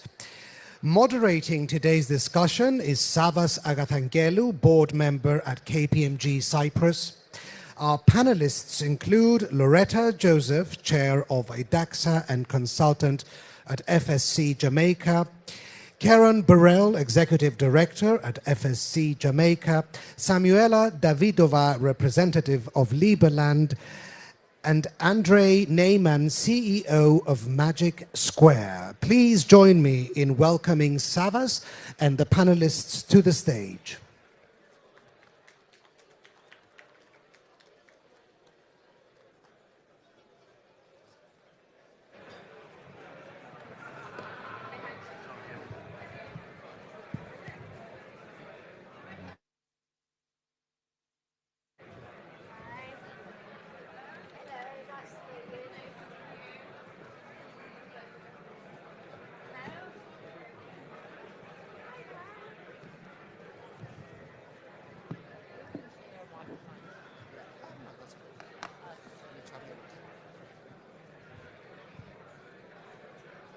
Is this on? Great. So, hi guys, and welcome to the final panel before the lunch break. We'll try to keep this conversation interesting and practical to make sure that you get the most out of it before you head for lunch break. I'd like at this stage to let you know that the panel you're about to experience is going to be spontaneous and unfiltered, as we just met with the guys last night for drinks, and we didn't discuss questions whatsoever. So we give you the opportunity to hear unfiltered perspectives. I'd like to invite the fellow guys here on the panel to introduce themselves, and let's kick off to a great discussion. Maybe we start from the very end, and we pass away here. Thank you. Thank you a lot. My name is Andrei Neyman. I'm a founder and the CEO of Magic Square, a crypto native marketing platform, one of the biggest marketplaces in the crypto space. Exists for 4 years. We see crypto becoming mainstream, and every year we see more and more native adoption. So we are here to discuss how the process is rolling out. Perfect. Thank you very much. Please. Hello, everyone. My name is Samuela Davidova. I represent Liberland. This is my passport. We're building the freest country in the world. Of course, we are very crypto-friendly, but we do not control or limit which kind of currency you use as a liberal lender, so you're free to use your preferable fiat or cryptocurrency. We have our own governmental token and also a token for exchange or with the other liberal lenders. And you can find it on the exchanges. The first one is Liberland Merit and the other is Liberland Dollar. We have our reserve in Bitcoin, 100% off. I think we're the first and only country in the world who has it. So yeah, I guess that's quite a great context to begin the discussion, and I'm happy to chat with you. I know likely you're interested into learning more about Liberland. Please wait for the keynote of our president, Vít Jedlička, at 2:40. Thank you. Thank you very much. Please. Good afternoon again, everyone. I'm Karen Burl, Executive Director of the FSC. I'm a regulator, former central banker. The sectors I regulate currently include insurance, pension, securities. I'm also in charge of the implementation of the virtual asset framework in Jamaica. Thank you. Thank you very much. Hi everyone, I'm Loretta Joseph. I spoke before. I have many roles. One of them is that I advise multiple governments on legislative and regulative frameworks around virtual assets. In my other life, I work for the ex-head of the Financial Action Task Force in money laundering, anti-terrorism financing and the proliferation of nuclear weapons, and how cryptocurrencies are used for illicit financing. Thanks a lot. So, guys, as you can see, we've been joined from the very experts to answer a few questions in regards to how do we actually integrate crypto finance in the real world. I'd like to mention at this stage that predictions say that we're going to have about 4 billion people transacting on Bitcoin and other fiat-related crypto, like, you know, the tethers and stuff. So we'd like to hear more from the guys here. What is the actual problem that we solve with these different coins and different transactions? It's not going to be, you know, the speculation aspect that I'm interested in, but what the everyday person can win when transacting using crypto. So this is going to all of you guys. Feel free to jump in. Maybe we start, I don't know, with the very one that showed us a passport of Liberland. That you guys seem to be very attached to the idea. Samuela can give us a bit more insights on it. Yeah, it's actually a really great question. What problem does crypto really solve? And does it solve any problem, or is it just another asset? Or speculation. So if you zoom out on the word, maybe it's not particularly your problem, but the thing with crypto is that in the first place, it's borderless. So people are not restricted to use, as I mentioned, we do not restrict our liberal lenders to use some particular currency, but most countries do it. Why? Because they have a central bank and they have the ownership over how much money inflow will be there. And they don't really want people to diversify that, right? So yeah, of course you can exchange other fiat, you can have USD, but the central bank of your country likely won't like it. And so this also touches the policies of some countries. I believe that there may be some restrictive countries in Africa or in Central Asia. Some countries are more open to it because they understand that with that also comes more money inflow as the effect of more investment interest and stuff. So there can be actually diversified opportunities. But considering the individual freedom, so in the first place, you're free to use some asset and exchange value you created by your work. You get some money or any value in return, right? And you can choose whether that be fiat or whether that be crypto. And then you're free to transfer that abroad. Because, for example, some African countries are restricting, there's a strict transfer limit on how much money you can get out of the country. So it actually limits your opportunities. Say, if you want to move abroad, if you want to travel, so you cannot even physically do it because you cannot transfer money abroad. Say, if the cap be like $400, you cannot really do much. And say, if you want to apply for a visa abroad, say in the EU, so you cannot have any monetary exchanges, any transfers, any movements. So I believe that it actually, in the first place, brings great freedom to the individuals. And with freedom comes opportunities and also responsibilities. Yeah. Very good approach.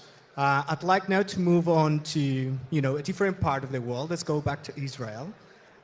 What Andre's take is on that? Like, what is the real problem for the everyday people? I mean, probably in this conference, there is people from both worlds, let's say. So there's people that they invest in crypto or they speculate on it, and then there's people that they are wondering, how can this become part of our daily lives?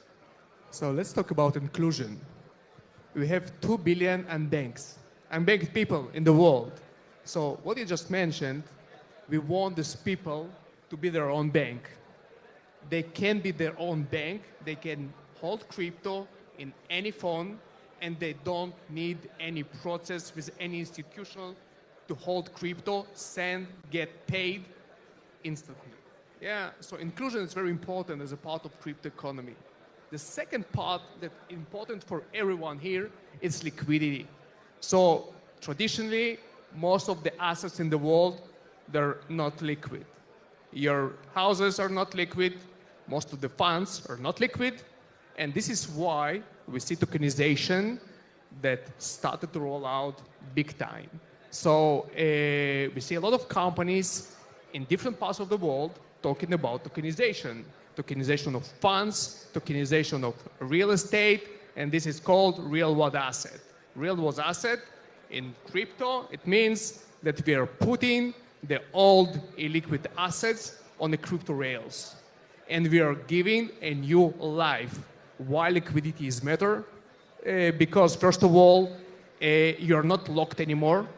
For example, as an investor in a fund, you're locked for 5 to 7 years. When the fund becomes liquid, you can trade your position, so you can terminate it any time.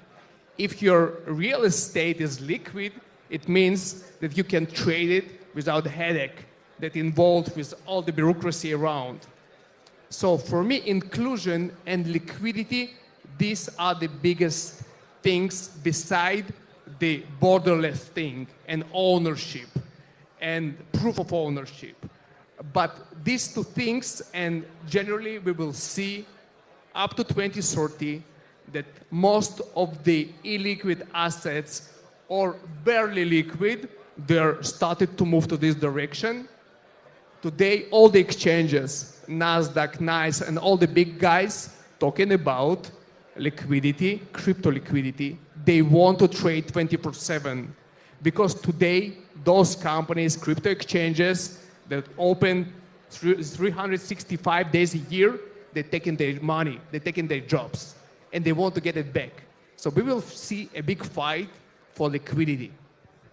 Very interesting approach. Thanks a lot. I mean, we tend to see these, especially on real estate now. There's also many, utility tools that allow you to tokenize your real estate or liquefy it, in an instant, which is very interesting also for the audience here. I see many, regulating bodies and stuff. We're going to soon come to a regulating expert also on our panels, both of them, to tell us their opinion. But here, this is your goal, regulation. It's supposed to be simple. We'll get to that. So let's address first, the elephant in the room, and then we go to the more practical questions.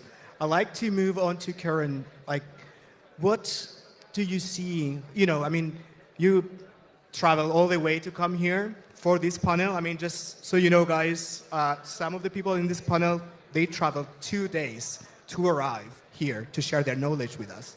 So I'd like to listen to, what you have to say. Like, what is the actual problem we're solving? Okay, thank you very much. You can hear me. So I'd like to start by looking at the end. what do I see as some of the challenges? I would say I will list two: technology and policy, right? So when we think of scaling infrastructure for these assets, it's virtual assets, it's useful to look at it in that way. On the technical side, we're dealing with interoperability, for example. Blockchains and payment systems don't naturally speak the same language. Creating standards across platforms are essential, therefore. And we need to look at the questions that include scalability and efficiency. Current networks can't yet process all the transactions at the speeds of traditional systems.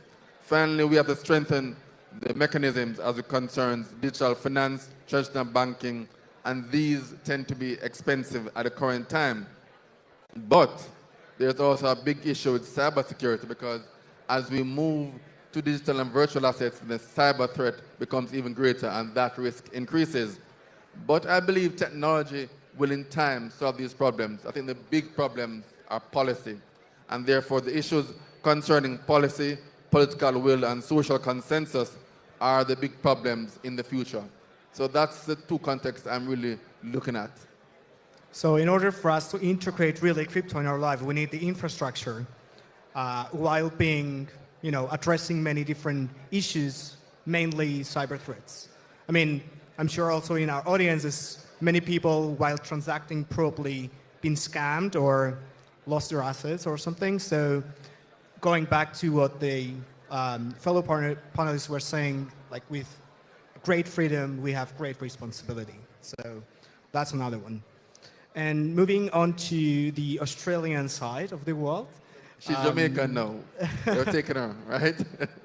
Perfect. So Loretta, in your view, I mean, you've been, like licensing and doing the efficacy of all sorts of different type of regulations and consulting. Like, what do you see as us being able to get crypto into our lives?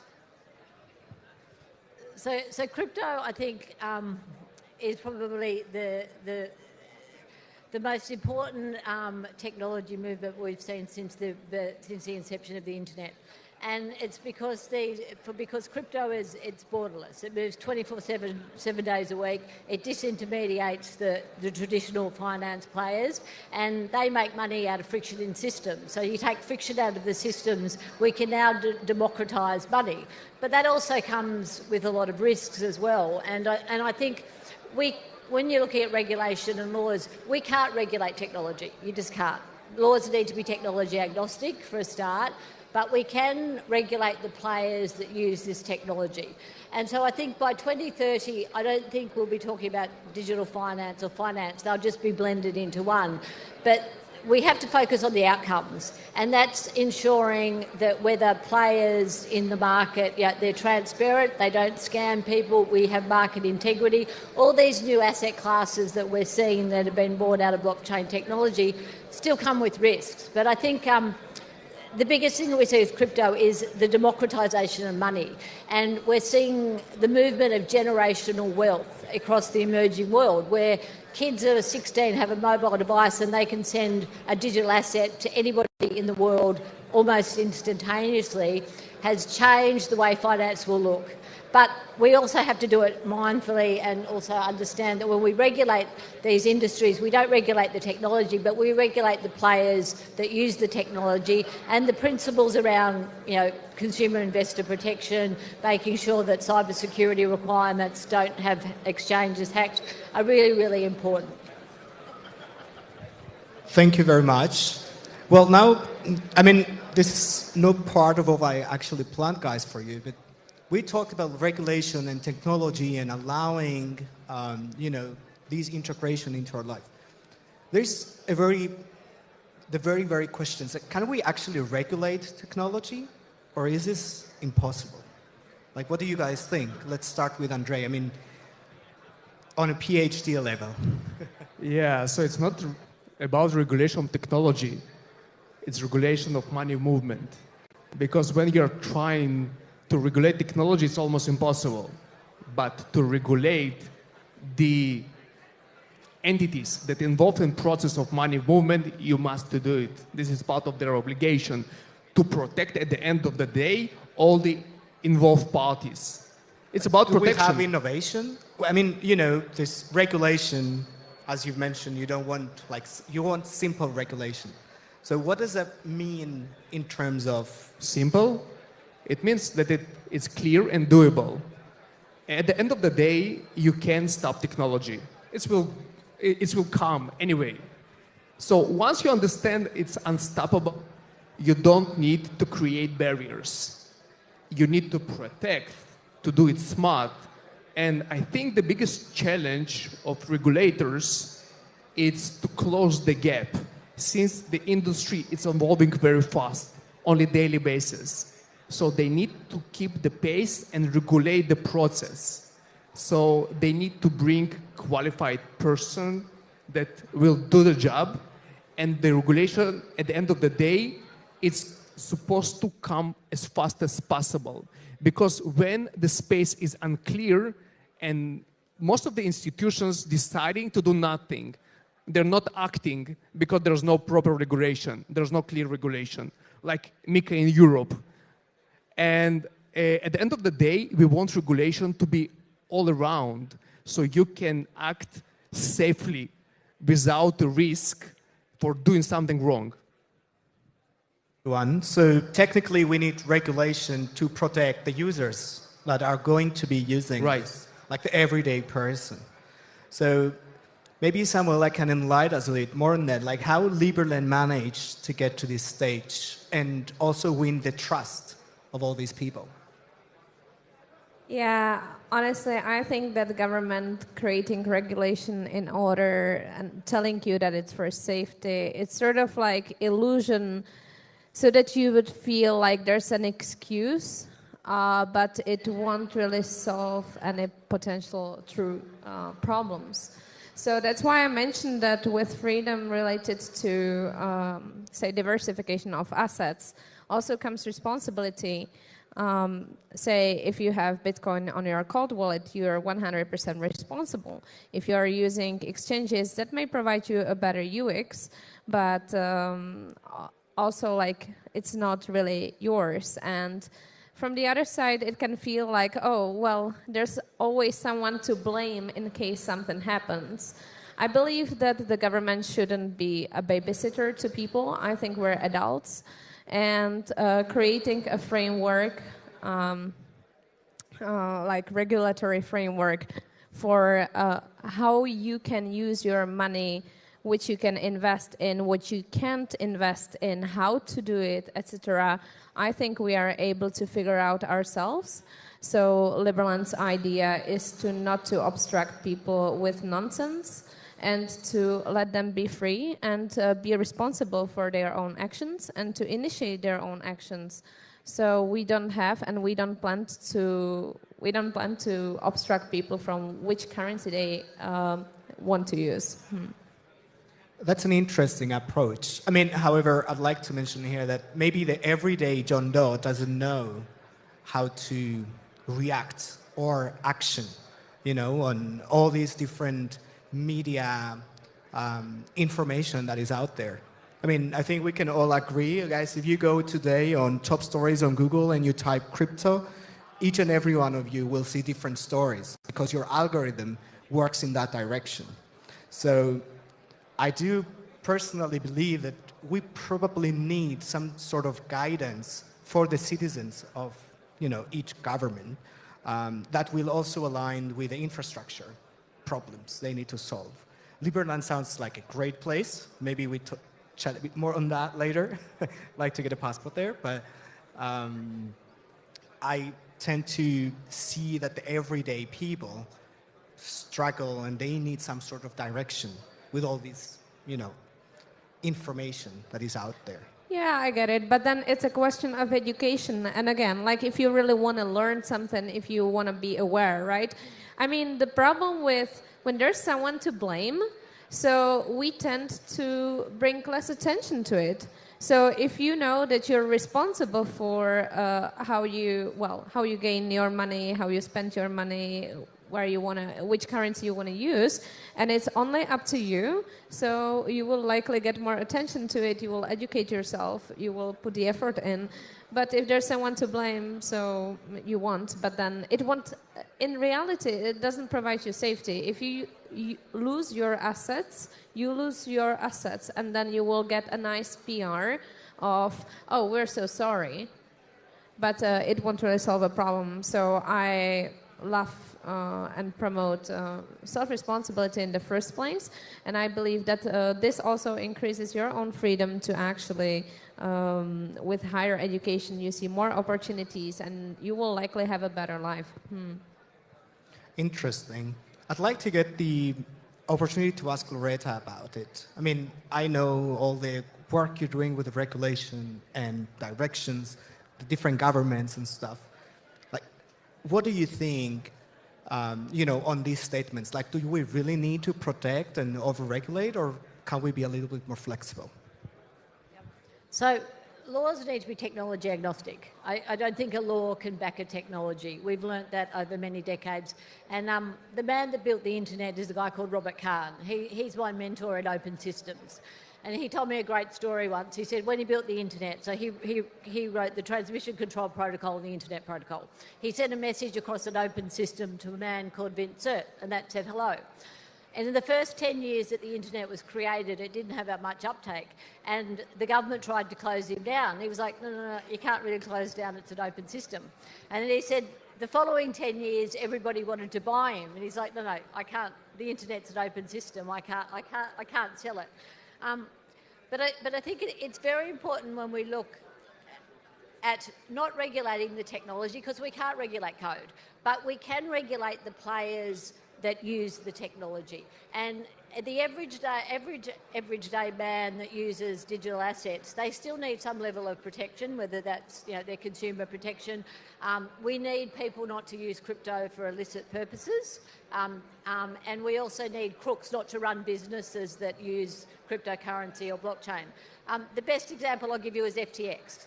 FTX collapse had nothing to do with Bitcoin. It had nothing to do with the asset. It had everything to do with the fact that the guy that ran FTX was a crook and he had no governance models in place. So that's what we can protect people from, the likes of the Sam Bankman-Frieds of the world, but the technology itself does not need to be regulated. Thank you very much.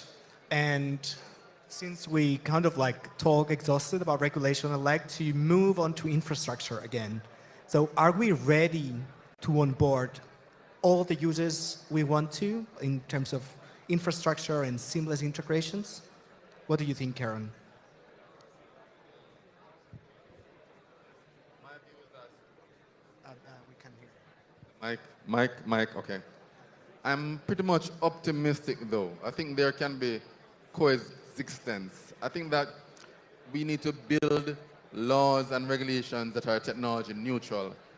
I don't think it's my competence, neither do I want it to be, to regulate technology. That's somebody else's regime, right? Mine is to look at what do central banks do, what do regulators do, what do commercial banks do, what do financial institutions do.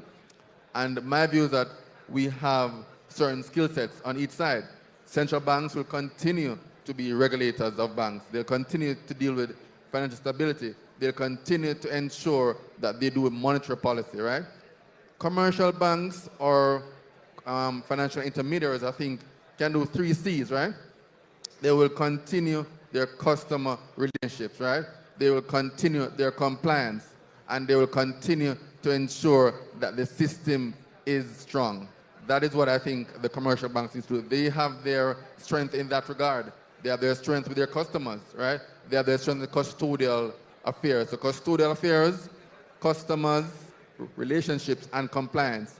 Now, as it concerns technology, as it concerns digital finance, virtual assets, they have many roles to include financial inclusion, to include ensuring that transactions are cheaper, faster, and reach the common man. I think if we look at those as, say, 3 pillars, central banks doing what they're supposed to do, central banks / the regulators, right? If you look at the commercial banks doing what they're best at, and digital finance providing these opportunities, I think we can coexist, and that will result in a more efficient system. Great. So we need the players around the technology and possibly on a correct speed, as Andre very rightly mentioned, to integrate with all these systems and onboard the users.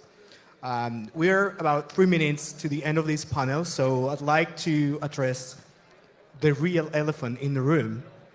How do we get people to trust these technology and currencies to be integrated into their lives? I'd like a short, approach from each and every one of you, because we talked about regulation and speed and infrastructure, but I think at the end, what is, the backbone of this widespread adoption is trusting this, movement. So I'd like to start as, the beginning from Andre, and then we go all the way back to the room. I'd like to hear your approach on that. Yeah, every innovation starts from startups that believes in the idea, and then the idea matures over time, and the average period of time that takes to any idea to mature is like 30 years. So we started with startups, then we see different neobanks like Revolut in your pocket integrating crypto, and then crypto coming to your bank. When you see in your account fiat and crypto in your traditional bank, it means it's already there. And the trust is there. But regulation, I don't agree about lack of regulation. Regulation is not for me, for a person. It's for the companies like AMI license. I need a crypto license for different entities that they're not stealing my money. Not me personally, of course. So when we'll see our crypto in our traditional banks, like Hellenic Bank or all the other banks in Cyprus, different banks all over the world, is there. So through trusted institutions, you're saying. We're kind of like borrowing the trust coming from the system. Yeah, you need to see to believe it.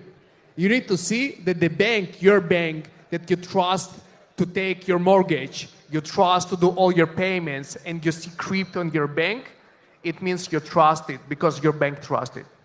Interesting. Samuela? I'm not here to impose my standard on others, so if you don't want to use crypto, that's fine with me. How to make people trust more? I believe, again, into rather individual self-responsibility.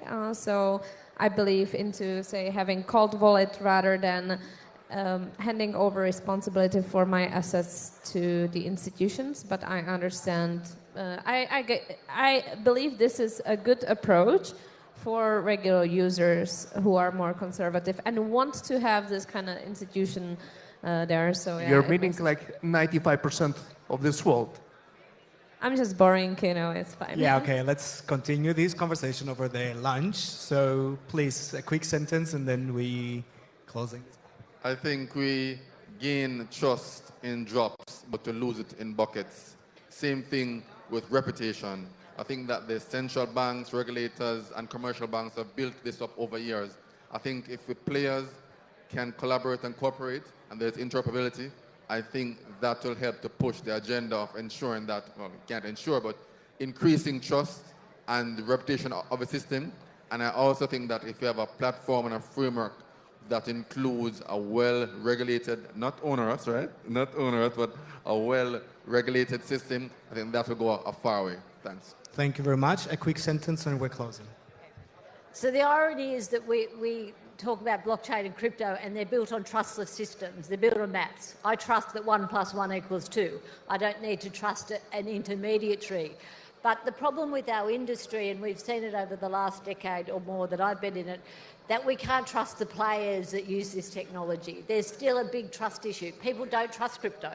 They don't trust the speculation of it. They don't trust the projects that they've lost faith in. So there's an ironic difference between the trustless systems and the trust that the people that code these systems we have to put in. I think we've got a long way to go to make people really start to have trustless systems that work. I think things like Liberland are a utopia and we're still a very long way away from that.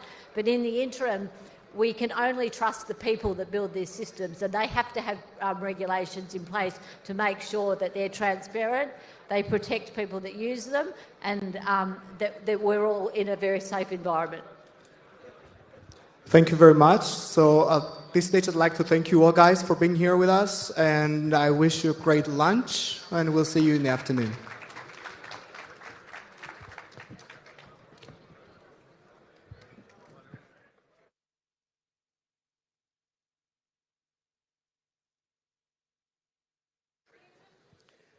A big thank you to all our speakers and presenters for their insightful sessions so far. Now, it's time for our lunch break. It will be just a little bit shorter until 1:30, please, so please be sure to return on time for the afternoon sessions. For our guests who have received lunch vouchers, please proceed to the Lanes restaurant. It is located at floor -1 below this hall, and present your voucher to redeem your meal. For those without vouchers, please bear in mind that lunch is exclusively for ticket holders. Enjoy your break, and we look forward to seeing you back soon at 1:30. Thank you.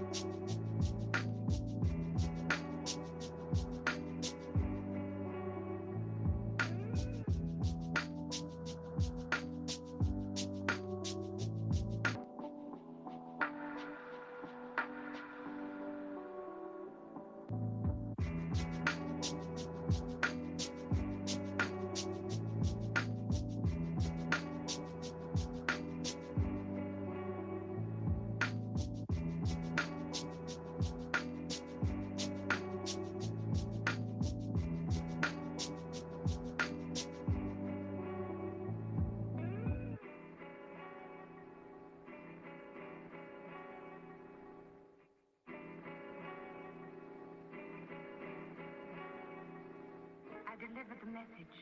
Now what? Now let's check the second message. Ready? Mom, the doctor's deodorant discovery now contains M3. Got that? M3 to stop odor 24 hours a day.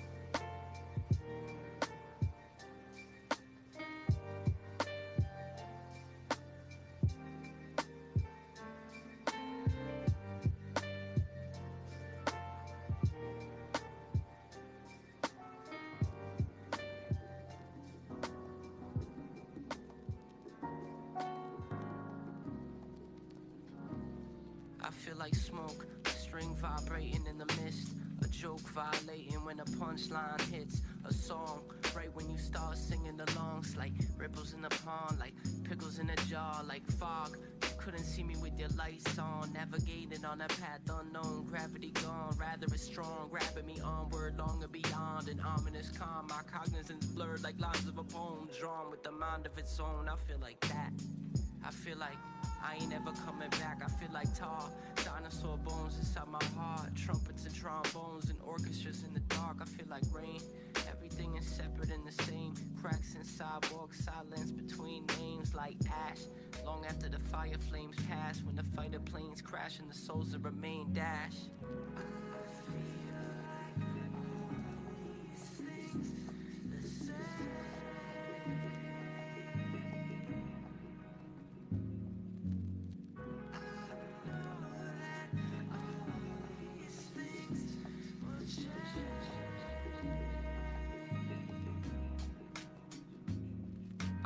Like plastic bag flying through the night, despite weight over eyelids and sci-fi sights. Like a tyke introduced to sugar-induced spikes past his bedtime, contradicting parental advice. Like I is a word that is blurred in its meaning, and why is never heard like the world's intervening. I like a rhyme with the reason, even if the saying says otherwise. I feel like dust, connected by a static that I trust.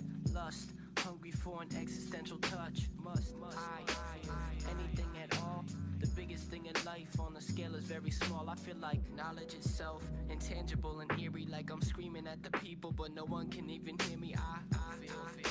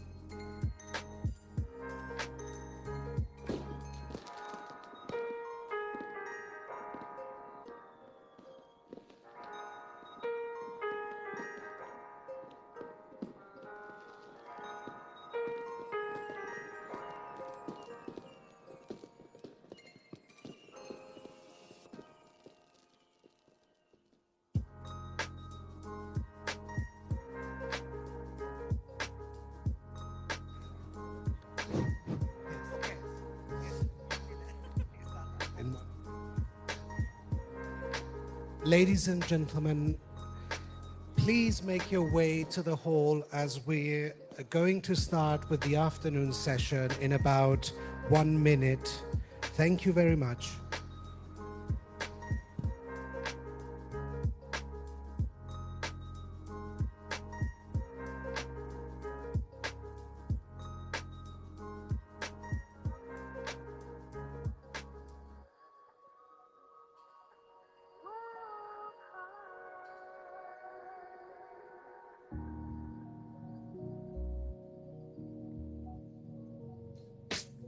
Practical obstacle hopping like hopscotch in the back of a parking lot. Of the particles in the pot create a masterpiece of evolutionary scary science, where every single spirit is created in alignment.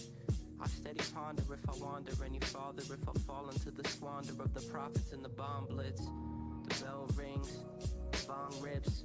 The time tells you to be on your shit. Force quit the program and forfeit the war, man. I don't wanna have any part of it, but it's not up to me, so uncomfortably I'm just sitting as a stationary target.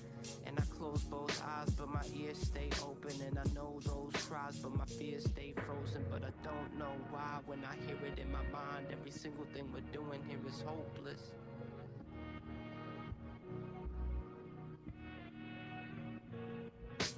I keep the news off, it's all negative, but it'll find its way back through the cracks in the penmanship. Mindless chatter, I get madder like it matters. Brighter passion, I imagine. Two sides to every coin, but a human has never-ending sides. Are we living in the Truman Show? Are we doomed? If so, what do we do? And if it was up to you, would you stay or start moving? 3 W's appeared before the internet. WW3, is it imminent? Politicians are the ones who lack experience in real life situations. Really, that's some eerie shit. A bunch of old folks staring at some papers. Never had a psychedelic interaction with the nature to see that everything we see is all connected. Rather focus on their pockets in the office and agendas. No wonder they're out of touch. They just focus on the funds while the kids do drugs and get their hands on guns. They reprimand lost ones based on false pretenses and shoot down sons that are all defenseless. Then have the nerve to mention what they see as offensive and regulate the television screen with the censors. My consensus is that the government is senseless. The people have the power in their hands to finally end it, but the power shift is hourless, and it could take a lifetime to break down the cowardice that now appears as evident. This is my sentiment I'm reading. Regards, a highly sensitive, sentient being.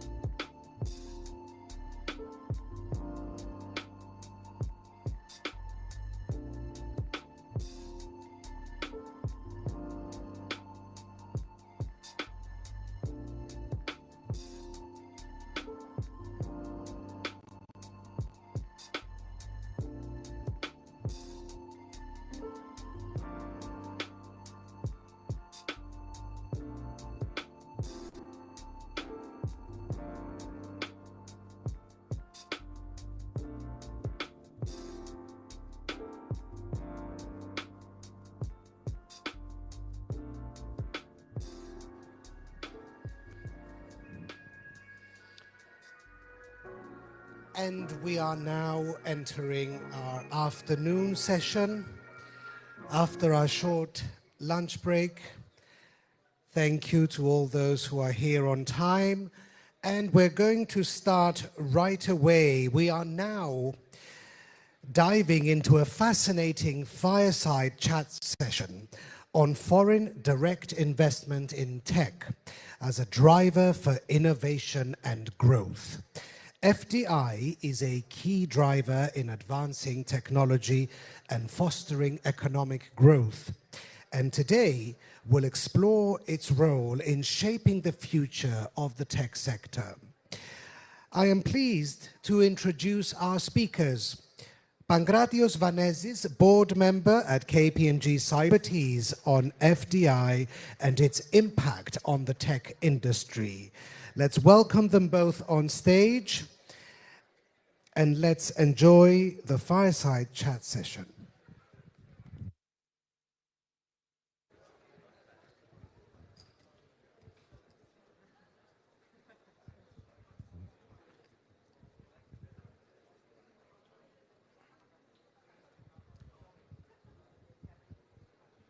So good afternoon, everyone.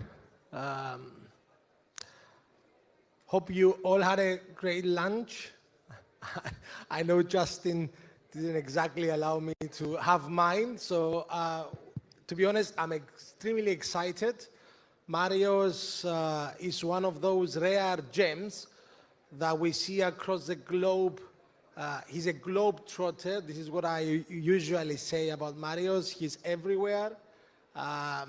Everyone is talking about his endeavors across major emerging markets, and he's appearing on the news and media in the likes of India, which is extremely rare for a Cypriot government official to be appearing in the news in countries like India. So it's with great joy that we are having this discussion today. Maria, what a pleasure again. I know we are having a lot of chats offline,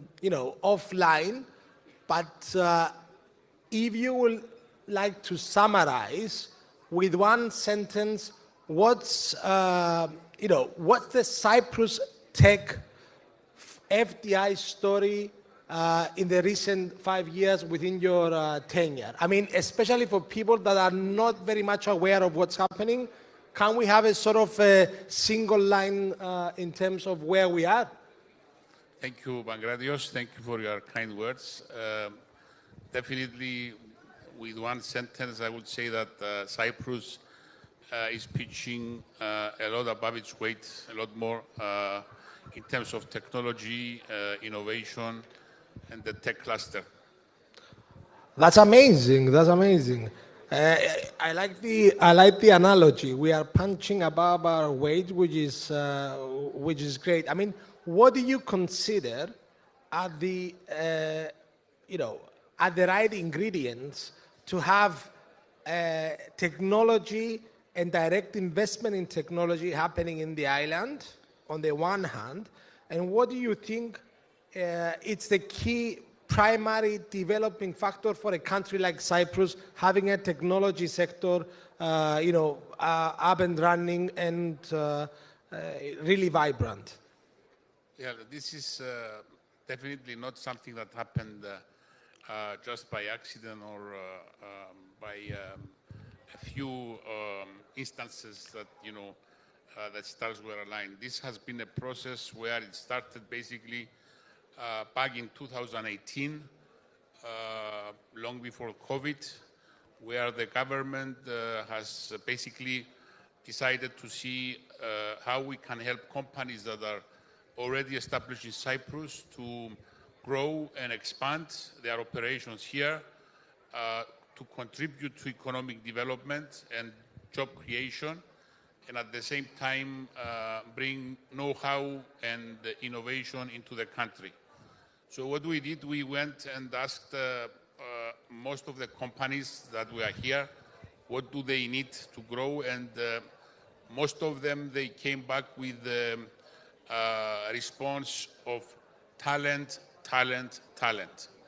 So for the tech companies that were here then, 2018, talent was the single most important criterion that was needed to be available for them to be able to increase their operations and grow.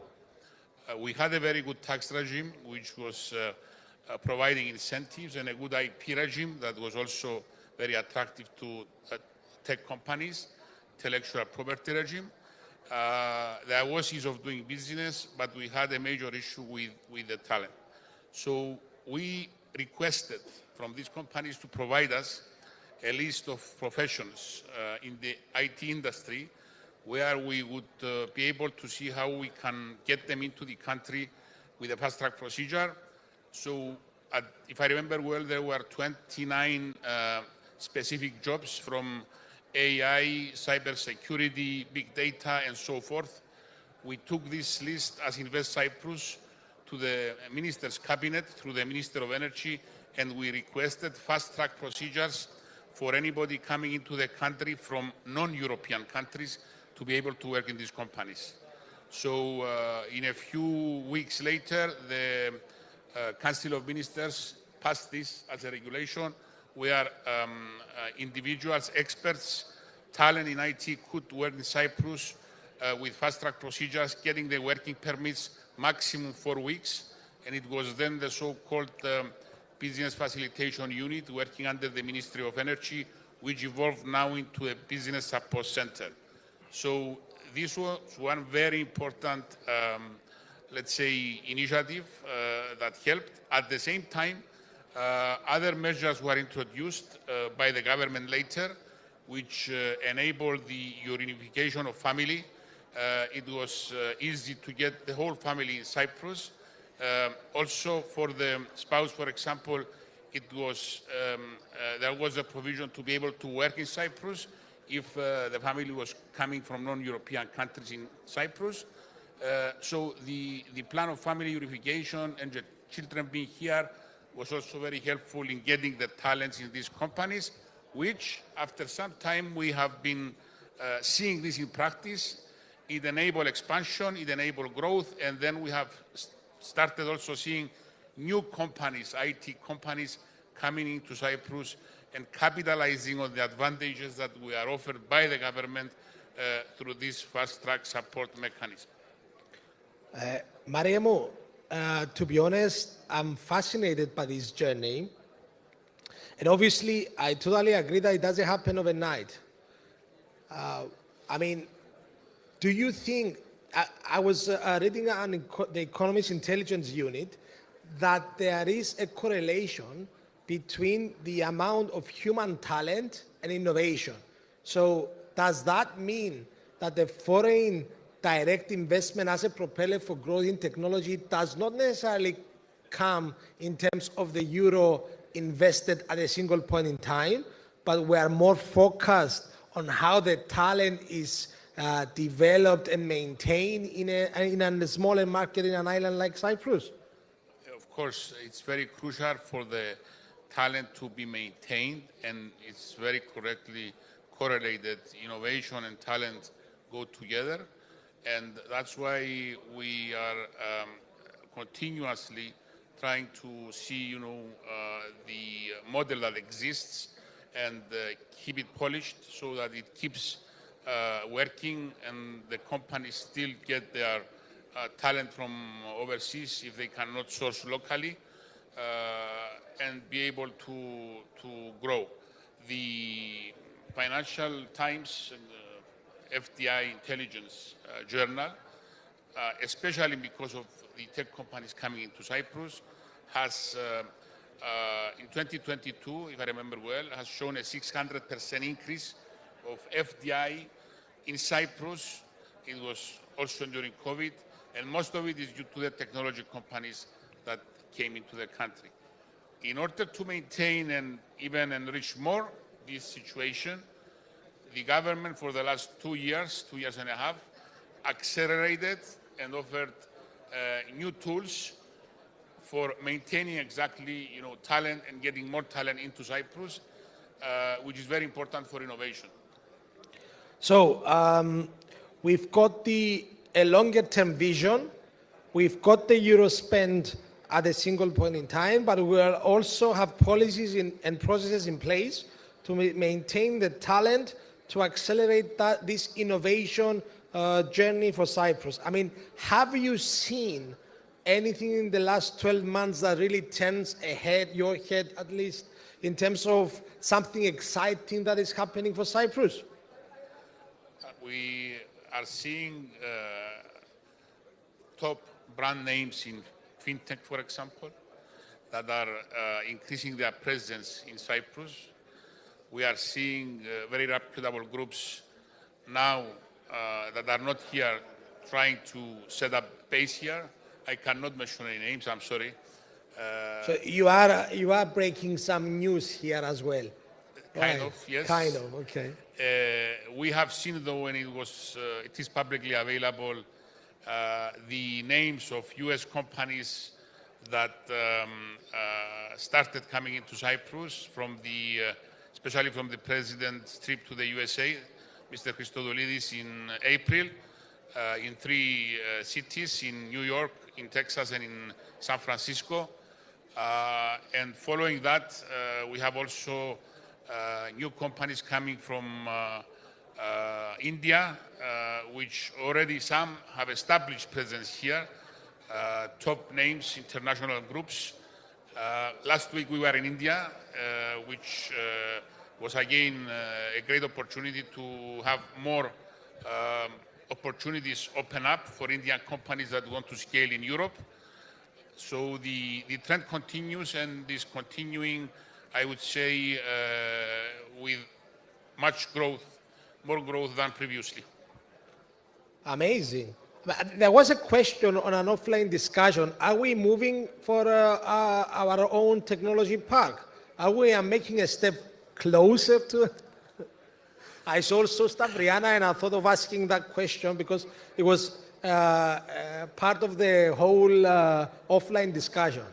So yes. Well, the government has decided to again request interest for the technology park. We know the story of the past, no need to repeat it. It remains to be seen, but from the discussions we had, it seems that there is some serious interest. So Wow. we are hopeful that this eventually will develop with reputable groups being involved. But Again, FDI related. again, it could be synergies with local companies as always, Okay. but FDI is there already. FDI interest is there already, and we are, let's say, hopeful and confident that this will. Okay, I mean, I'm noting it down. Mariam, we're looking forward to some interesting developments on that space. Now, obviously,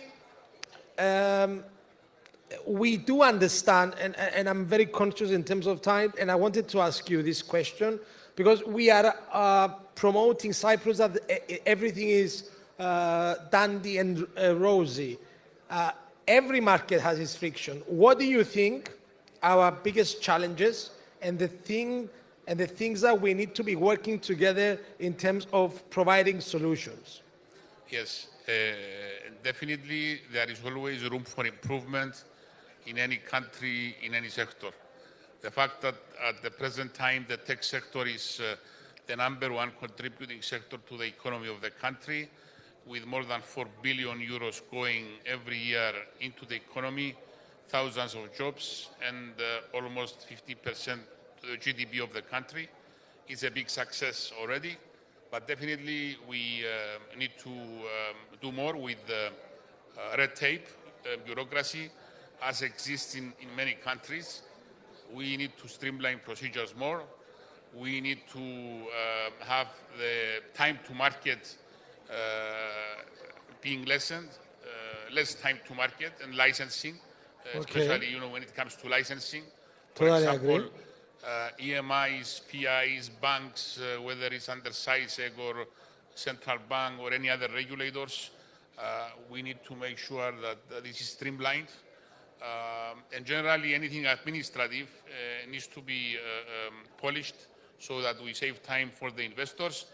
And in this way, we also have more results and faster results for the companies, contributing also to the economy and more jobs created earlier. But just to highlight for those that may not be so much into it, Invest Cyprus works in parallel with the government and is not part of the government. Exactly. Invest Cyprus belongs to the government. Obviously, yes. It's the national investment organization for promoting and facilitating foreign investment. But we work closely with all the ministries. We don't have the ability to, let's say, have executive powers. But we make suggestions to the lawmakers, to the ministries, to further enhance the investment environment. So proposals that would help streamline procedures, proposals that would help the foreign investment cluster and the economy are welcomed by the ministries, by the relevant ministries. And this is what we do. It's part of our mandate. One part is the enhancement of the investment environment. And on that part, what would be a single policy change that, in your view, will help unlock the next wave of this investor flow in Cyprus? Well, a single policy change. One, or you can give me two. If we can change two or three at the same time, that would be great. But I mean, in terms of which one do you think will bring the biggest effect? Well, there are, several options that could be suggested. Okay. But I leave this to the policymakers, the ministries, which basically make the policy to suggest those. Definitely, from our side, we would like to see more connectivity in terms of the airline connections. So a policy that would further help the connectivity of Cyprus globally would be very helpful for the economy and for the investors. So I single this one as very important. I totally agree with you. I also single out the connectivity, the airline connectivity.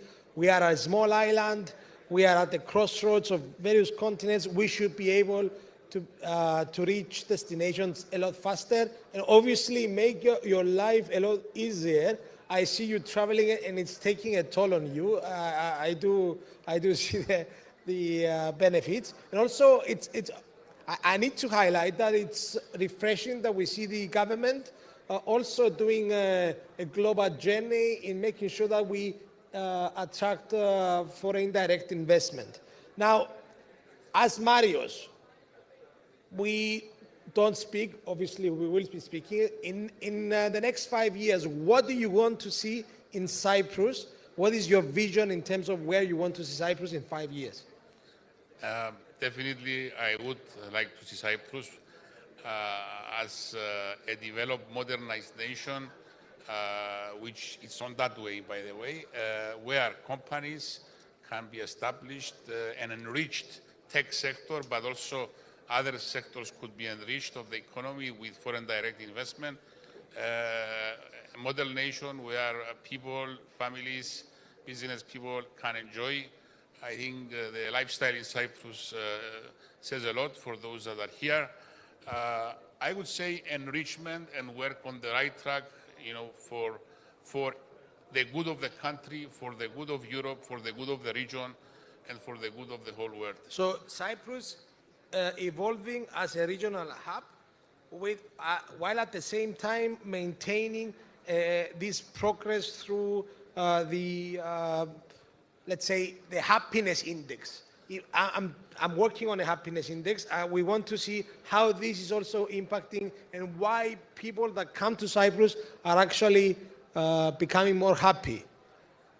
And on that note, and right on time, Maria, is there a question I didn't ask that you wanted to sort of... No, I covered everything. Okay. Now, obviously, I mean, Marios, to his great credit, has done a lot. And it's not often that I praise people, but obviously hearing that, seeing posts that you are one of the most influential in terms of FDI globally and recognized, and you put us on the map, that's a great respect. Well done, Marios. Keep up the great work. And I think we've seen... Thank you. It's not me. I know it's a team effort. It's a team effort. There are people behind you. I understand. It's a team at Invest Cyprus. It's different people from the ministries. It's the private sector. It's the consultants. Everybody. We are working together and speak daily for making Cyprus better. This is our bet, and we are winning on it, and we want to keep doing it for the good of society and for the good of the people. Thank you. Thank you, everyone. Thank you. Mariamu, well done. Amazing.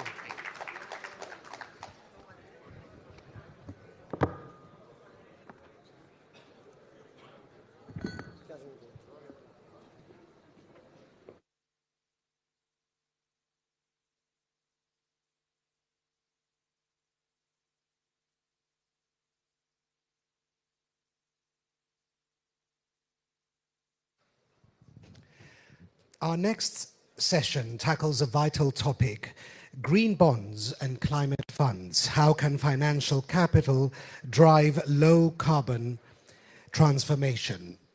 As the world accelerates towards sustainability, green finance plays a crucial role in funding the transition to a low carbon economy. Today's panel will explore how financial instruments like green bonds and climate funds can mobilize capital for impactful environmental change. Moderating this discussion is Spiros Ieridis, Manager of Asset Management at the Cyprus Investment and Securities Corporation. Joining him are four esteemed panelists: Cleopatra Kiti, INSEAD Certified Independent Director and Advisor to International Organizations and Governments; Stavriana Kofteros, Founder and Partner at W11 Ventures; Andreas Haridimou, COO of Mega Equity; and Ksenia Dimitrieva, International Business Developer at C-Bonds. Let's welcome Spiros and panelists to the stage.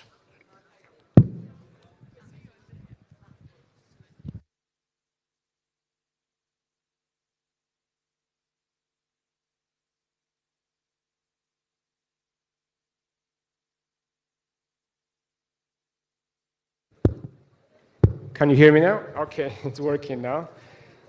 So good afternoon, everyone, and thank you so much for joining us today. It's a pleasure to be here at Wiki Finance Expo. A very big thanks to the organizers for setting this up and inviting us to participate. I hope you all got to enjoy lunch today. How many of you had salad today, by the way? Can you please raise your hands? You know, it's that green thing on the buffet, yeah? A lot of people, yeah? Well, in case you didn't have enough, today we're going to be serving you with a lot of green stuff, yeah? So we're going to be giving you a lot of green bonds, green funds, green tech, green tokens, green, you name it, yeah? So keep the appetite. So we're living in a pivotal moment today where climate change is no longer just an environmental issue. It's also a financial one, yeah? So our panel today will explore how two very powerful instruments, green bonds and climate funds, are actually working to drive the critical transformation of the economy to a carbon neutral economy. Before we start, please allow me just a couple of words about myself, my firm, and our experience with climate funds and ESG investing. So I have more than 17 years experience spanning from trading, Forex, I even work for the CISEC regulator, for Bank of Cyprus, and I'm currently leading the asset management team at Cisco. So I've seen the investments from all the sides. Something that we've been observing recently is a demand, especially from institutional investors for green investments, ESG investments, or sustainable investments. So a lot of words that we're going to analyze today that are used interchangeably. So at Cisco, we're very proud of having recently launched an innovative ESG investment solution, the Cisco Sustainable Portfolios, in a strategic collaboration with our partner Schroders, which is the largest asset manager in the UK. And they are actually a global expert in terms of ESG. We're very happy to be able to offer a really robust ESG solution that basically picks the best-in-class climate funds and covers needs of clients, covering all risk profiles, and importantly, with ticking the regulatory requirements for compliance reporting. I would like now to pass it on to my co-panelists for a brief introduction about themselves before we can continue with the Q&A. Cleopatra, would you like to begin?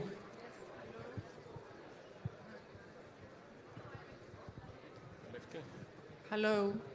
Well, welcome to all the people who flew from very far away to be here with us today. Thank you for joining us, and thank you, Spiros, for leading this panel. About myself, 15 years of governance experience, sort of board governance that looks at the stress assets on climate and why these are relevant to governing our businesses in a sustainable way, and what are the metrics that determine sustainable business. And 30 years experience in the advisory world across Europe, Middle East, Africa. It's a lot of experience. For governments and multinationals. So thank you for having me today. And now, Stavriana Gofteros, for a brief introduction. Hi, not good morning anymore. Hi, everybody. Good afternoon. Pleasure to be with you and looking forward to a very interesting discussion. I'm Stavriana Gofteros, founding partner of W11 Ventures as a growth and innovation advisory and venture friend.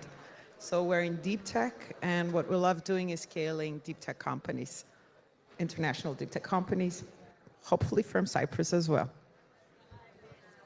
Thank you so much, Stavriana. Andreas, would you like to give a brief intro? Yeah. Hi, everyone. First of all, I would like to thank the organizers for the invitation. I'm Andreas. I'm the Chief Operating Officer at Mega Equity. And we have recently been involved in the issuance of a green bond that has been listed in the Cypriot Stock Exchange. So we're ready to jump in the discussion as well. Thank you, Andreas. And now from Xenia Dimitreva, a short intro, please. Yeah, sure. Good afternoon, everyone. It's a great pleasure today to be here. My name is Ksenia Dmitrieva. I'm the international business developer at C-Bonds, and we operate as a data vendor. So that's why today I will show you some visualizations which are very helpful for those who are interested in green bonds, in the ESG sector in generally. So keep it up. Thank you so much and welcome to the panel. Cleopatra, if I could begin with you the Q&A.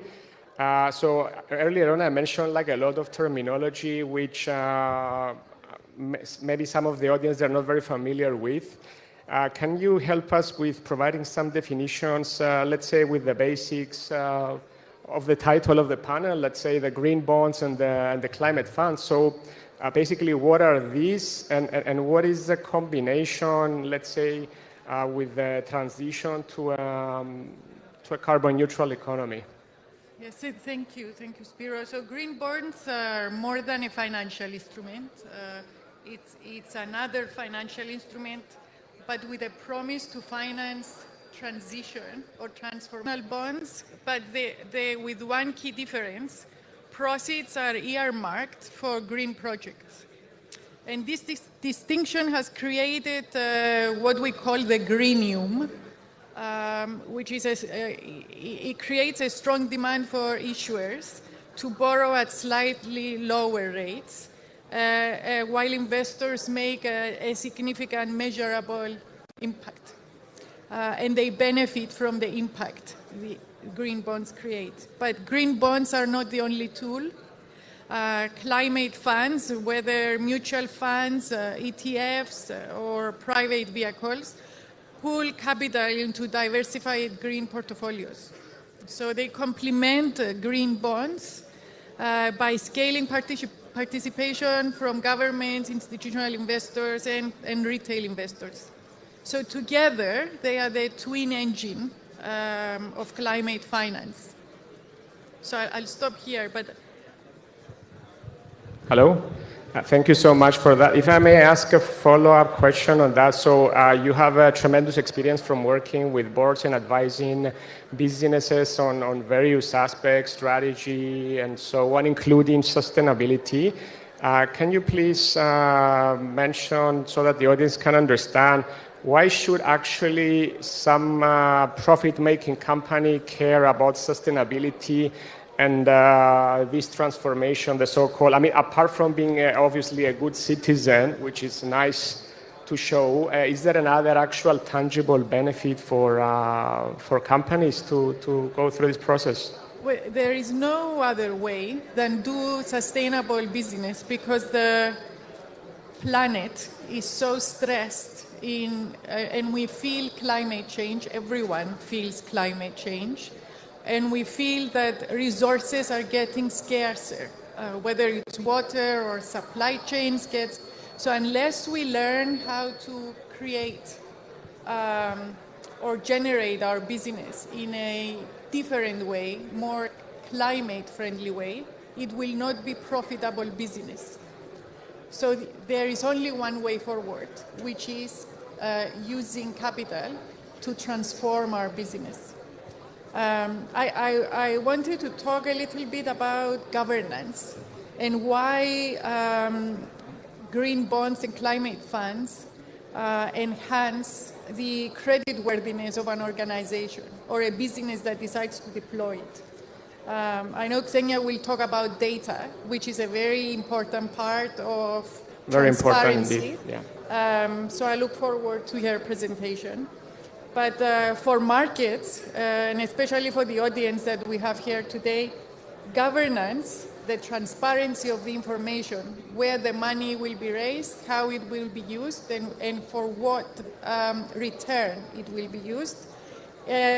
Governance creates liquidity and transparency. For investors, it creates confidence, which is a very important part of the market. For regulators, it means standards and incentives. And for rating agencies, it means independent checks, which are very, very important in delivering value, right? But looking ahead, I know the audience here is very tokenized driven. It's very fintech. Very, very tokenized. Actually, hold that thought about the future. We're going to talk about it in a while. Okay. I'd like to go to Stavriana now, please, and ask Stavriana from your role as an advisor to deep tech venture capital funds, and also from your participation in various committees, for example, the Investment Jury Committee of the European Innovation Council for European Deep Tech Startups. Can you give us some insights from your experience to what extent such entities are actually directly implementing ESG projects or are undergoing a transformation towards sustainability? Obviously, my approach is going to be very biased and skewed, so I do have the venture capital type of approach when we talk about that. Well, we have some facts. Facts being, or consider them conditions at least for Europe, right? It's the Green Deal as net zero, as zero carbon, etc. That creates costs for European businesses and anybody who wants to do business with the European Union, right? So we need to become competitive, though. In order to become competitive, we need to be able to invest in technologies or in funds that invest in technologies that create such competitiveness. So if we're talking about not just climate funds, but climate tech, energy tech, green tech, whatever you call it in the realm of tech, that equalizes that. And as a fund or an instrument, whether that's a green bond, is able to finance green projects in green tech that brings at least at par returns with conventional, then we're onto something, because it is what it is, right? There is net zero, we have the terms that we need to meet, and if we have companies that are stationed in Europe, then we still need to be competitive internationally, or if we hear what the politicians at European level are saying, we need to become a very competitive continent. To be able to achieve that, first of all, we need to make sure that we invest in tech and create sustainable companies, but not sustainable just in the terms of green or not green, because it's not about goody-goody, but sustainable in the terms of returns to shareholders with a long-term approach and not just a quarterly approach, hopefully. So that's the big bet for me. That's very interesting. Thank you. So basically, you're saying that sustainability can tick two boxes, in a sense, profitability for the company and make it more sustainable, and also competitiveness over the long term, yes? Absolutely, because, you know, everybody's human, right? And greed is always a subject of humans, and markets rarely regulate themselves. So you always have different incentives. So we need to make sure that these things align and they go hand in hand. So we'll make good while we're also creating wealth, because sustainability without creating wealth, not just for the funds, but for society, trickling down, then is not going to be sustainable in all the big essence of the word. Okay, thank you for that. Going now to Andreas. Andreas, I understand that you already mentioned it, that you were active in green bond insurance, and so I'm guessing you're quite experienced in this respect. So since you have this experience, can you share with us what are the most let's say important regulatory requirements when somebody is issuing or listing a new green bond onto the market?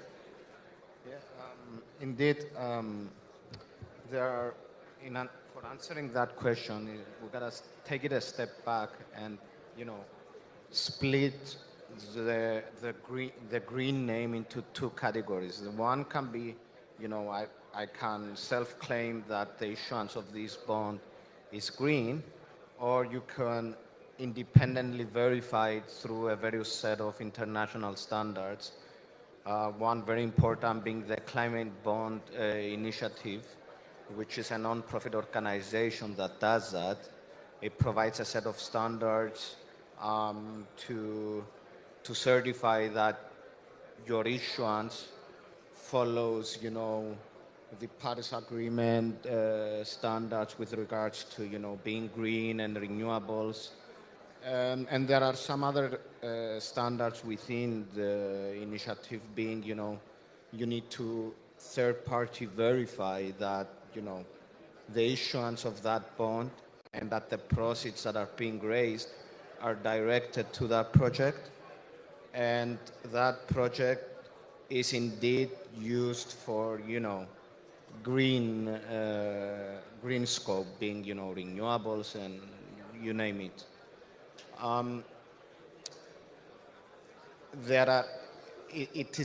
What's important is that the independent verifier needs to be an expert on that specific project. So if we're talking for a solar panel, it needs to be an expert in verifying that indeed it's a solar panel and the proceeds are, you know, and we're talking about science expertise. So yeah. So verification and transparency is paramount, yeah? It provides investors an extra level of trust that, you know, I'm indeed investing into something that's green, and, you know, it's not. We've been hearing recently the term greenwashing, and, you know, it's not something that I'm. I was going to ask you actually later, but since you mentioned it, maybe you can through it now. I mean, can you maybe give like a brief definition of greenwashing? And what are some of the safeguards that one can do to, let's say, address or mitigate this risk? Of course. So greenwashing basically is, you know, claiming that something is green when in fact it's not. Very, very vague definition, but in a nutshell, this is what it means. So back to what I already said is that when you've got an independent third party verifying that, you know, your project is indeed green and it follows, you know, the European regulations, SFTR, the EU taxonomy and all those things, then it provides the investors with a level of trust that it's not involved in any greenwashing mechanisms, and indeed the proceeds are being used for, you know, green projects and renewables. Okay, thank you for that. And now going on to Zenya, I understand you have a presentation, yes, to deliver. Okay.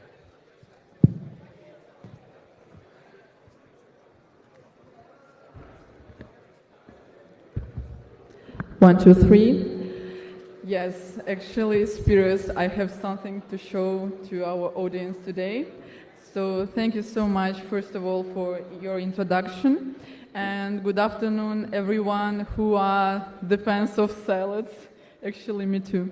So as the concluding speaker, I'd like to take a practical approach, let's say, and to summarize the key insights we've heard today. So, and to connect them also with the data that we provide, because C-Bonds is a global data vendor focused on bonds. So today, together, these perspectives help us see not only where the green bond market is growing or facing challenges, but also how reliable data can guide smarter decisions in financing the low carbon transition. So I will start from, let's say, a small analysis that was performed by my colleagues, actually. So green bonds have moved beyond being a novelty, right? So this year marks a historic peak in green bond issuance, as you can see, so with the primary sovereign placements leading in the surge, as again shown by C-bonds, as you can see here. So governments are increasingly adopting these assets as a mainstream borrowing tool, not, let's say, as an experiment. So, and this scaling up matters because sovereign and corporate issuers alike aligning their funding with climate goals, as you can see right now on the screen. So there are different regional trends.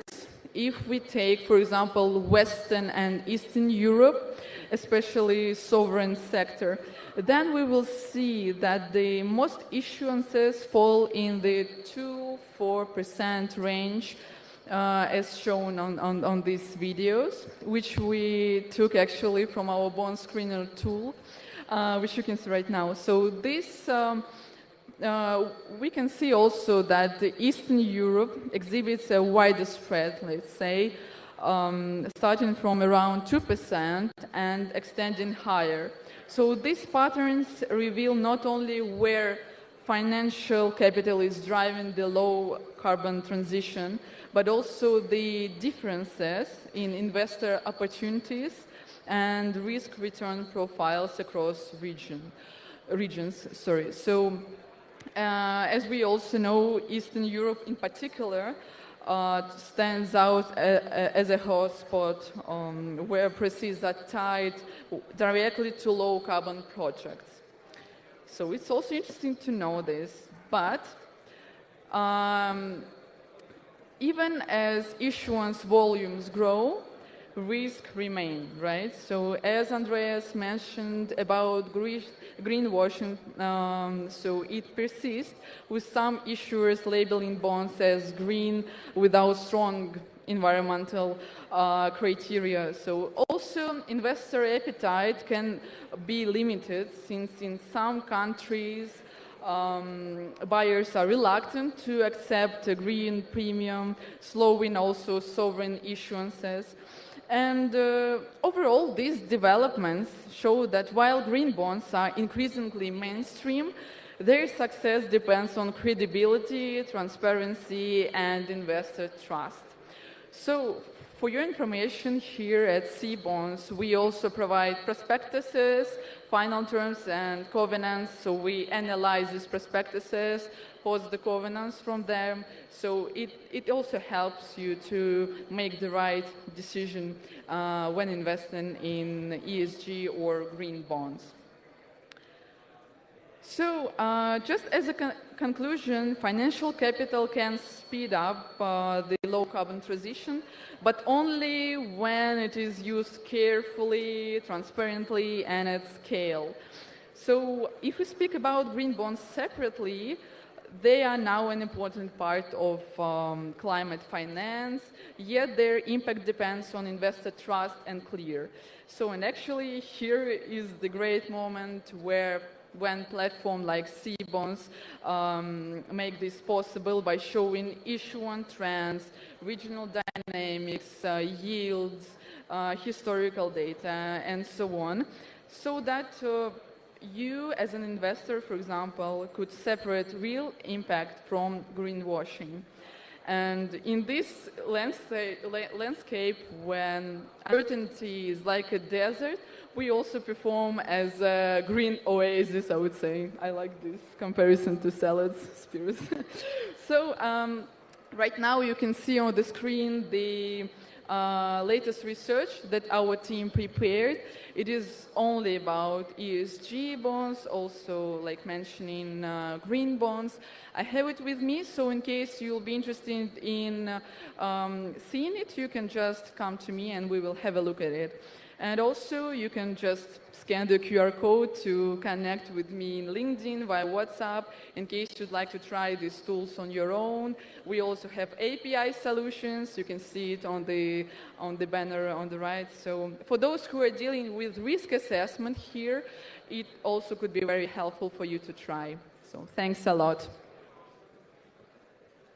Thank you very much, Xenia, for a great presentation. Thank you. I note you mentioned two keywords, transparency and credibility as very important determinants of value. And since you mentioned this, can you maybe comment from your experience with working with various institutional clients? How can investors balance the so-called financial returns with the goals they have in investing in green bonds and sustainable investments in general within their investment portfolios? Yeah, actually, according to my experience, we have a lot of institutional clients, and it is very complicated to, let's say, meet these, like sustainability and financial goals. That's right. So, again, as from our perspective as a data vendor, here you can look for, let's say, bonds that both meet ESG criteria, like ESG ratings, for example, and the yields. So I would suggest using C-Bonds, actually, the bond screener as well, where you can point it out. So that's it. Okay, thank you for that. Andreas, going back to you again, you also had a lot of experience with managing people's monies in private banking roles and in general.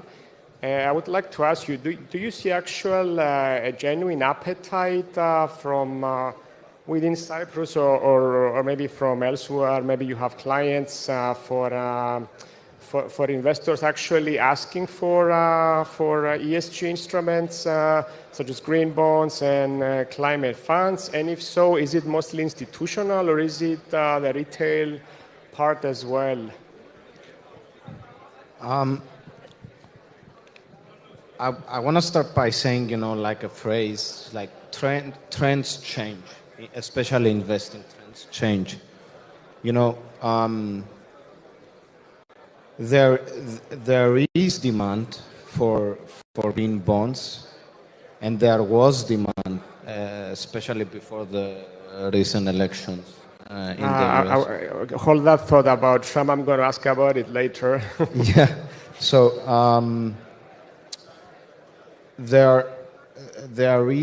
I believe there is a bigger demand from institutional investors because of not because of the attractive returns, which there are attractive returns in these type of instruments, but mainly because they want to diversify and they want to reach an alternative aspect that they do not have already in their portfolios, and it's mainly stemming from institutional investors. Retail investors need more literacy into this stuff we have been discussing at the panel. I agree with you, and if I can add also my 50 cents into this from my experience, you're right that we see the most drive from institutional clients, and I would say that most of them feel the sort of regulatory pressure that they need to actually deal with this, and so when they request a mandate, they make sure to include sustainability, but as time goes by, like you said, and they also see that it kind of makes sense from a returns perspective, it can catch up. Stavriana, turning to you again, I know you touched on this previously, but if I can ask, environmental, social, and governance factors, do you see this being considered from the companies that you're involved with as an actual value-adding component, or do they also feel like a pressure to tick the box, like we discussed now with Andreas, that it's something that they need to take into account, or is it a combination of both, or which one do you think is more important, commercial considerations, or let's say regulatory plus something which they feel is value-adding? I don't think that our pool of companies that we work with is very representative of the larger population of companies, in the sense that we do work actually with a renewable company, a vertical company, Green Energy Group here in Cyprus, and they're also developing a green accelerator that they're launching very soon, and they have a green fund.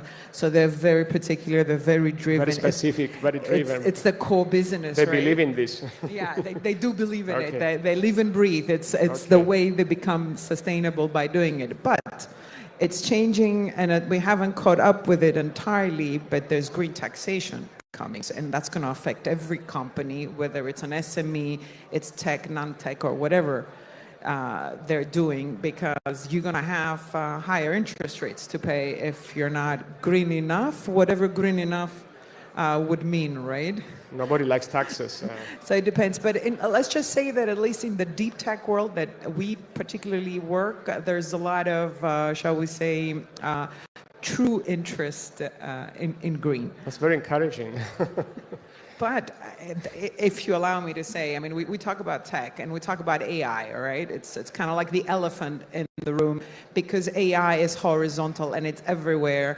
And there's a lot of functionalities and a lot of savings to be gained by introducing AI, meeting climate tech, energy tech, etc. But to train the big models, the superscalers, you need massive amounts of power, and that means energy. And energy needs to be sustainable. So if it's not powered by solar or actually nuclear, which is clean, then we're not going to be able to power those data centers that are powering the big LLM. So everything kind of interconnects. Absolutely, great points. Thank you for that. Cleopatra, going back to you again, you discussed before the trust component created with sustainability and the governance. Can you tell us from your experience any challenges you have encountered with when you advise such firms during this transformation, and how maybe these have been resolved in practice? So a couple of points. The first has to do with companies understanding how green bonds or raising capital for green transformation fits into their capital structure. And I think that's a job for you and probably Andreas, right? For the investing part. Yes. I think consistency in how you collect data that are aligned to your project, that are aligned to your financial return on the investment is a big part, so consistency. And then it's all the due reporting. So how does the green reporting fit into the overall financial reporting, which is very important. It's not a standalone language. It needs to fit into the financial return to the investor, raising capital through green bonds or climate funds. So I think it's transparency, It's being clear of what is the delivery, what's the return to the investor, how you monitor it, and how it aligns. You need data, yeah? Data and standards, right? Rating agencies have different standards, so you have to choose which rating agency standard you will report on. And they are not very uniform currently, right? There Not is a very variation. uniform. Even though the EU has its own taxonomy, banks, traditional banking is being stress tested on climate. But I think for corporations, it's about understanding how green bonds and climate funds fit into their capital structure. Cost of capital, return on capital invested. So I think those two need to go together. But one key point is that governance, as I said, is that bridge between trust and transformation. So if we think about it in that way, then whether we use token finance or whether traditional finance, it's the same principle. Trust is paramount. Thank you for that. The next question is a quick one, and it is addressed to all. Andreas already mentioned it during his. So I wanted to ask you all. Obviously, the election of President Trump has really sent some shockwaves in global markets. I mean, we've seen the tariff wars, the disruption in the political status quo, and so on. President Trump also clearly said that he's not a very big fan of sustainability. I would like very briefly your thoughts on what you think the impact will be currently and also way forward into the future, even after Trump finishes his presidency. Cleopatra, maybe you can begin. Yeah, so sustainability or greening is not an option. I think business understand it's not a political narrative. It's the sustainability of the business. So having scarce resources, a stressed out planet, consumers that can afford or cannot afford to consume, these are sustainability issues that you have to tackle as an organization. So it's not an option not to be sustainable. It's the art of doing business these days. Technology is an enabler. Capital markets are changing in the way they stress test capital. So I think everything comes together and it's not an option. So you're optimistic that the trend will continue and accelerate? Otherwise, we won't have a planet to live on, right? Okay. Or consumers to consume.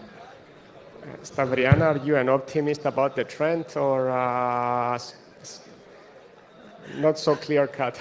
I'm always an optimist, but I'm very cynical. So this is not a political comment, but I'll tell you what I think Trump is. A massive wake-up call, especially for Europe. So I don't know, whatever he believes about sustainability, the truth of the matter is what happens on the ground. And what happens on the ground, he listens to the tech companies. He wants to make America great again by enabling the US tech companies. And most of them are AI. So he needs to make sure they are powered. I mentioned before powering the data centers that are going to run the big large language models to power the AI, because that's where the race is happening now. It's like Star Wars used to be before. That's on the one hand. On the other hand, it was a massive wake-up call for Europe, because we're now talking about strategic technologies and strategic sovereignty, and that also have to do with green tech, energy tech especially, and now we're investing in it. And it's not just about putting a burden on the European companies, whether they're maritime.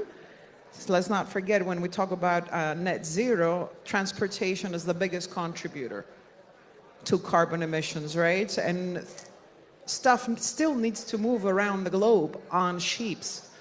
And they travel, and they're going to dock in a European port at some point. They still need to be green. So there's a lot of innovation that needs to happen, and it needs to find itself and commercialize in the market, and there's only one way to do it. So it is about making sure it's sustainable in a profitable way that creates wealth, and not just the green taxation kind of burden or whatever other burden that makes us uncompetitive. So it woke us up.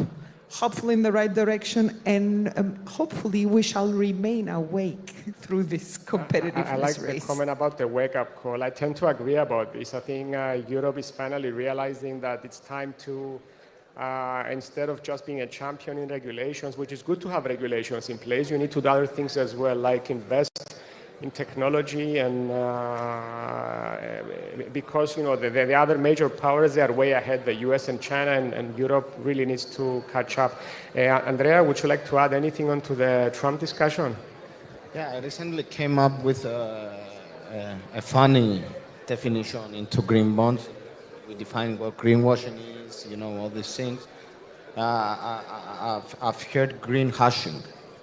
Green hashing. Green hashing. Can you define it? Where companies don't really find the need into, releasing information about their green projects and their green initiatives, after the election. There has been a rollback in the subsidies in the US with regards to, renewable projects and green projects.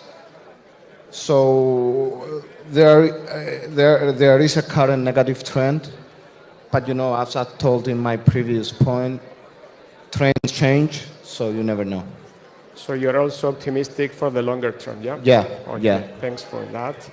Zeng, in the interest of time, I will not ask you the same question. I think it was exhausted. The next question, again, it's addressed to all, and we're sort of running out of time. Just, let's say, to finish, hopefully on a positive note, and connect this all with fintech and tokens and something which our audience probably can relate better. How do you see the way forward with these instruments, the ESG instruments, green bonds and climate funds? Do you see a future of tokenization for such instruments? And if so, how would this help the transition to a low carbon economy? It's actually a very nice question. Thank you so much, Spiros. Well, I have spoken a lot today with different people here at the Wiki Expo. And to those that I have spoken to, they said that in any case, bonds, let's say green bonds, they will be usually used for portfolio and so on, just to balance it.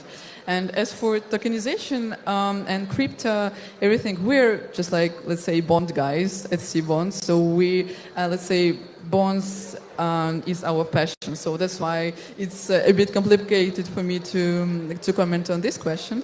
But I know that bonds are like the heart, of portfolio in any case, let's say. I think we ran out of time. If we can have just a couple of finishing remarks from each of you, if you have any last remarks, and maybe connect this with the last question.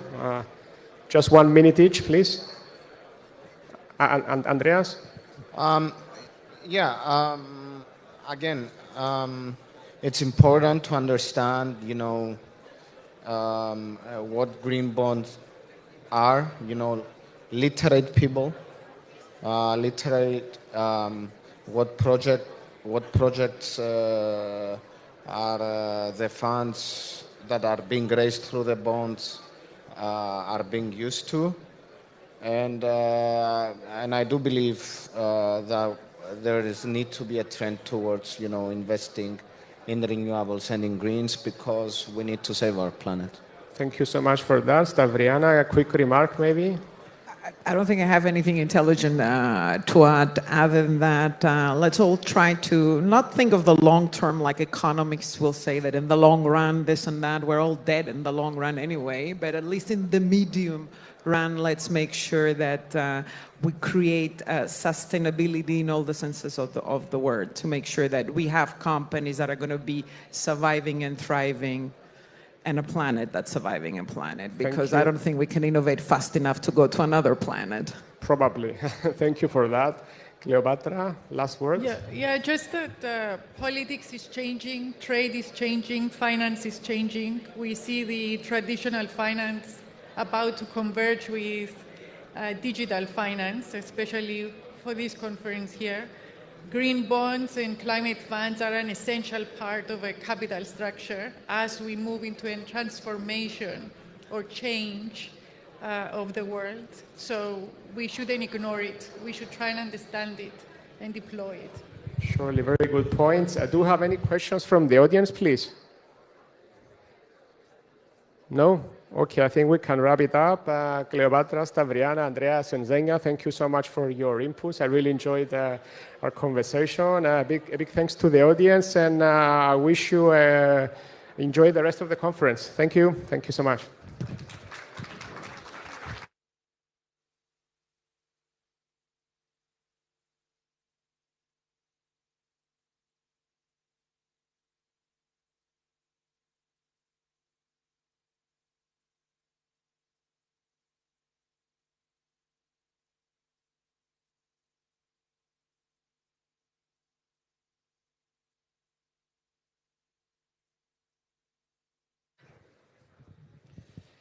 Thank you very much. Our next session explores one of the most transformative forces in finance today. How is artificial intelligence shaping the Cyprus fintech landscape? From predictive analytics and risk management to personalized financial services, AI is rapidly redefining how fintech operates, and Cyprus is becoming an active player in this evolution. Moderating this exciting discussion is Andreas Livadiotis, CEO of X-Valley Technologies Limited. Joining him on stage are our esteemed panelists, Andreas Spiridis, CFA, Head of Risk Advisory, Quantitative Risk at Grant Thornton Cyprus, Nicolas Marcou, Head of AI Eclectic Consulting, and Volodymyr Zhukov, co-founder of IngestAI.io and venture partner at Network VC. Please join me in welcoming the panel to the stage. Thank you.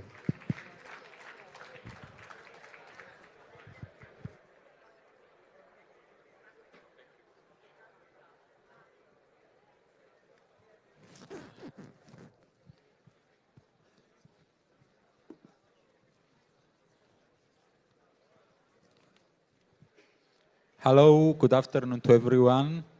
Welcome to an exciting panel, AI. Please let me introduce to my fellow panelists. Andreas, would you like to start with introducing yourself?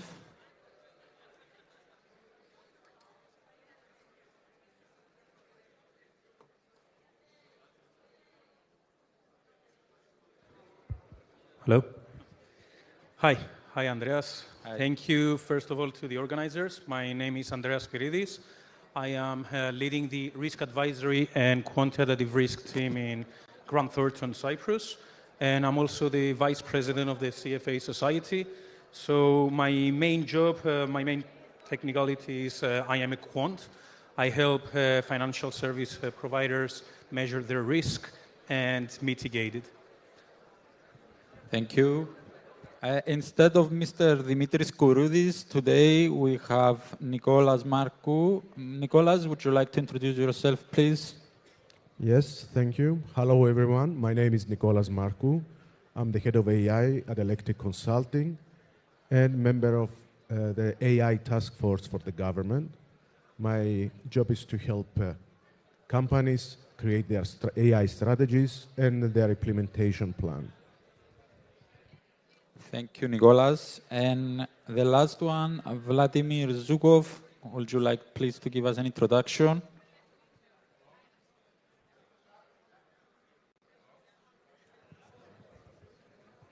Hello, my name is Volodymyr Zhukov, and I'm a venture partner of Network VC. It's a Californian VC fund, and I'm here to invest in startups and to find some interesting opportunities in startup ecosystem in Cyprus.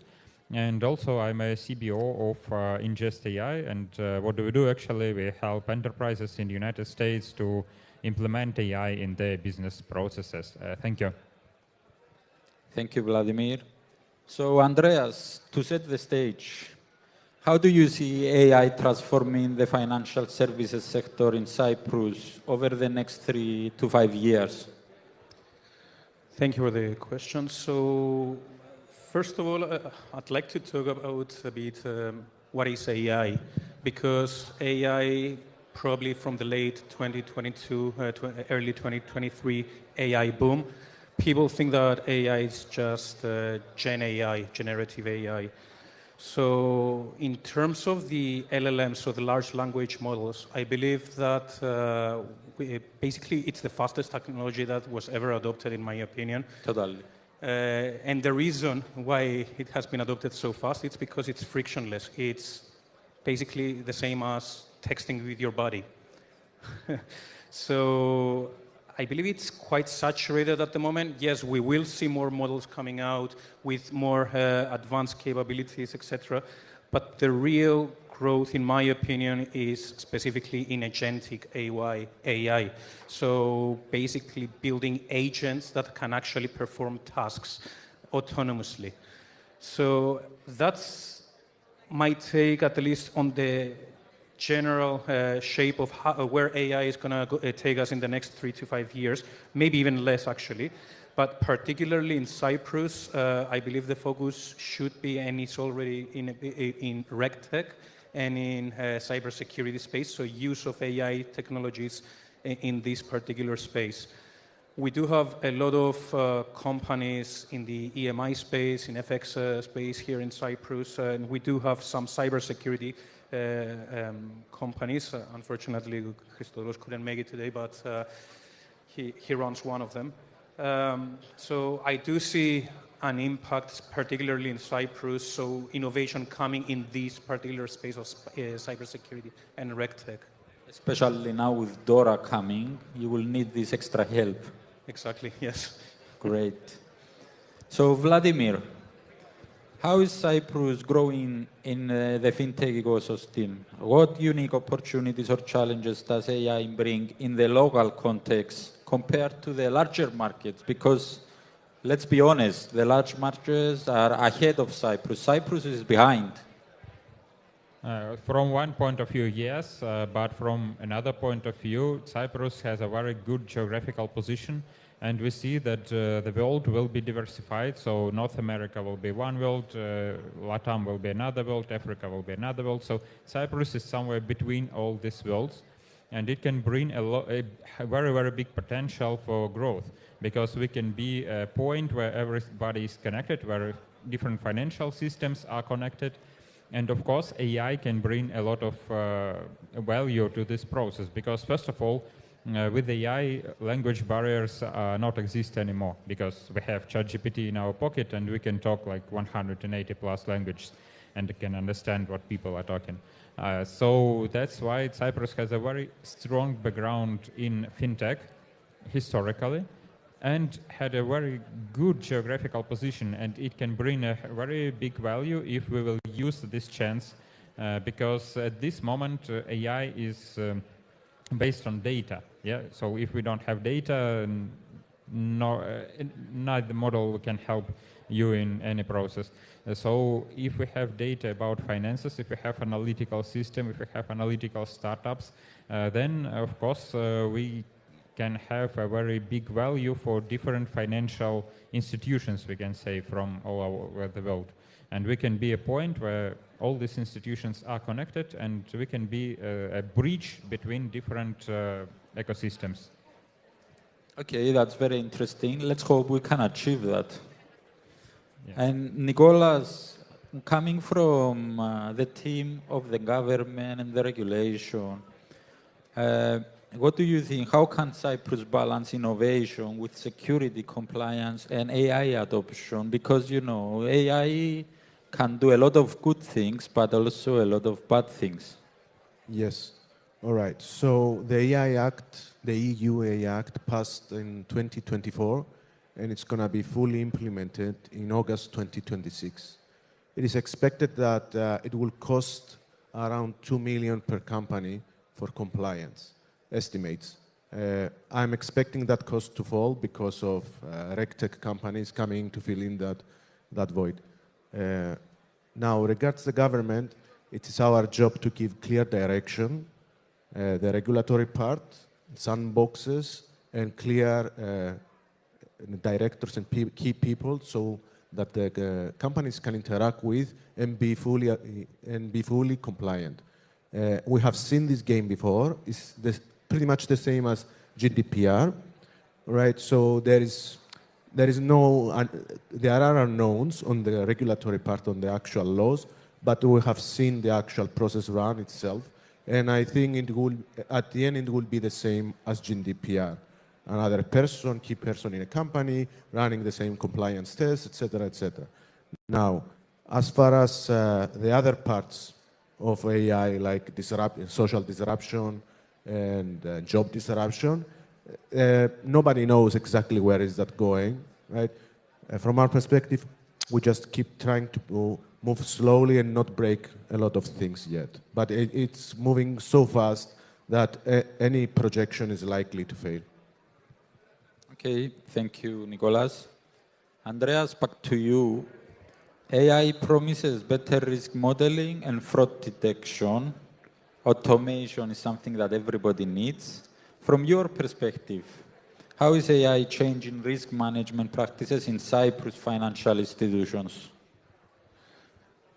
So we have to separate what we mean by financial institutions. So if we're particularly talking about banks that are heavily regulated, I can say that there has been some steps, but not tremendous leaps yet.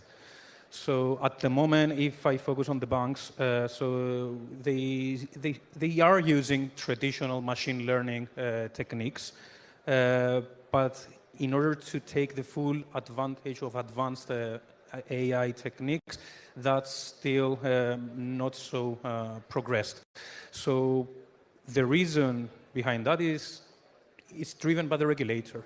So we are seeing some changes in the appetite of the regulator. For example, the ECB has released an update in July of their internal model guidelines, and they included a very extensive section, particularly on ML. On machine learning. So this is something completely new in this space. And it looks like the regulators are more willing to accept more artificial intelligence. So let's call them the black box models.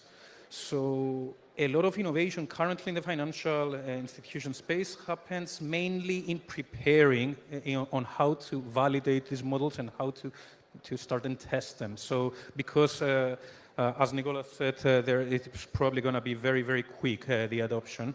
So basically, they are acting already in a way of setting up frameworks to basically be able to assess if the models that are developed in AI can actually, for example, not hallucinate or not bring false information. So one area that I've seen, particularly in banks, is use of large language models in order to assist the front office personnel by feeding it in the internal circulars or internal guidelines of the bank. So it's basically acting as a huge knowledge base, like a data bank, that it sources information quickly in order to be able to answer queries from clients, but also from all stakeholders as fast as possible. So where I am seeing it going, however, especially in the fraud detection, I did mention earlier cybersecurity, for example. That's something that we are seeing already a lot of innovation, so outside regulatory space of the banks, for example. So in terms of regulatory compliance and cybersecurity, we can build tools in AI that do dynamic log activity. So they're looking at the log activity all the time and try to match it to the particular regulators. And that will assist in identifying breaches early, even before audits come in or before having to submit something to the regulators. So this is an area that it has been developing even before the boom of 2023, but now it's even growing faster. Okay, so essentially we need AI to fight AI because the bad guys are using AI in KYC, in cyber attacks everywhere. Exactly. So I do see a great application of AI, not particularly, not only in financial institutions, but especially in AML space or KYC. So I know that that's something that has driven a lot of investments actually from Cyprus in the past. I'm not saying that compliance shouldn't be there. Definitely it should be there, but it's a burden on both parties now. And definitely with the use of AI, we can make this as seamless as possible. All right, thank you. Nicolas? Yes, sir. From a national perspective, again, because you are replacing Mr. Dimitris. You know I'm business, right? How is Cyprus positioning itself in the AI-driven financial innovation race? Financial. All right. So our main task here is not to become irrelevant in the coming years. You see other countries in the Baltics, Lithuania, you see Ireland, you see Malta, everybody's investing in AI. So we already have the financial institutions here. We have good regulatory overhead. However, now with AI, a lot of these things will happen very fast, all right? So our task here is to enable everybody to use AI while bringing at the same time investment in Cyprus. So we are not an outsider. So we don't have everything outside, right? So we take profits and margins from all the stack, right? So we are fully vertically integrated into the profit machine of AI. This, however, comes with several issues like electricity, water supply, etc., etc. The good thing on that end is like we have a lot of progress and models are becoming smaller and much more agile, and it seems that we will be able to fit it in without having to resort to nuclear energy. Okay, thank you. Do you think data centers should be hosted in Cyprus for testing? Data centers, from my regard, are a strategic element of a country. It's not an economic center. If we can have it as a dual use, yes. But imagine, let's say, you have an AI-powered government and giving services to AI companies, and then something happens unexpected. The purpose of the government is to remove such risks, not add more. So if we say everybody rely on outside the country for providers, then we're increasing the risk. So we want to bring them in and have the full vertical stack here, strategically, not serve everybody on the planet, serve the country, and maybe give a little bit outside. Okay, so our infrastructure will need some upgrade. Yes, and the chief is actively pushing on that. Great, regard. Good news. So Vladimir, it's your turn. As both a founder and a venture partner, what trends in AI adoption do you see attracting the most investments in fintech? I think there are several actual trends. First of all, it's analytics, because AI plus big data is a very powerful thing. And if I'm running a startup at this moment, I think I will go to something about analytics of big data, of financials. That's a very huge topic, and it can bring a lot of value to the market. The second thing is everything connected with assets tokenization. Unfortunately, we don't have any legal background for this topic, but it 100% will occur in nearest time.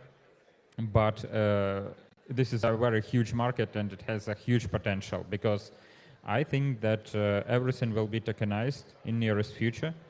And if we start doing some projects that can help us to tokenize everything, I think every person in this venue will become an investor.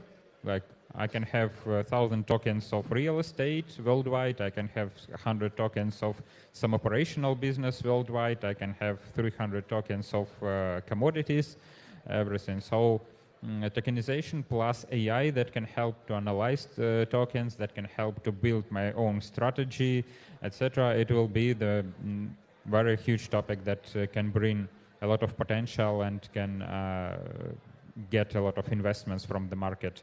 And I think the third topic, it's super actual at this moment, it's cybersecurity, because artificial intelligence help to fake a lot of documents, and other stuff.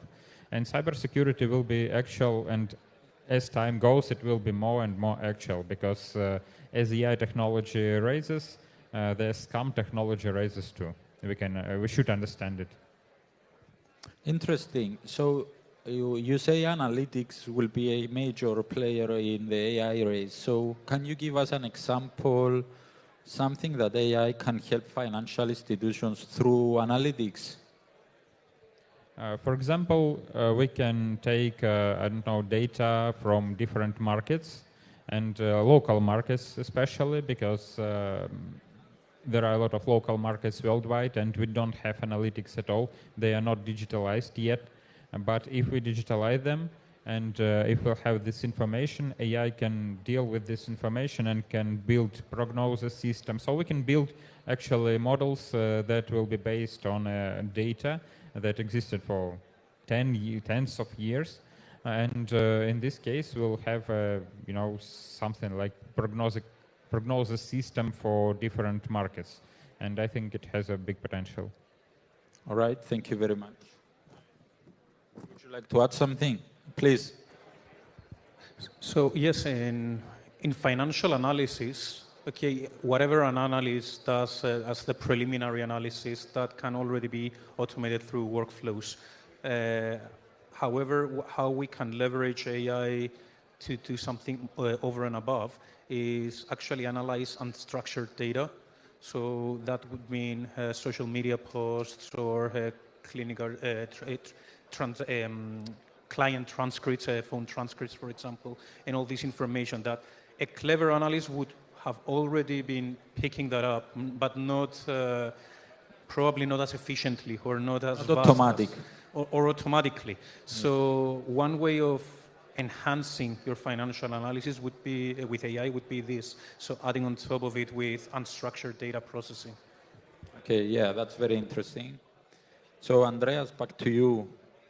What do you consider the primary limitations or ethical considerations associated with applying AI in the risk advisory services? Okay, I'm gonna take out of the discussion the bad data because, okay, that's definitely something that, okay, if you have bad data, it's the famous quote, garbage in, garbage out. And our current AI technologies, they're based on data. So taking that out, I think the main limitations and ethical concerns from my side are across three dimensions. First of all is explainability, transparency and explainability, they go together.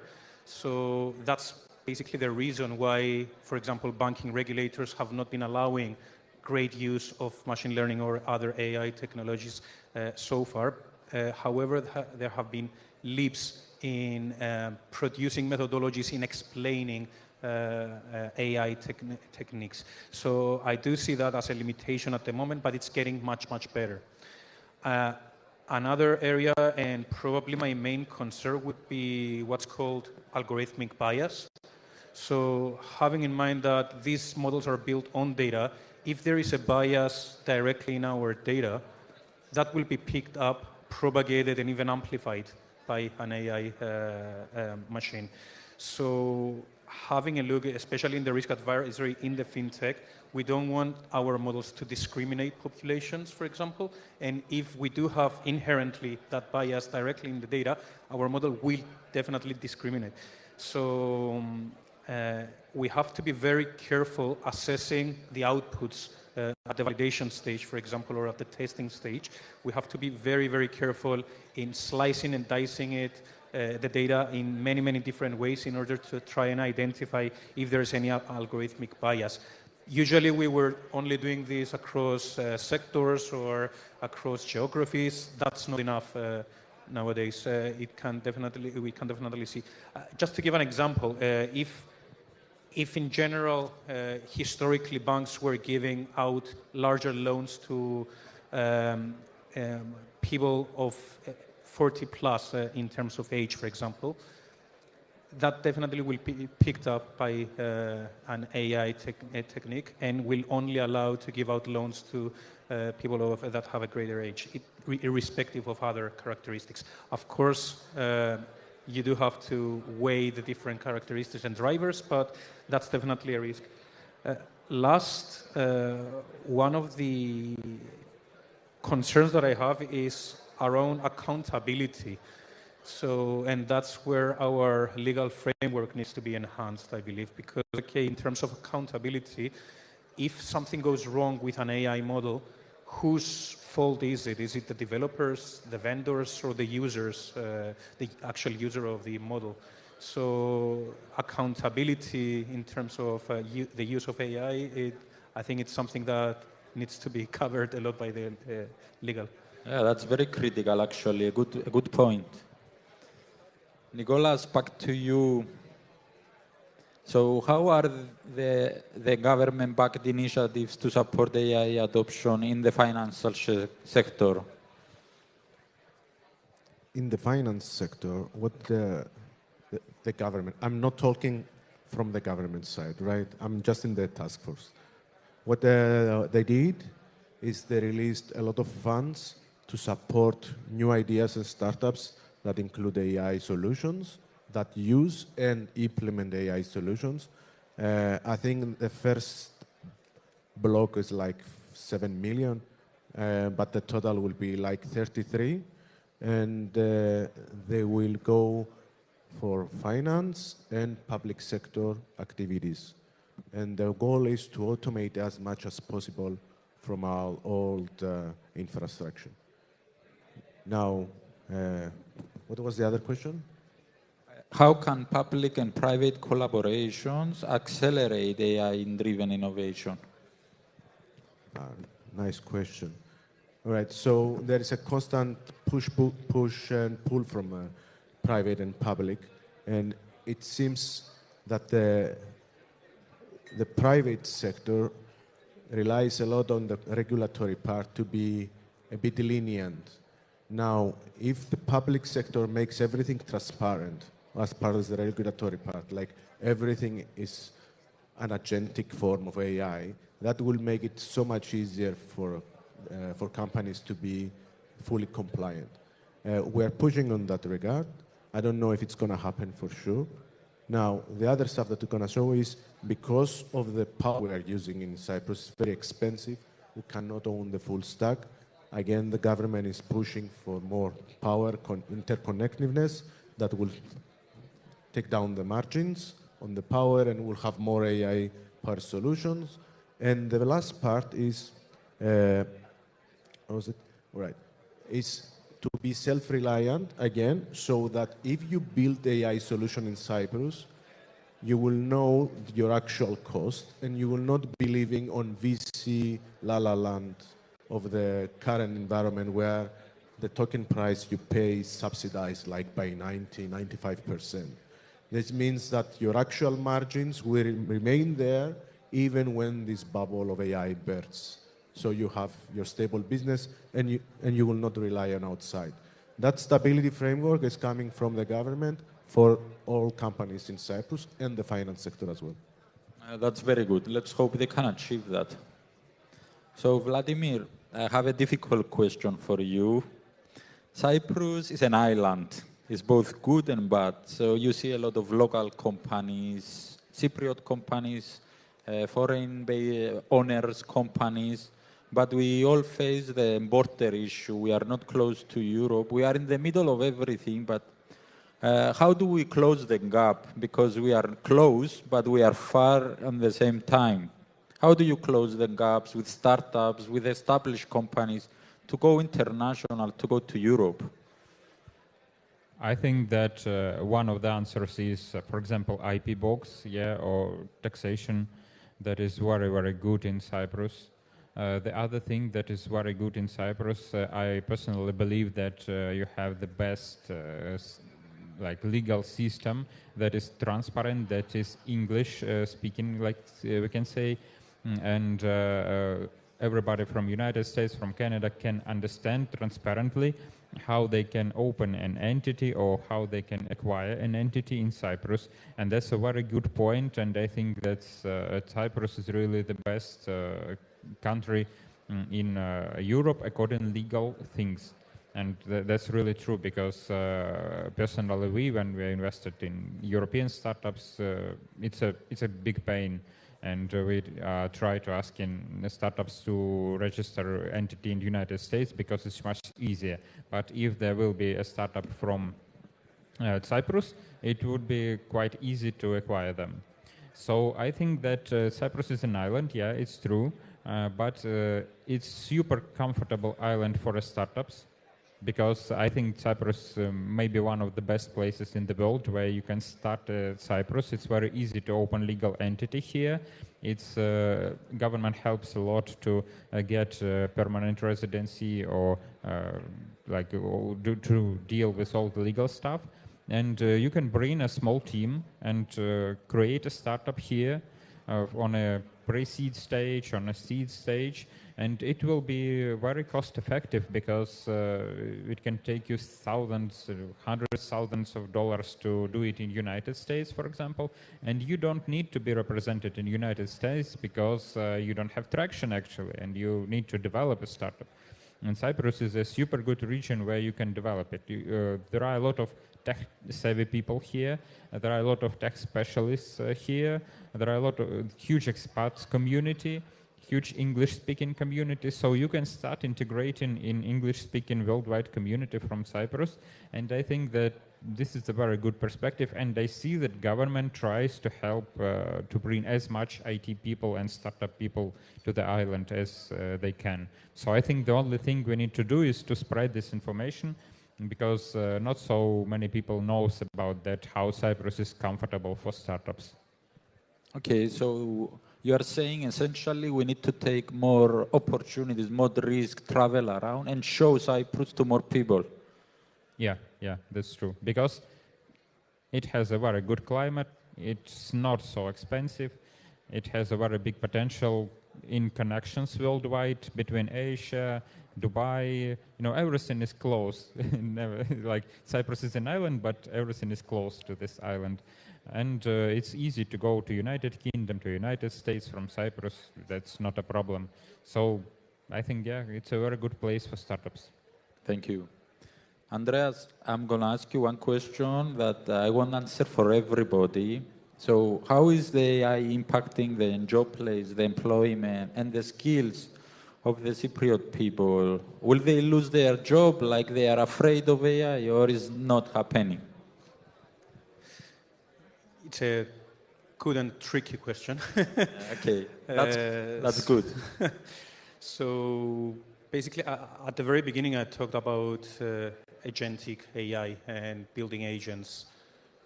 Okay, obviously, the big advantage of having agents doing some legwork or some easy tasks, let's say, is that, okay, agents don't need to sleep and don't need to eat anything. So they can work around the clock. I think that's a bit scary, especially for junior people, so entering the workforce at the moment. I cannot hide that. I know that always we're trying to beautify it, but that's the reality. So I think that the focus should shift on new skills, on more or stronger AI-linked skills. That doesn't mean that you have to become a software developer. I believe that at some point that's going to be saturated as well. However, you have to stay close to the adoption of this technology and follow the trends. That means that, in my opinion, the more focus would be on having a skill set that can digest the problem and solve the problem, because we are calling AI artificial intelligence, but in the end, it's dummy as long as we give it intelligence in. So knowing how to break down a problem and explain it well to an AI agent, that's going to be a real trick. In general, if we're talking specifically for the local population, I do believe that we are lagging a lot of digital skills. in general, and we have to focus a lot on upskilling. And that's what we've seen in major organizations at the moment.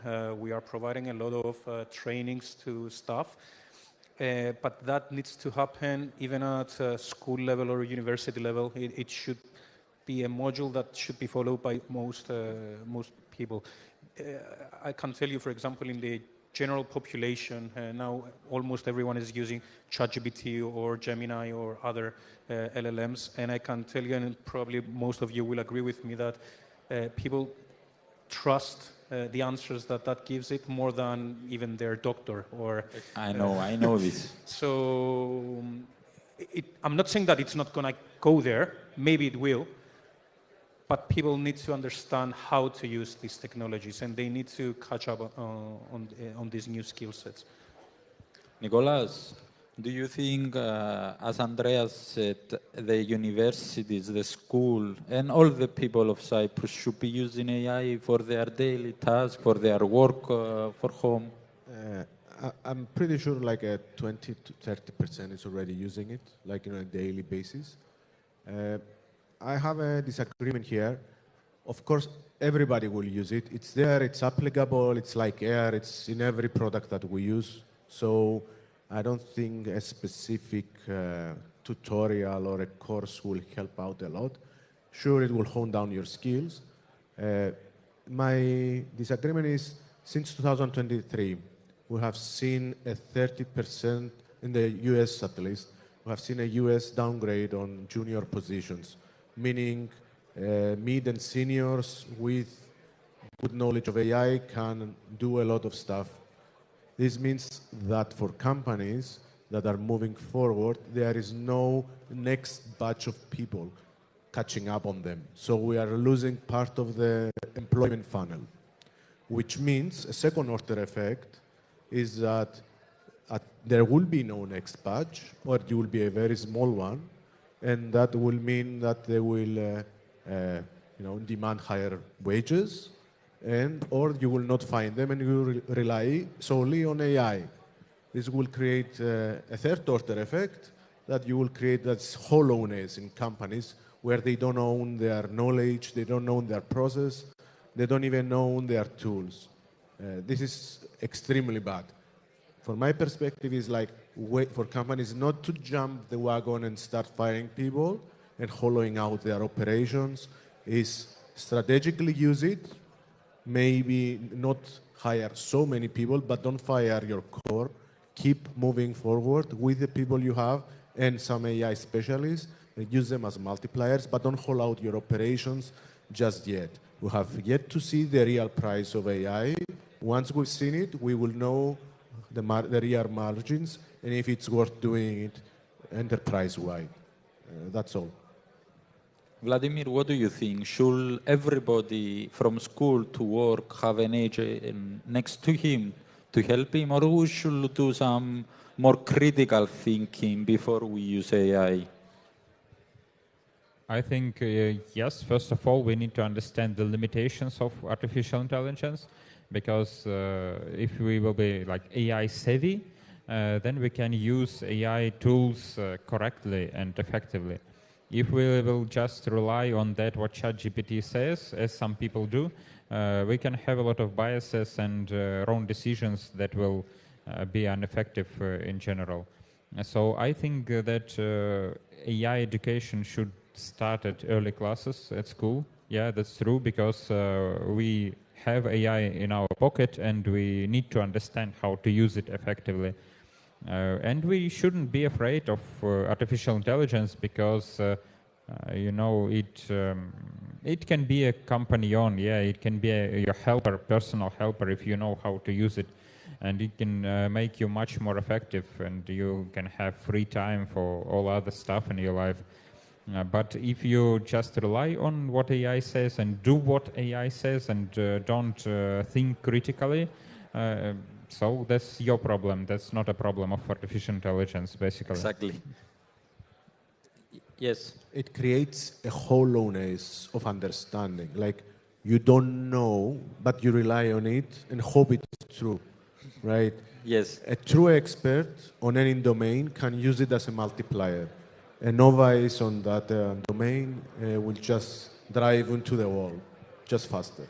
This is the split. Okay, thank you. So now for closing remarks, 30 seconds each, please. So please tell us, how can the government and other organizations protect their data from AI hackers? Because we have seen the people tricking AI to give out databases, critical keys, information, and also how the government can apply the policies to protect the data that is going to be shared through AI. So, I'm not a cybersecurity expert myself, but if I can mention something on that, I already mentioned, for example, we can leverage AI in order to be safeguarded from AI, if that makes sense. So we can build right solutions. So even the policymakers can build right solutions in order to try and identify anything malicious happening. So in order to not lose information. So for example, something that is quite big at the moment is API monitoring activity. So or identifying patterns in order to pick things up early before you end up losing information. So something that I wanted to mention, maybe it goes into this discussion, maybe not, but since we're talking specifically for the fintech landscape, AI use in the fintech, we do have some great examples, for example, SciSec, Sandbox, and even the Innovation Hub by the CBC, where we can actually test a lot of these solutions before we go live. That's something that is very advantageous for companies in Cyprus because they can come here, test their products, make sure that they are in line with MiFID regulations, MiCA regulations, and all that before they expand it to Europe. Okay, thank you. Nicolas, closing remarks? Closing remark. All right. Be careful. This technology is very powerful. It shouldn't be used anywhere, everywhere, all the time, especially in fintech where you handle money, and especially in government where you handle people, right? So just go slow. When everybody goes fast, just slow down and breathe, right? There is no hurry. Use it internally, use it automation, but validate what you get. Yeah. Vladimir, final remarks? Yeah, I have a small final remarks here. First of all, don't put in public that what you want to be private, and that's one of the things. The second thing is, understand what AI says and try to explore more details if you don't have a clue like what the topic, what AI is talking about, because it has biases, and technologically it's almost impossible to make these biases, the level of these biases lower. So you should understand it, and you should understand that AI won't replace you. You can be replaced by the people who are using AI actively. So just explore these technologies and become an AI savvy person. Thank you all. Guys, we don't have time to take questions, but if you want to ask us any questions, please join us later after the panel. Thank you very much.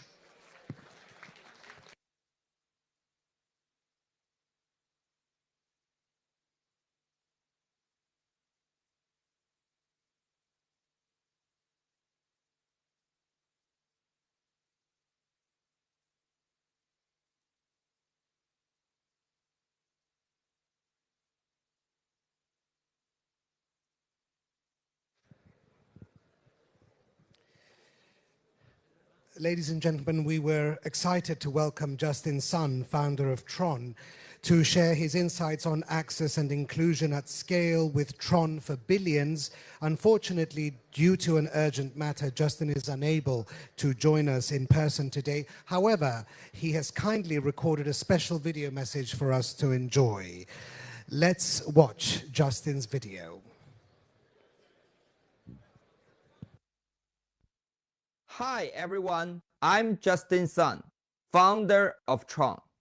Thank you for inviting me to speak here at the Wiki Finance Expo Cyprus. It's always great to work with the WikiExpo team. Cyprus has become an important meeting point for innovation, finance, and technology. I'm excited to be here with some of the brightest minds and most passionate builders.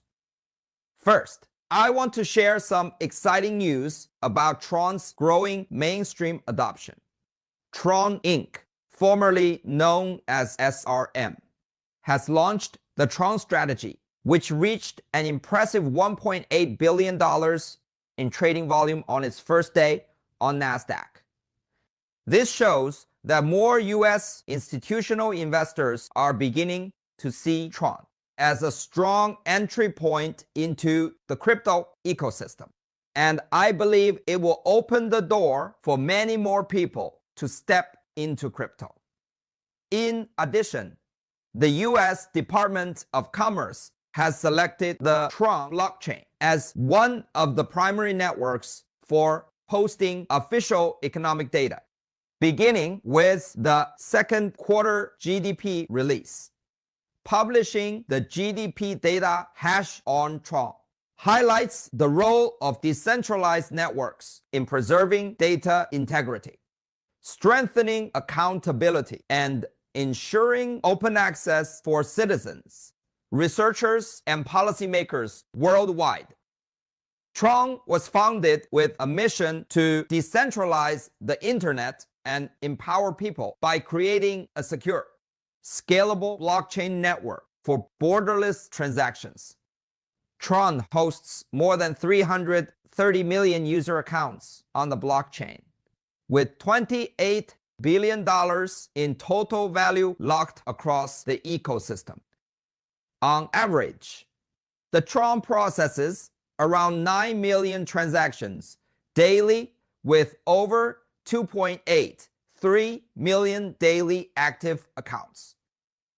And in the past 365 days, Tron has generated more than $3.5 billion in protocol revenue. That number highlights the real economic activity happening on Tron, from stablecoin transfers to DeFi and payments. It proves Tron is not just about speculation. People are relying on it every day. Tron has become one of the most widely used blockchain ecosystems. But more importantly, it empowers individuals worldwide with access to fast, affordable, and scalable solutions. Early this month, to ensure the Tron networks stays accessible to every demographic, the super representative community has voted to reduce the average gas fees by 60%. Additionally, the Tron super representative community will implement quarterly reviews of network fees, considering factors such as TRX price movements, network activity, and growth metrics to maintain a competitive positioning. There has been a lot of momentum and growth across the Tron ecosystem. First, as of this month, USDD is now natively deployed on Ethereum. USDD is a fully decentralized stablecoin pegged to the US dollar through crypto reserves. The total supply of USDD on Tron exceeds $500 million with over $550 million in TVL. In the near future, the protocol will launch as USDD, and token version of USDD, to enable users to earn interest on USDD through a decentralized and transparent savings system. It is an interest-bearing version of USDD, designed for users who want to passively grow their stablecoin holdings while maintaining full control on-chain. Additionally, USD1 is now live natively on Tron. The strategic decision to mint USD1 on Tron signals a growing trust in the network's robust infrastructure and demonstrates increasing institutional confidence in Tron's ability to deliver secure, scalable blockchain solutions for global markets. The Trump meme coin has also officially deployed on the Tron blockchain, and I will stay committed to driving ecosystem growth by supporting diverse projects across the industry and by strengthening the connections between traditional markets and the crypto economy. Today, Tron is the leading blockchain network for USDT transaction volume and daily user activity. Until recently, Tron hosted the largest circulating supply of USD Tether stablecoin, which currently exceeds $77 billion. Tron is the #1 network among all blockchain networks for USDT total transaction volume and daily active users. As stablecoins on Tron see more global adoption, security and trust has never been more important. Last September, Tron, Tether, and TRM Labs first announced the launch of the T3 Financial Crime Unit, also known as T3 FCU. Last month, we announced the launch of T3 Plus, a global collaborator program made up of some of the largest and most influential players in the crypto ecosystem. It is designed to expand public-private collaboration to combat illicit activities on the blockchain. Binance has joined as the program's first official member. Since launching less than a year ago, T3 FCU has frozen over 250 million USD in illicit assets globally, including almost $6 million frozen in a successful coordinated first effort with Binance via T3 Plus. Collaboration and open communication with industry contributors are essential to driving our industry's growth and ensuring we move forward in the right direction together. I'm excited for the progress we'll create together and the future we'll build as one community. We collaborate with many of the most influential contributors in the crypto industry.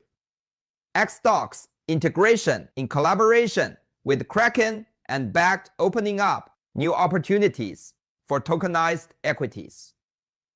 MetaMask will natively integrate Tron, enabling MetaMask users to interact directly with the Tron ecosystem. Integration with the bridge enables Tron to be instantly composable with 25 other blockchains, including Solana, Avalanche, C, and more, facilitating full cross-chain interoperability. Integration with Chainlink for Tron's DeFi infrastructure, reinforcing security and reliability across the ecosystem. Collaboration with Near, enabling seamless cross-chain swaps through a frictionless experience for users and ecosystem developers. As the crypto industry continues to mature, decentralization and transparency are no longer just technical ideas. They're becoming powerful social movements. Tron's impact goes beyond the blockchain, driving a global shift toward more open, transparent, and inclusive systems. Super representatives on Tron play an important role in maintaining the network's decentralization and ensuring its long-term security and governance. Tron's super representative network includes some of the most established names in technology and finance, such as Google Cloud, Binance, Kraken, OKX, Nansen, Luganodes, Kiln, and Abra.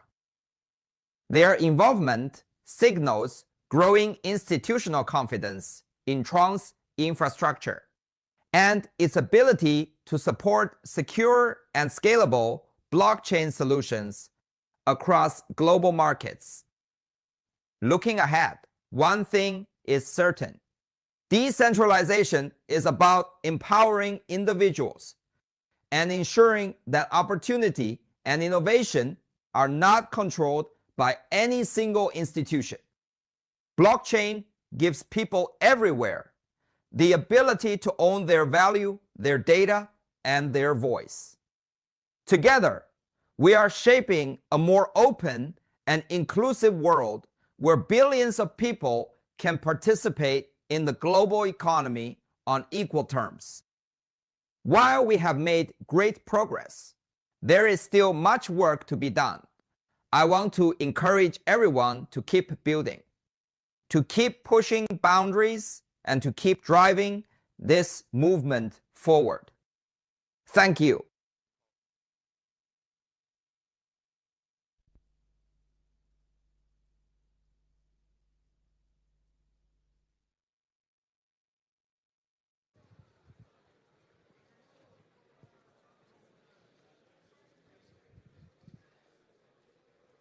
So,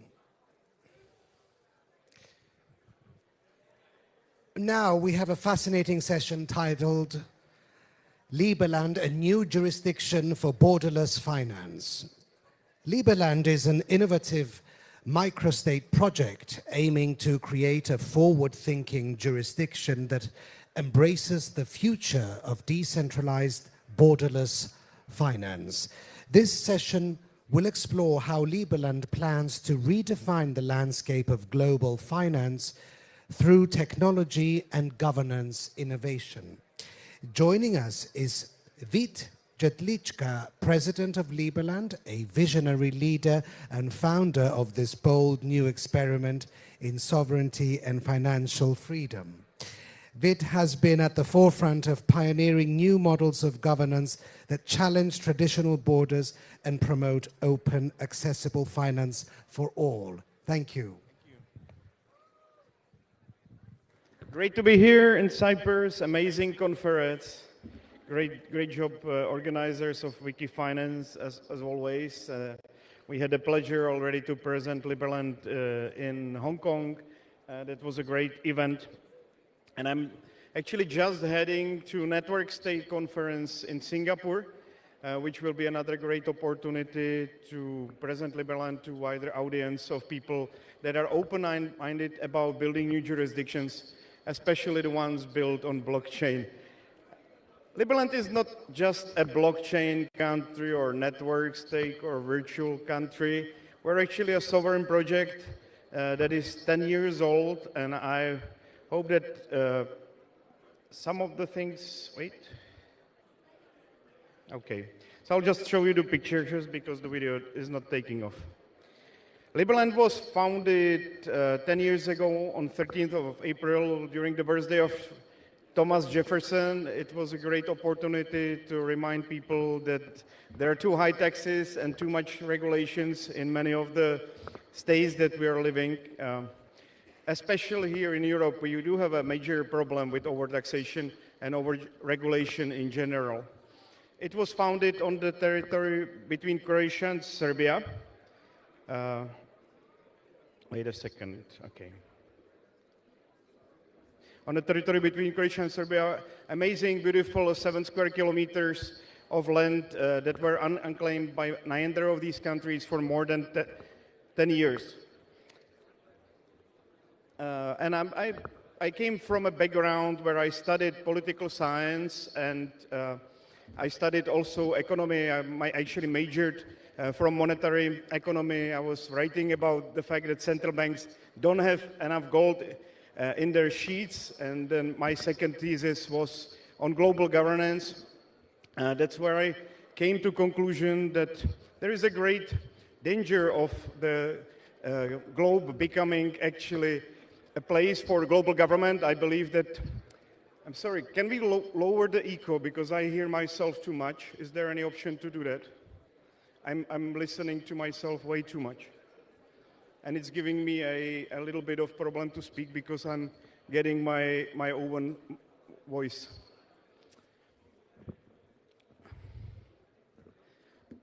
So when I finished my thesis on global governance and monetary policy, I decided that it's time to educate people. I started a big channel on YouTube, more than 20 million views. I did a lot of work. Yeah, that's much better. Thank you. And I did a lot of work on educating people. We started a political party, which was very important also step. By the way, that political party is making it into parliament in Czech Republic finally 10 years after. But at some point I realized that there is no chance to really change the systems that we are living in, and that the best option is to actually start a new country. So we did it. We started a beautiful country between Croatia and Serbia on territory that was not claimed by neither Croatia nor Serbia. Right now we have almost 800,000 people that applied for citizenship of our country. There is more than 1,300 citizens. The country, just that you know, is 7 square kilometers long, and we have now representation in almost 90 countries around the world, which also tells you something. Normal countries in Europe have representation in only around 70, 60 countries, and Liberland already has representation almost everywhere. We are, by the way, missing a representative in Cyprus. I hope that the part of our presence here on this conference will be a result that we do have some nice representative office here in Cyprus. What is very cool about Liberland is that we have everything on blockchain. We were able to basically put the whole state administration on blockchain platform. It's running more than a year right now. All the finances, all the shares of companies, all the land registries, everything is one single blockchain platform, which I think we're a little bit ahead of any other country, at least 5, maybe to 10 years ahead of any other nation state. Of course, this seamless transactions in society, together with voluntary tax system that we have, will create enormous prosperity. And we have combined the best elements of different governance systems that we could find in previous constitution and put everything on blockchain. So Liberland is a meritocracy. The more taxes you pay, or the more contributions you make to the country, the bigger is your vote. I think it's also another important upgrade in the way we are running our society. Liberland is a republic. We made sure that the state doesn't do anything a part of securing the country, taking care of justice and diplomacy. So it is in line with what the founding fathers of the United States wanted to see. Liberland is also democracy. We have built a system with majority of citizens can veto any law. Majority cannot vote about new laws, but they can veto any law that they don't like. We have a little bit of monarchical element as well. We have kind of House of Lords of Liberland that also reserves the right to veto the laws. But this was also kind of the result of my 8 years, 9 years of studying politics and trying to really come up with better system for governance of human society. One really that learns from all the mistakes from all the previous constitutions. We do have, by the way, a constitutional convention in December. If you are in Prague, you are very welcome to join us. December 19th, we're finalizing our constitution. Everything already works on blockchain. The main principles are already laid out. We do have an election every 3 months. By the way, the gentleman that was speaking before me actually was elected to be the Prime Minister of Liberland. We are kind of honored to have the wealthiest Prime Minister ever on planet Earth with his presence in Liberland. We have another great gentleman, Evan Lutra, Michael Ptáčník, Tariq Abbasi. Those are the top people that our system generated. And those elections are every 3 months. So if we don't like how these gentlemen are performing, we can exchange them quite quickly. I think it's another good feature of Liberland ecosystem. I cannot show you the pictures from Liberland because the video is apparently not working. But I'm more than excited to invite you to become part of Liberland, because I believe there is hardly any better country that you can join that easily, do it online. There is hardly any other country which would be so much forward-looking when it comes to adoption of cryptocurrency or blockchain. We have a great new deal for people that are becoming citizens right now. They are also getting residency in Paraguay, which is I would say, best residency that is out there when it comes to tax residency. We're helping our citizens to become tax-free, which I believe is part of the vision of our country.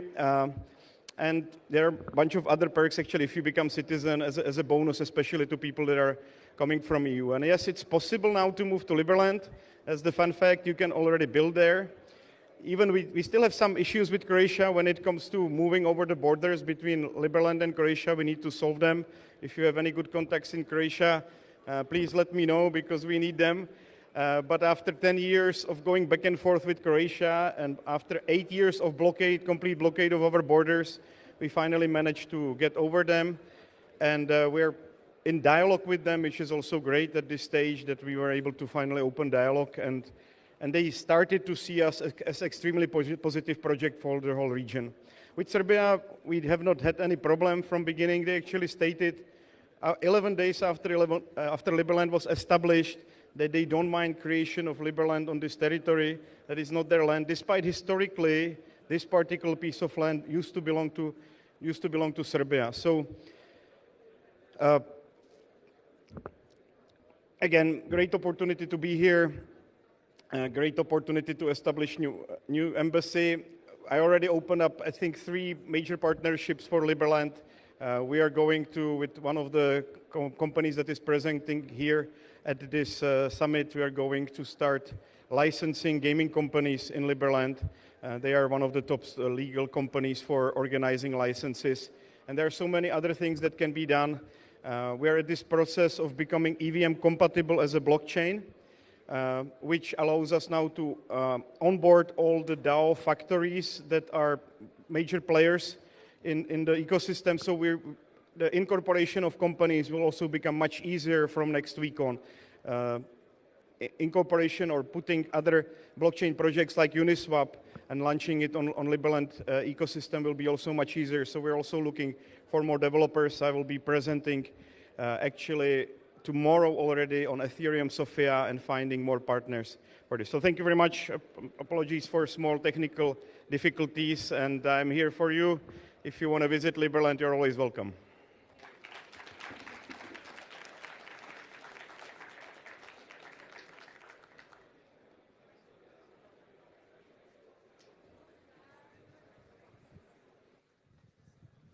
Thank you very much. Our next session will explore an exciting and futuristic topic: Cyprus and the new space economy, building a $1 trillion future with C-Spark. Cyprus is positioning itself as a key player in the rapidly growing space sector, and today we will learn how the Cyprus Space Exploration Organization, CSEO, is driving this ambitious vision. To lead the discussion, please join me in welcoming George Danos, President of CSEO, to the stage.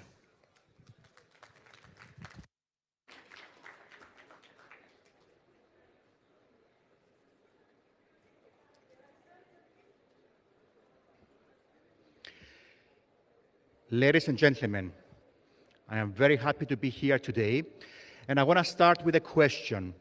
How many of you are using any kind of maps? Can I see some hands, please? Great. And how many of you have ever used sunglasses? I would be surprised if I didn't see any hands. And let me ask the next question. How many of you had an MRI? I'm sorry. This is GDPR. I couldn't be asking that question. In that case, let me ask a different question. How many of you have ever used the stock market? So, what I'm trying to point out here is that all these technologies, including those of us that are watching the Olympics, Eurovision, having teleconferencing over our mobile phones, all these are technologies that are coming from space, including the stock market, because the GPS, the exact timing of a transaction, is being recorded via GPS. Let me see how this works. I suppose I press the green button for the next slide. Oh, my presentation doesn't seem to be on display. So therefore, I cannot present. I suppose this will be fixed in a moment.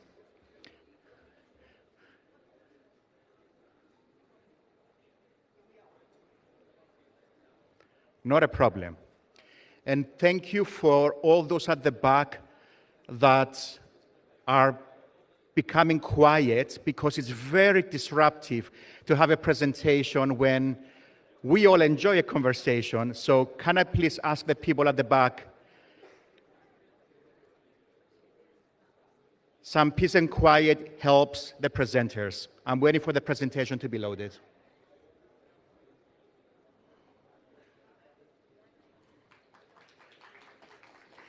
Excellent, thank you. So, that was my point. GPS, telecommunications, everything is space related. So space exploration isn't just about exploring the space around us, whether we're babies or whether we send probes out there in the solar system. In fact, space exploration is also about our own planet, prosperity, viability, and protecting our environment, which in the previous panels, you saw all the discussions about how do we protect our future. We are ruining this planet. The numbers of revenue of space exploration, as you can see, were in 2019, 366 billion per annum. And in 2022, they rose to 546. Can I ask you, what do you think the number was for 2024? The annual revenues globally for space? Anyone? Any hands? Yes. It's getting close to $1 trillion, indeed. 613 billion, and it's getting close to $1 trillion, and it may exceed $1 trillion by the end of this decade. As you may have heard, everybody is running to go back to the moon. And you see the image there of the 1960s. It was the Soviet Union and the United States. But now, no. It's not just about countries. It's about companies, and you see some names there. But also, there are new countries running to get to the moon. And the technologies that have to be utilized in order to get to the moon are all benefiting our planet. And yes, there are tremendous investment opportunities. For all those that are here, I had visited Cyprus. I'm sure that this is the image that you understand when you hear Cyprus. Swimming, beautiful beaches. But let me tell you, that's a completely different aspect, unique aspect of Cyprus. And that is technologies, investment opportunities, and the fact that Cyprus is getting very much involved in space exploration. And I'll tell you a little bit about this organization, the organization that I represent, the Cyprus Space Exploration Organization. You can see some of the numbers. What is unique about it is that we have 430,000 followers around the planet. We're actually somewhere in the region of number 5 on Facebook, for those that still follow Facebook. And you can see some of the statistics that I'm not going to mention.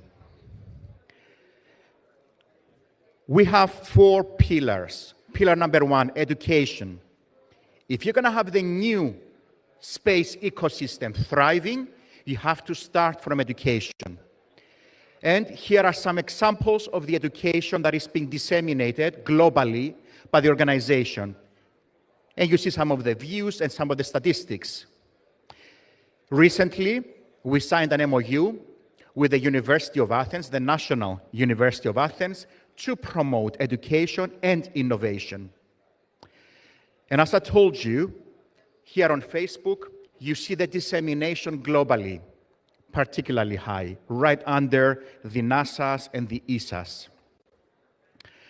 Going next, we have to promote innovation, create opportunities, stimulate the ecosystem, incubate startups, and then give opportunities to investors. And you see here some examples. The last 10 years, 8 global wins coming from here, from Cyprus. And recently, we signed an MOU with the Cyprus Chamber of Commerce specifically to further promote innovation, which is already thriving on this island. So now we have what we call the International Space Cluster.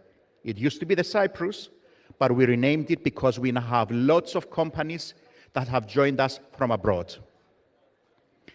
Moving on to R&D. And I want to highlight the entity to the top right, Lockheed Martin, one of the biggest corporations on the planet, our strategic partner in what we're doing. And, of course, from my past, Virgin, because I was a founder of one of the Virgin group of companies.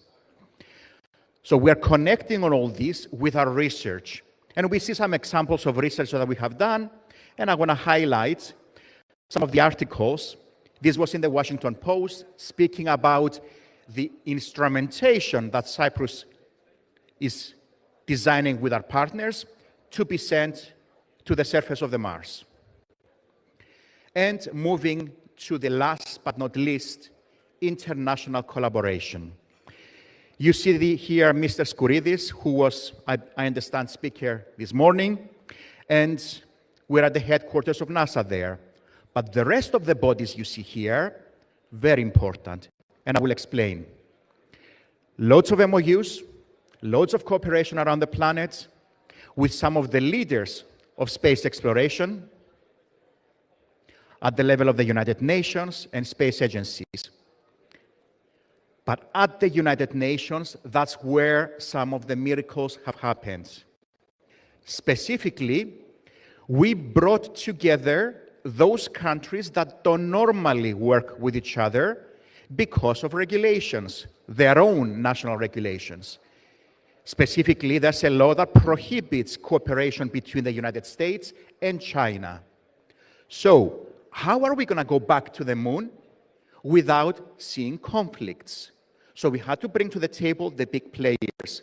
And that's why this body, with the support of Cyprus and our organization, CSEO, became the founding member of this body that, at the level of the United Nations, brought certain principles for cooperation between the players that will go back to the moon. And we saw, just last autumn, about a year ago, Cyprus becoming a member of the Artemis Accords. And that's the moment where the Deputy Secretary of State of the United States signed the agreement at the Presidential Palace here in Cyprus. And what did all of this bring to the table for the planet? Signing of a cooperation agreement with the International Space Research Organization and Lockheed Martin and others, including NASA, creating the first International Space Innovation Center of the planet here in Cyprus, cooperating with high-tech equipment that you see here, an emission control station to produce satellites to study the impact of space weather, climate change on our planet, and bring solutions. All these are happening, and results. To be an astronaut isn't just cool. To be an astronaut, you also have an impact to your health, and results have been coming utilizing AI, and we've found solutions that were recently published in the Sunday Times. And with that, I'm finishing with the 6th COSPAR Symposium. That's the Global Symposium for Space. It's happening here in Cyprus next November with all the leaders of space. So yes, Cyprus is playing an important role in innovation. And with that, I conclude. Thank you very much.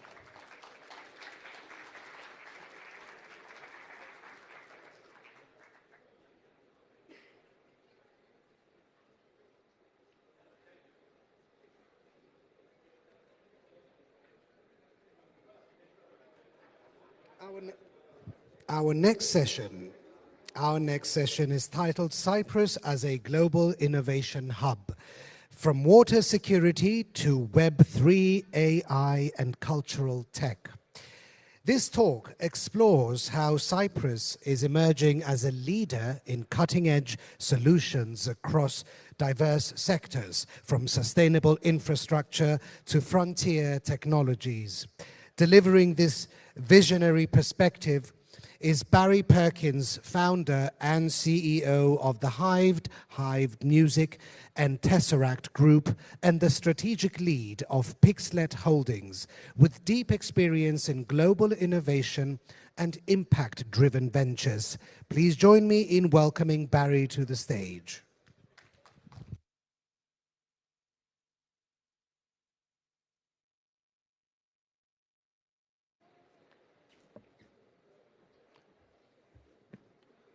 Okay, once we get the slides loaded or presentation loaded up. There we go. That was quick. Thank you very much. Okay, as we go through here, good afternoon. Welcome to Limassol. I'm honored to be here at a crossroads of history, culture, and innovation. I stand here as the founder and leader of Tesseract Group, a company of my own, of Hived Music, which is another one of my businesses, and as a strategic lead for Pixlet Holdings and Pixlet Group of companies. Today is about a path forward where finance, innovation, and humanity converge.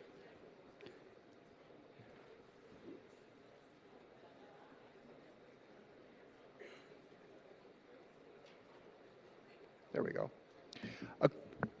Imagine today a child born. This child will grow up in a time of astonishing breakthroughs and extraordinary challenges. Their future will be shaped by forces far bigger than borders and by hopes that we all share. Water, clean water, a chance to learn, and a voice that is heard. These are not abstract ideals. They are the threads of a life with dignity.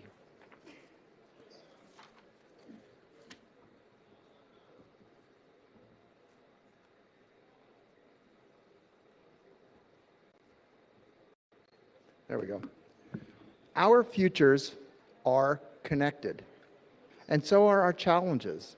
Water scarcity, unequal access to opportunity, cultural fragmentation. These are deeply human problems, and the answers will be built together. Water is a fragile, precious, and shared resource. Yet communities worldwide, including here in Cyprus, face severe water shortage and water stress. What was once a drought cycle here every 20 years has become a scarcity of water every 2 years in cycle. As of September 2025, this month, Cyprus reservoirs are at a critically low 14.7% of capacity, far below what's needed for families and for farms. Every source is under pressure. Rainfall is unreliable, aquifers are depleted, desalination is costly, and imports are unsustainable. And this isn't just Cyprus. Globally, 2.1 billion people, 25% of this planet, lack safe, clean, reliable water. Families, farms, cities can't thrive without reliable, affordable water. Knowledge opens futures, but access is uneven. For many, education is out of reach entirely. Shockingly, around the world, 251 million children and youth are out of school. Even for those that are in classrooms, education is often insufficient. More than 600 million children around the world cannot read or do basic math at minimum levels. And it doesn't stop there. 750 million adults globally cannot read or write a simple statement. That is shocking. Entire generations are being left unprepared, cut off from a chance to thrive in tomorrow's economy. Even here in Cyprus, the challenge is clear. In 2023, more than half of the population had no basic digital skills. This is an aging issue. While most young people are digitally literate, the gap widens as people grow older, leaving large parts of society outside of the digital world. And we know that the movement forward is a digital world, even though we are analog. Without access to knowledge and digital literacy, entire generations are going to miss out of a future. Music reminds us of who we are. It carries our history, our joy, our struggles, and our dreams. It transcends audiences. It transcends borders, politics, and language. It connects us in a way that nothing else can. But today, the music economy is weighed down by layers of middlemen. Streaming, media, marketing, ticketing, advertising, it's a long list. Each extracting value before the artist receives their money. The result, most creators earn small fractions while the vast majority of the money flows elsewhere.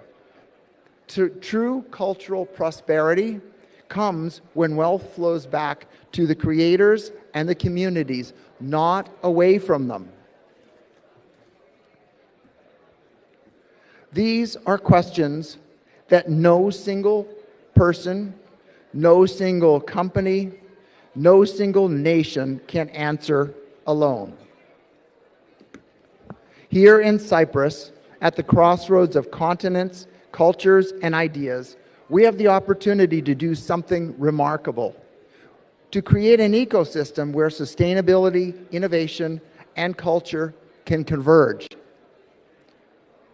An amazing journey in collaboration with the government of Cyprus, under the president himself, Invest Cyprus, and key partners aligning purpose and private capability, we are moving forward.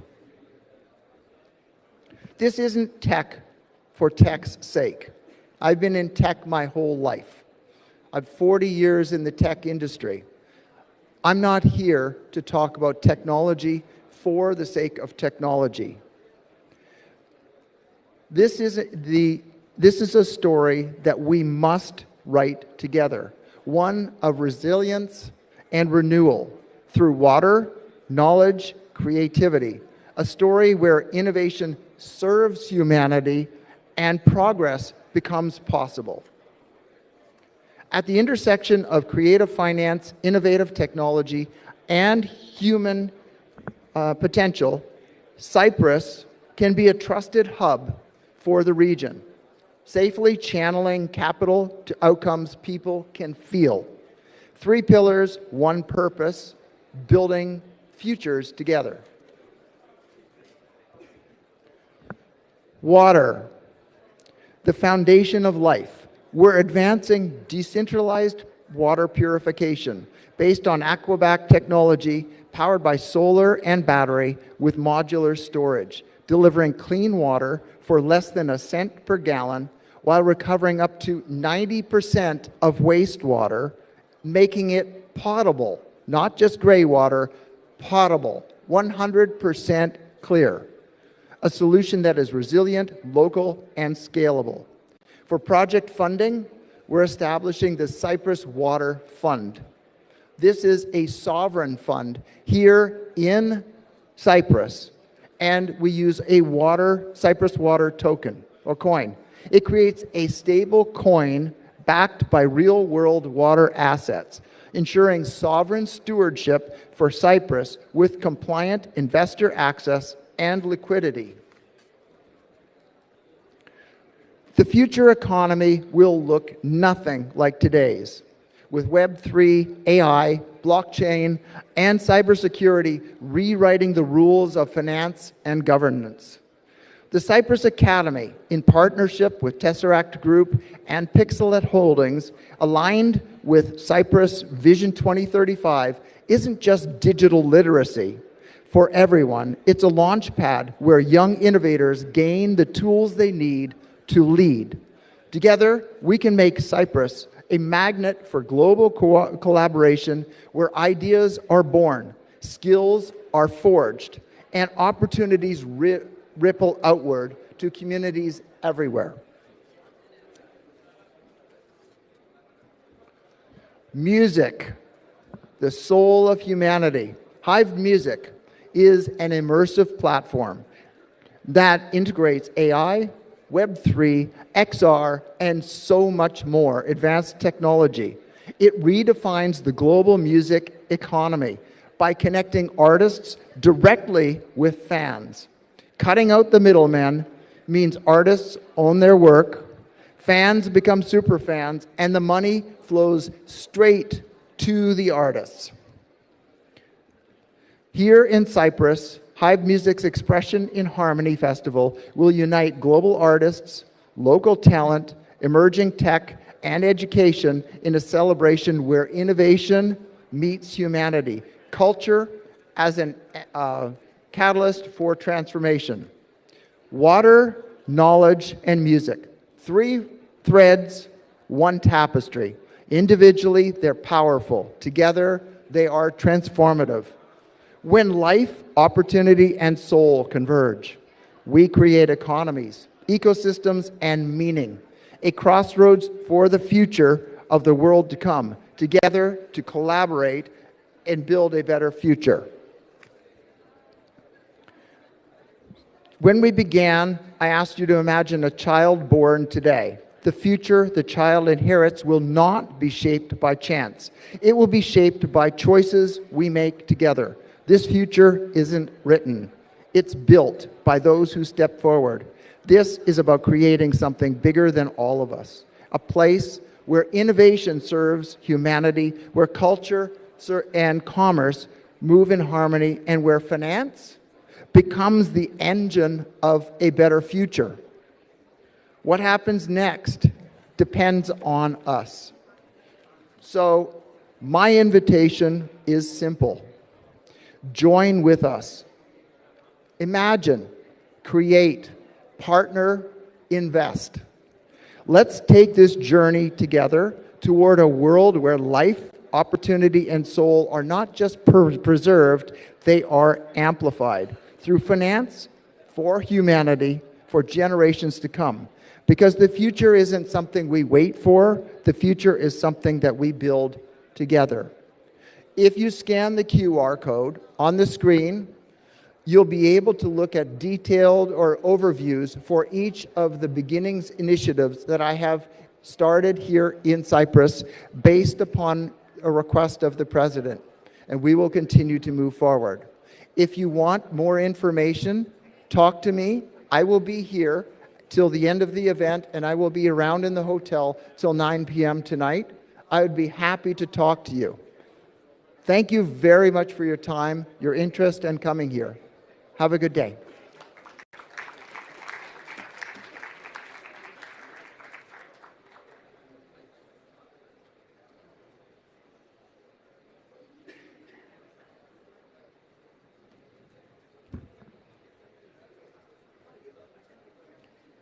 We now turn to a critical and timely discussion.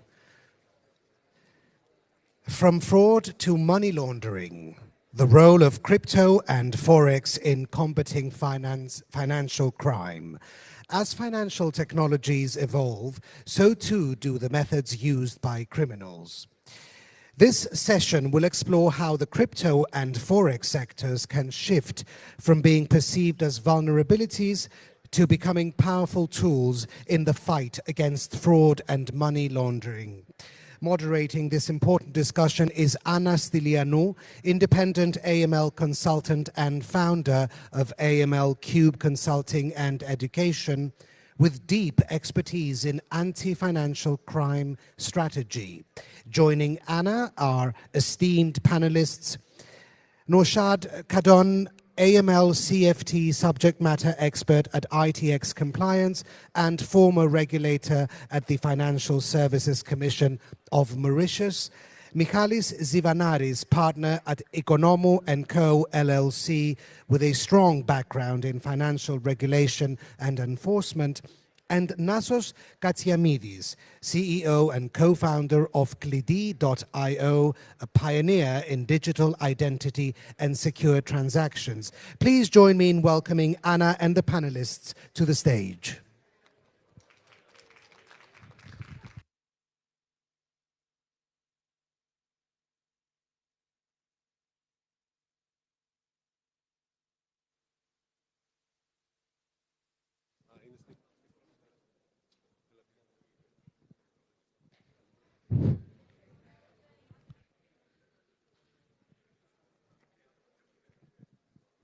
Crypto and financial crime. This is what we are going to discuss today. An interesting topic. Why? Because crypto is slowly becoming part of our everyday life. A few years ago, not many people knew much about crypto. How about today? More and more people are adopting crypto. They're using it for payments, investments, creating innovative products or services. And something else that impressed me is that regulators are having a positive approach towards crypto and recognize that crypto is here to stay. But you know it very well, like me, that like any other financial tool, crypto can be misused for scams, fraud, and money laundering. These are real risks. But is it a preferable tool for financial crime? So this is what we're going to discuss in this panel. We'll look to what extent crypto is enabling financial crime and its role. What tools and approaches are there to identify and mitigate the risks related to crypto and the challenges that legitimate crypto businesses face as part of their licensing processes. Let's introduce our panelists. My name is Anna Stylianou. I am an anti-financial crime consultant. I have a mission to increase awareness to the extent possible, if globally, and help fintechs and other financial institutions to prevent and detect money laundering and other types of financial crime. Now, Shad, would you like to introduce yourself and then? Thank you. Thank you very much, Anna. Naushad Kidden from Mauritius, former regulator. It's on, I think, yeah. Thank you. So Naushad Kidden, former regulator. I'm from Mauritius. I have 12 years serving the regulator in the legal, regulatory enforcement, inspections, investigations departments. I'm also now at the moment a consultant with the Financial Intelligence Unit in Mauritius. So helping now also the private sector and also the public sector. And I think today we have a very fitting topic, Anna, to bring on the discussion. Thank Great. you. Michalis?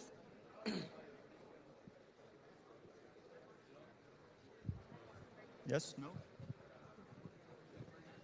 Is it working? Yeah.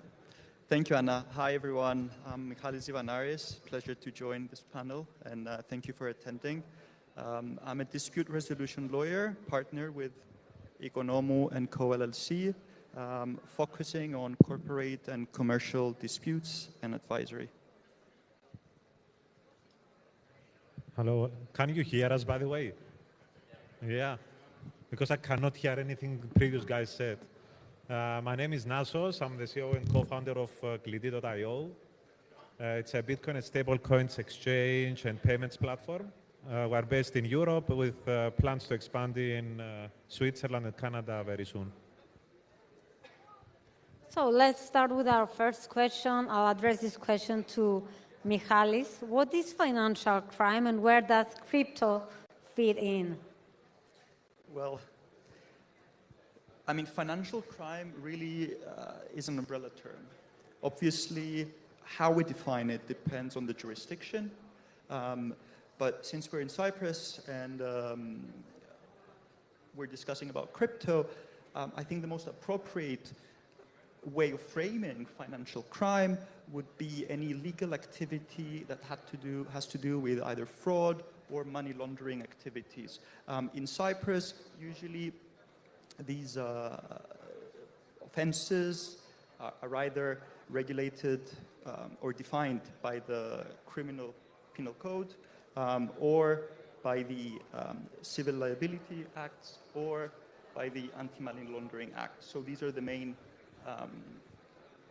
let's say, legislative frameworks that can be used through which we can convert these offenses into what financial crime is.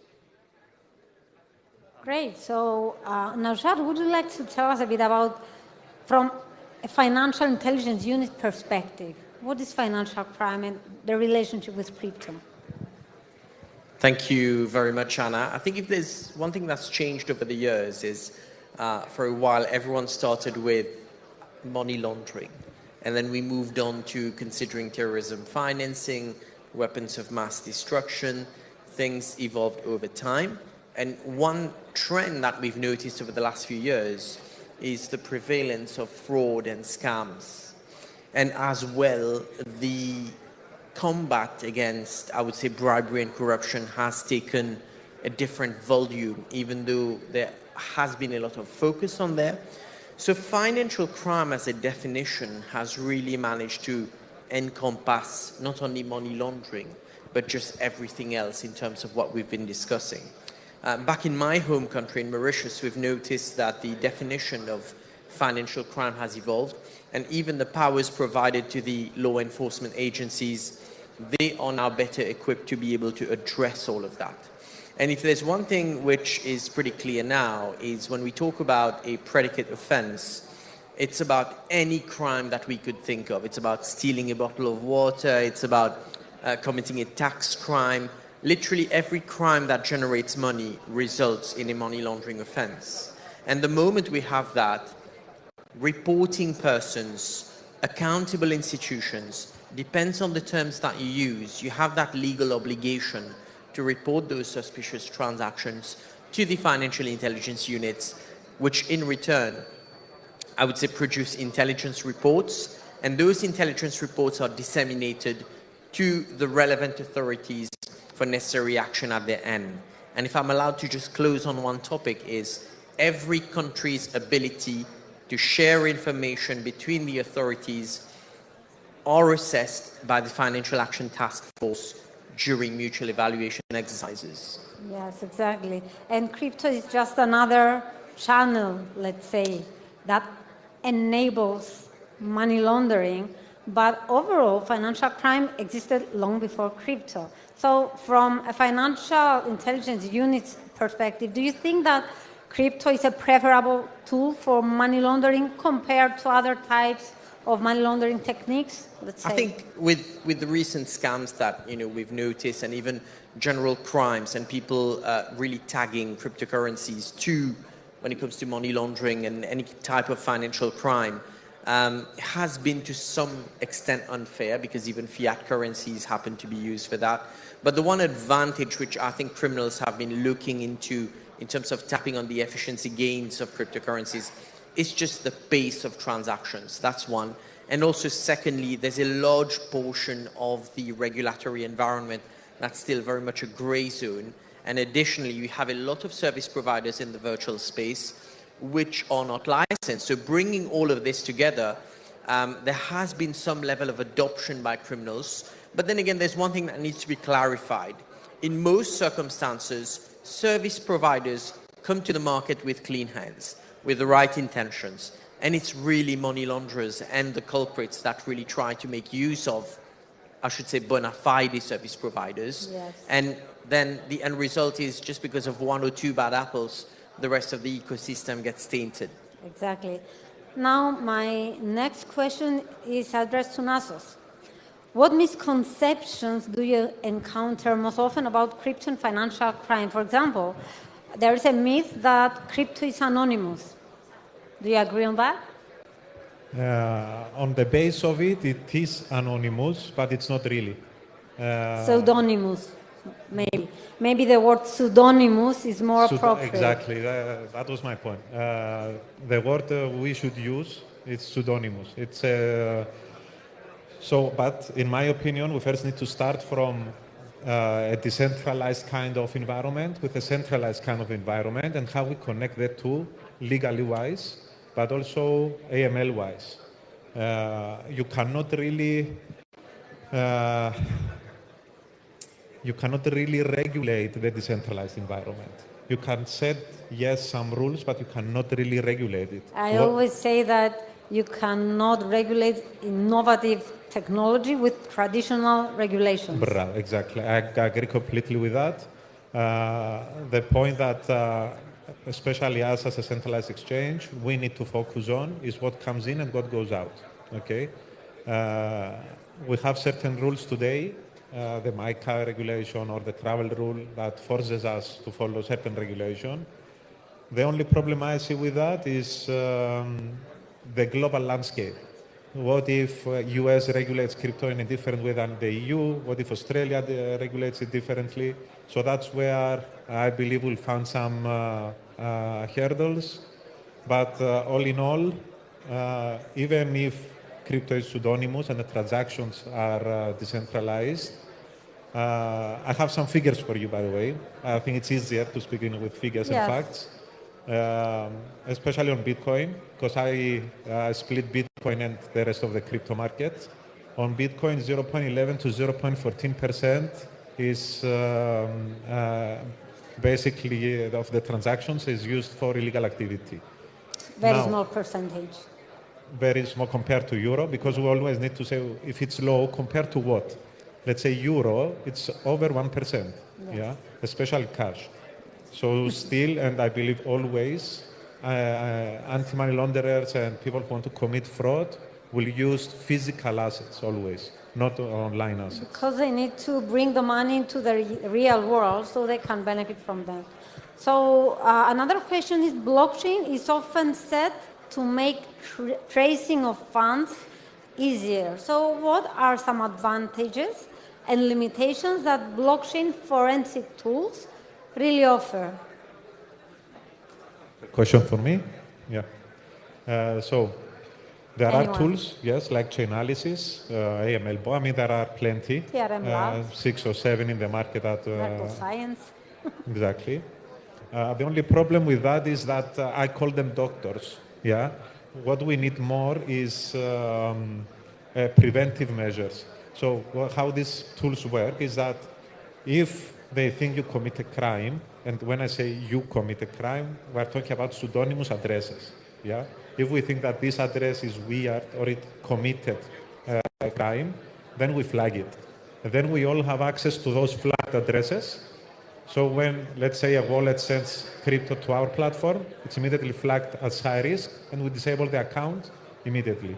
Or assigning it as high risk. Yeah. But the problem here is that if somebody wants to commit a crime from an address that never committed a crime, you can never know about it. So I believe we need more measures with that. We are building some things for that as well, but I believe the market as a whole needs to understand that we need to be proactive. This is my opinion. Okay. Now, Shad, what's your opinion on this, on cross-border and jurisdiction challenges of blockchain forensics?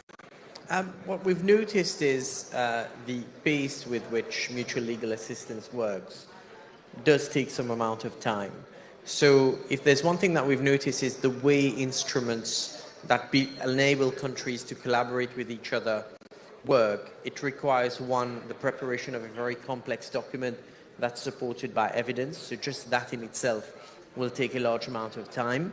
And then again, when the request is received by the recipient country, their authorities, they take some time to observe whether the legal conditions are met. And obviously there are levels of approval that run there. And at the same time, we're talking transactions that happen in seconds, if not milliseconds, where a lot of value is able to cross border.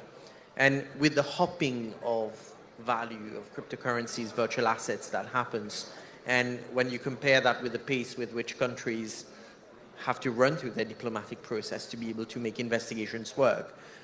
It makes it very difficult and next to impossible to be able to prevent, I would say, crimes happening. So I think the problem is more with the legislation and mechanisms in terms of having to cope with emerging technologies, as opposed to the technologies having to slow down to be able to cope with legal instruments. Yes, exactly. And now a question to Michalis. You're a lawyer. How are courts treating crypto assets in fraud and money laundering cases? And in the eyes of courts, are crypto assets property? Okay. Actually, I'll start with something that has been thrown around in the discussion. You said you cannot regulate new technologies with old regulations, something like that. Yeah, okay. You can't hear me, but I think that's more or less correct.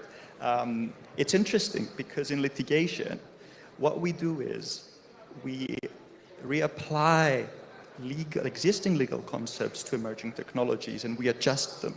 And that is very interesting. And the courts have been called to do that. A small diversion, what I'm going to say draws a lot on the jurisdiction, on the case law of common law jurisdictions from England and Wales, but also from other common law jurisdictions such as the BVI, Australia, New Zealand. And the reason for this is because Cyprus, as a common law jurisdiction, can draw on these legal developments and apply them in our courts as well. So you asked me how courts deal with digital assets and cryptocurrencies, and specifically about property. And this is more of a, if I can use the term, gateway question, because the kind of property that the proprietariness that we attribute to crypto assets defines the kind of remedies, the kind of causes of action, and to an extent also the criminal liability of people who misuse these assets. So the short question is yes, they are treated as property. And this might sound as very obvious, or should have been very obvious, but it's not. And there is a very big discussion going on now about what kind of property crypto can be, and how we can define this. And it's not a philosophical or an academic discussion. It's a very much practical discussion, as I said, because it links to causes of actions and remedies. And there have, because I know we're pressured by time, I'll stop with one short example, and I'm sure we can pick it up later. So there was one very interesting case where they said, well, Bitcoin can be property, but the private key to access the coins is not property. So we should be very careful in how and what we define as property. So the digital assets per se, yes. I'll leave it there, and I'm sure I'll pick it up later. Okay, so let's go now to licensing. Licensed crypto asset service providers often struggle with getting their license first and then getting access to banking services. Why and what are the risks for these institutions, Nasos? I hope I heard the question right. You are talking about banking problems of CASPs? Challenges of getting access to banking services in Cyprus. Yeah, in Cyprus. That changes Not the only, answer. not only. In Cyprus, it's very difficult, but we've seen a shift in the last few months. We've seen a shift. I cannot tell more at this stage, but we've seen a shift with this. I believe from 2026, Cyprus banking will embrace crypto. The point here, though, is that, again, the people who regulate crypto in Cyprus especially, we need to be very careful on what we actually accept. Let's not hide behind our finger, yes? I mean, we've built, not the last few years, but like a decade ago, we built a bad reputation with some things. And I don't want to see us doing the same mistakes again, but with crypto. So I'm a firm believer in Bitcoin, okay? That's what the first step needs to be, to actually accept Bitcoin in our everyday lives. That's the first step. And then we need slowly to see what else we can input into our culture as in Cyprus. Now going back to the banking part. It's very difficult because there are plenty of sectors inside the blockchain industry. And you cannot really know everything as a bank. Yeah? There are like 20, 30 different kind of sectors inside the blockchain space. The first thing is for us as CASPs and then MiCA licensed entities to get an account. That's the first step. I believe we will see that in 2026. And then our clients will also be able to accept crypto, turn it to euro, and then inside their bank accounts. If we're now talking about the rest of Europe, there are very friendly banks that we work with, both EMIs and normal banks. So I believe the future is bright, and all we need is better communication for the banking industry to actually understand how to do compliance on crypto and how to regulate it internally.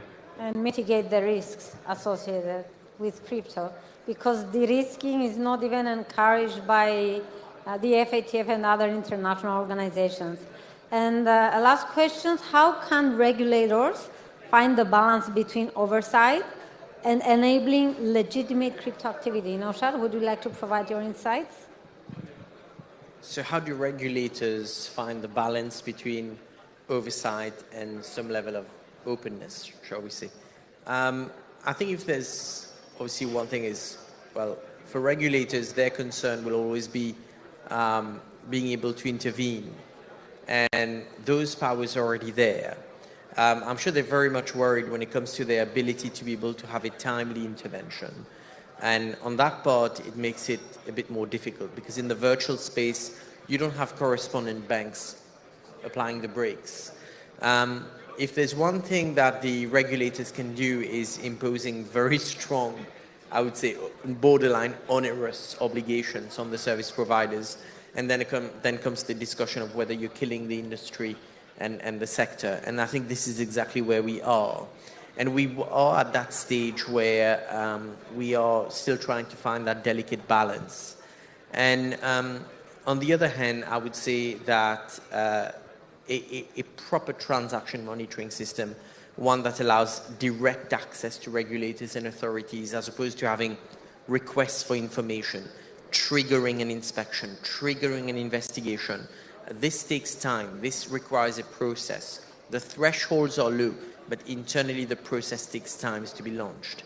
So having an ecosystem which may potentially plug visibility or for the regulators might be something that allows for, I would say, a healthy and progressive growth for any virtual asset of choice.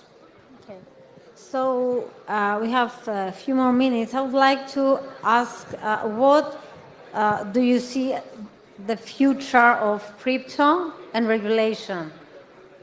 What do you think about where are things heading to? The future of Bitcoin, and not the rest of the crypto space, but for Bitcoin, I believe we will see many financial products built around it. Bitcoin will be the settlement network and layer of many of these financial products. As an example, we have plans to introduce Bitcoin-backed loans. The only problem with that is, again, for the regulators to understand how this works. Awareness. I think there is a big room for improvement in terms of awareness on the part of the regulators and the banking industry. Yeah. I believe the regulators, though, if we have any regulators here, just an advice from a receiver of the regulations, not to regulate with the mentality of just the fintech space 10 years ago, 15 years ago. Let's actually regulate the actual crypto space, not just bring old regulations into a new world. That's an advice from me. But in any case, coming back to your question, very briefly, I believe Bitcoin will be the settlement network, again, for financial products, but also for cross-border payments. I believe we will live in a future where you won't see or use or know that you are using the Bitcoin blockchain. You'll just use it to exchange, let's say, euro to Indian rupee. That's what I believe. And let's hope regulation can catch on, but not over-regulate always, but be actually Support introduce... innovation. So, Michalis, what are the legal obstacles or any other final comments that you would like to provide? Well, in terms of legal obstacles, there has been a part of the discussion that you were talking about essentially tracing or finding, being able to identify certain routes of the transaction. And one of the greatest legal obstacles we see in terms of litigations is following the asset through different wallets. And one of perhaps the most difficult hurdle to overcome is when an asset enters into a common pool and then it exits into 1,000 different wallets. I think that area can be considered in a different way in order to enhance the trust and the ability of this really amazing innovation to fulfill its purpose. Great. Now, Shah, also final thoughts? I mean, I was going to say, because when I was working with the regulator, we've tried a few applications freezing of assets, and not every single one of them has been successful. So the entire process of seeking an appointment with a judge in chambers, which, by the way, is a sped-up process because it's in chambers, takes 2 to 3 days. I mean, 2 to 3 days, you're talking cryptocurrencies. There's probably been 1,000 rounds during 2 to 3 days of movements. And then again, you're going to have to, of course, ensure you have judges and authorities that understand the complexity of what needs to be frozen. There are legal thresholds that need to be applied when property is frozen, because you're literally impacting the civil rights of a particular person. And I think freezing of assets remains critical because it prevents the onward dissemination of the property, the cryptocurrency itself. So this remains a challenge for law enforcement agencies anyhow. Great. So as far as I can see, we don't have time for questions, but feel free, if you have any questions, to ask the panelists right after the end of this panel. Thank you very much. Thank you, guys.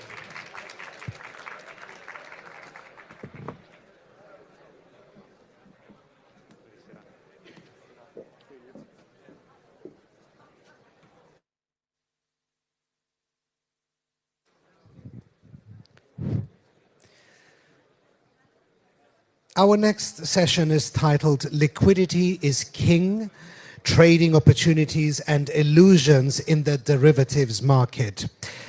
We'll dive into the true nature of liquidity in derivatives trading, exploring both the real opportunities it offers and the pitfalls investors should watch out for. Moderating this discussion is Katharina Brunkhorst, CEO and co-founder of Secasa Technologies Limited. She's joined by two industry leaders, Stanislav Bublik, advisor to the board at Finery Markets, and Andrei Stoichev, CEO and managing partner of VS Capital. Please give a warm welcome to Katharina, Stanislav, and Andrei as they take the stage.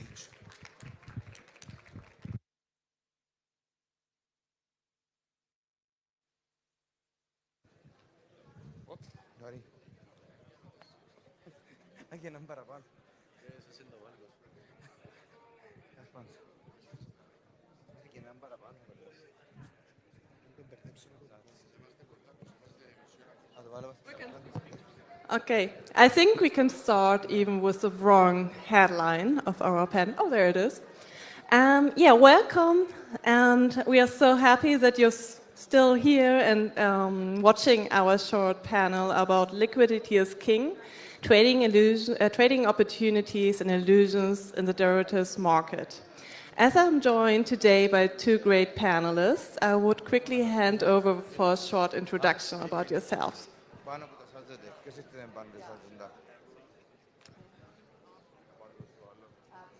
Hi everyone, nice to meet you. Great to see you here, and Thanks for joining in. My name is Stan. I'm the CPO of Finyard. We're running a software development across trading in CFDs and trading cryptos for crypto exchanges and CFD brokers. Thank you for the intro. Thank you for the invitation. Happy to be here. Cyprus is one of my favorite places, so really happy to be here. Obviously, I'm running my own brokerage company, being in the industry 20 plus years already. So I'm looking forward for the new season and to discuss the liquidity topic now. Great. Thanks for the short intros. Yes, liquidity is often called the lifeblood of markets. But as we've seen recently, it disappears sometimes when stress really hits. We saw it, for example, with the tariffs in April, when margin calls tripled within 1 week. So hedge funds had to post 1.5 billion more in collaterals. Or another example was just recently with major crypto sell-offs, where within 24 hours, 400,000 traders were liquidated. So what do we see? Liquidity is king, but only as long as it's there and it is not an illusion. So my first question, I mean, when is liquidity truly king? When is it an illusion, and for which signs to see or to search? For example, mirroring venues, shallow books, spoofing. I would hand over to Stan for this first question. Thanks a lot. So actually, when we look at the liquidity profiling and how you set up the operation on the broker's end for that, first you need to understand what type of instrument, what is your risk appetite for this or that instrument or for this or that asset class, and depending on your risk appetite, you would choose a different strategies for addressing the liquidity. On the one hand, you can choose something where you can put more capital into, and in this sense, you would separate pricing and execution into different pools and approach it differently, while for some other instruments, you would just kind of face your LPs directly. And in this sense, it is critical to understand where the price discovery of the asset comes from and aim to get pricing sources as close to this price discovery or ideally from this price discovery venue. So, and the price discovery for cryptos happens in one place, for FX, depending on different pairs, happen on different places. And so it's a big job basically to figure out where is the center of the liquidity for this or that instrument and source it from there. And then you kind of execute, and there's a separate story on the execution strategies. Andre, what's your take on that? Thanks, Stanislav. It's, I guess, all the time the main question. Which instrument and which market, how perform when there is more liquidity or less liquidity. Obviously, that's why we can see really big movements of some of the markets when the liquidity is not so great. For example, some holidays or some, periods where, main traders, market makers are off, let's say. So it's always about taking care for your risk, as Stan mentioned, and checking what's going on the market and adjust based on the liquidity which you are having or creating, depends of what you're doing exactly. And another important thing is that liquidity in general is not like on average on the general instruments, because for FX, liquidity is one thing. For indexes, let's say it's totally different thing. Stocks is another thing, and crypto is something new and again totally different. Of course, people from the industry, brokerage companies, they need to take care based on their risk approach for all these different asset classes to adjust their offer based on the liquidity and based on the markets which they are and time zone where they are operating. Yeah, you just spoke about different markets. Where would you see the biggest gap between apparent price discovery and real tradable liquidity?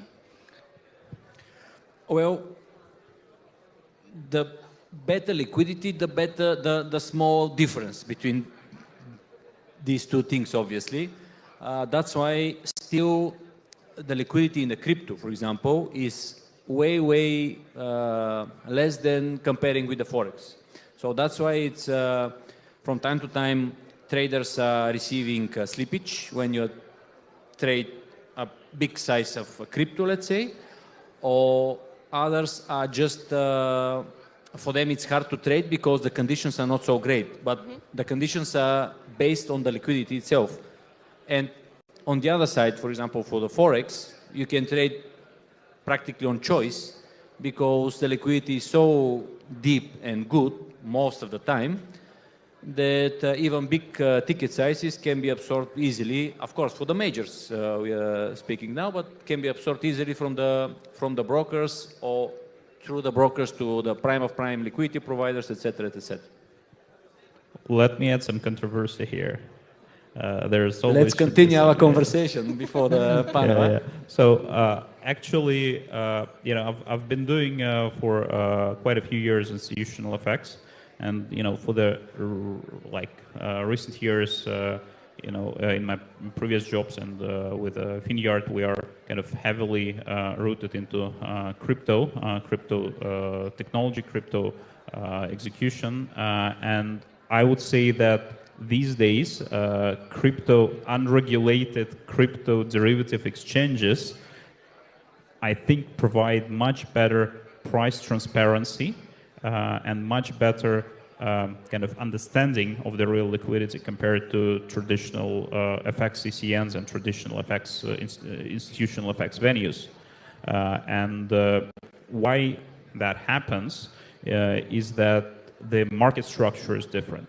I would, of course, tend to agree that in euro dollar you can execute pretty much any amount with a very efficient total transaction cost, but that is only for euro dollar, not for big range of other pairs. And if we look at the actually understanding where is the real liquidity, where is the real supply and demand, crypto exchanges these days provide a much better transparency because pretty much all of them are based on central limit order books, and on FX we have basically LMAX, that is a central limit order book to some extent, and you see the transparency of the order book, you see the trades transparency, and based on that you can very effectively determine the fair market mid at any moment in time with crypto, while it's not exactly the case with FX, which is a quote-driven market. And I think it's actually a kind of fundamental difference between those two markets. Okay, so you say crypto exchanges offer a way better and fairer price discovery than OTC FX? I do believe yes. On the one hand, you have a central limit order book that is, constituted out of firm orders with no last look.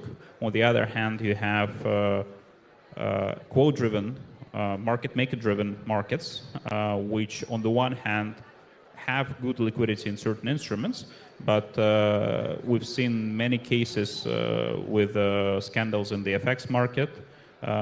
We've seen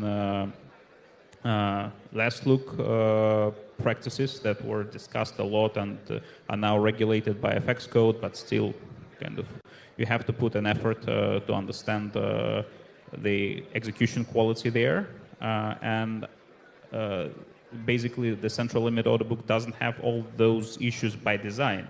I'm not saying it's great to execute in central limit order book, and it's not easy for market makers to market make in central limit order book, but central limit order books are amazing for price discovery. Perfect. As we have today many brokers all around here, and some of them focus mainly on spreads and commission, what's of course totally understandable. But we always have to see if the trades can be really executed, if the quality is there behind. So, Andre, for what should brokers look for when searching for a good liquidity provider to have real, genuine liquidity and not only false ones? Yes, this is the right question at the right moment, let's say. For sure, all the costs which are associated with a trade is obviously very important and super sensitive for the brokerage companies because a lot of costs are around, you know, technology, staff, offices, everything, sales, and on top of this, for liquidity also you're paying. So that's why any cent, any dollar is make a big difference. But together with the cost you mentioned about the commission and spread, which is pretty much one thing, it's important to know the market depth of the liquidity which you are receiving, because you know, if you have really tight spread, let's say, but you cannot execute even one Bitcoin on this spread, it's useless, let's say. So you, of course, you need to know also your flow, your clients, which can predict in a way, but not really, because you never know who will be your client tomorrow. But in general, negotiating the pricing, the spreads, the commission with your liquidity providers, it's important to negotiate also the top of book, to see the top of book, to discuss this, maybe to ask from your liquidity provider better top of book, or I don't know, maybe it's too much for you, maybe they can squeeze a little bit. It really depends of your case. So that's why a lot of liquidity providers, they have several pricing engines, let's say. Depends of the size of your company, depends of your flow, depends of your clients. They provide one way or another. So yeah, very important question, and the question which must be put from the very beginning of collaboration between you and your liquidity provider, because from time to time, after some time working together, you notice that things are not exactly what you were expecting, because of, not because something is wrong in general with the execution with the liquidity provider, but just because of lack of communication. Yes.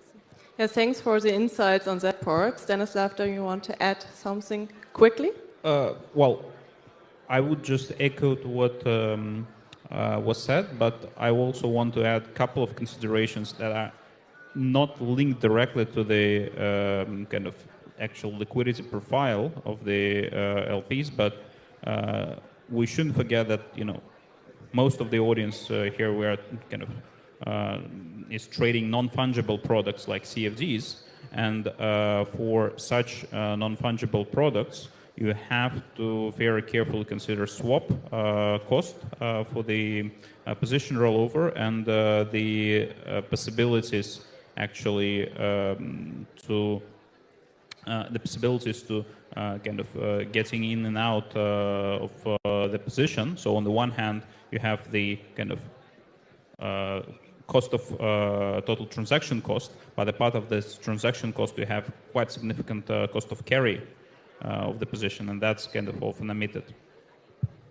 Thanks for the addition. Now let's take the last minutes of our panels to talk as well more about opportunities and not only about pitfalls, illusions, what to look out for.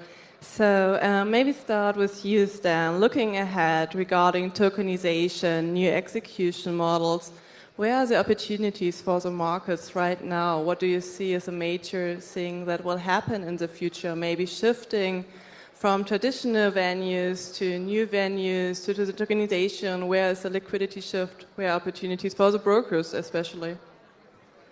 Yeah, thanks for this question. Actually, since we are kind of working with two worlds, on the one hand, we're working with a kind of more traditional world on CFD and on the TradFi asset classes. On the other hand, we are kind of very, very well integrated in crypto and with all the technology in the crypto space. And I would say that the technology for supporting all the traditional assets based on chain, based with the margin engines that are used in crypto exchanges, pretty much everything is already there. The only kind of limiting force for kind of launching the vast range of TradFi instruments on chain, launching perpetual contracts on them. The only stopping factor is regulation, because those assets are regulated under MiFID and other similar frameworks in other countries, and that requires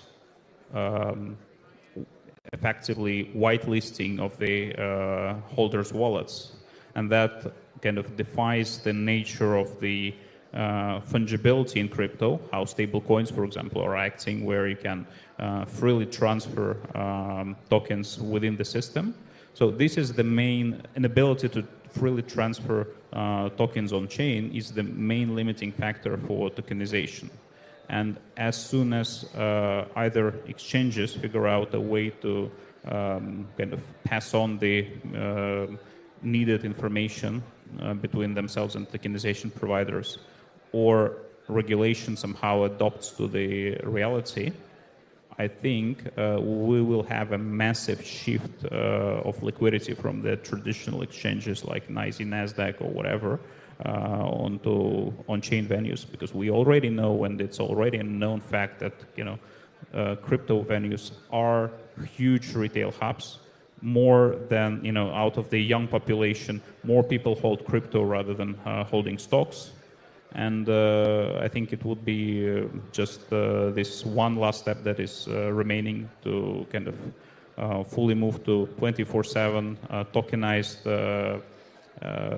instruments, whether it's traditional financial assets or kind of non-financial assets. And it will be a very interesting world, because it will be more fragmented, and it will be more opportunities for liquidity providers and more opportunities for traders. Yes, thanks, Dan. And you see clearly the shift. And I hand over to Andre. You have the last minute now. I know that we are running out of time, but question for opportunity is also a good question, a good final in a good conversation. So while regulation is coming for the crypto as well, and it's already happening, and already a lot of crypto providers already licensed, this is really good for putting more liquidity in the market. Never mind if we are discussing now crypto directly, or maybe stocks, as we are discussing now. All these participants who are one way or another participating in the forming the pricing, doing market making, or taking liquidity or providing liquidity, this will create more and more liquidity at the market, which will conceptually will improve the pricing, which will improve the execution, which will give better conditions to the retail clients, which will be happy and start trading more. Basically, this is the opportunity. We'll see how these things will develop, but this is the logic. Yes. I think that was a perfect last statement. Thanks so much for your time today, for this great panel discussion. I think we dive deep into the topic of liquidity, illusions, opportunities. So our time run out now, exactly. So yeah, thank you all so much for listening. Thank you.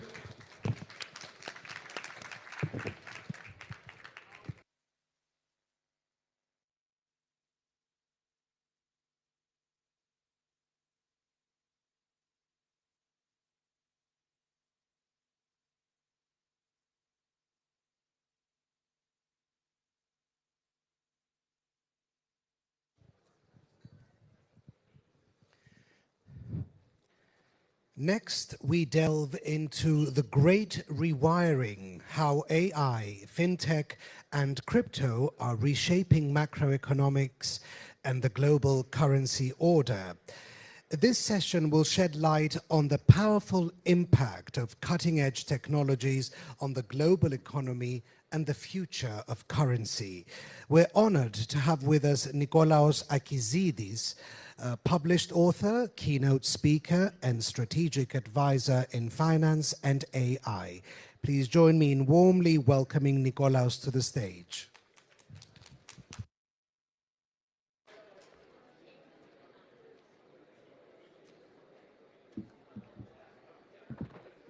Hello to everyone.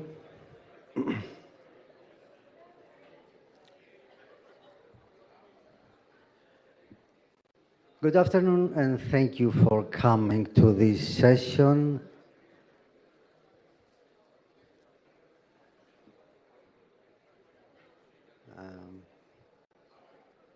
Okay, let's start. Financial world is changing faster than any of us can trade, invest, regulate, or build. And this is not about new apps, faster platforms, or bigger data sets. This is about the very structure of global finance that is being transformed.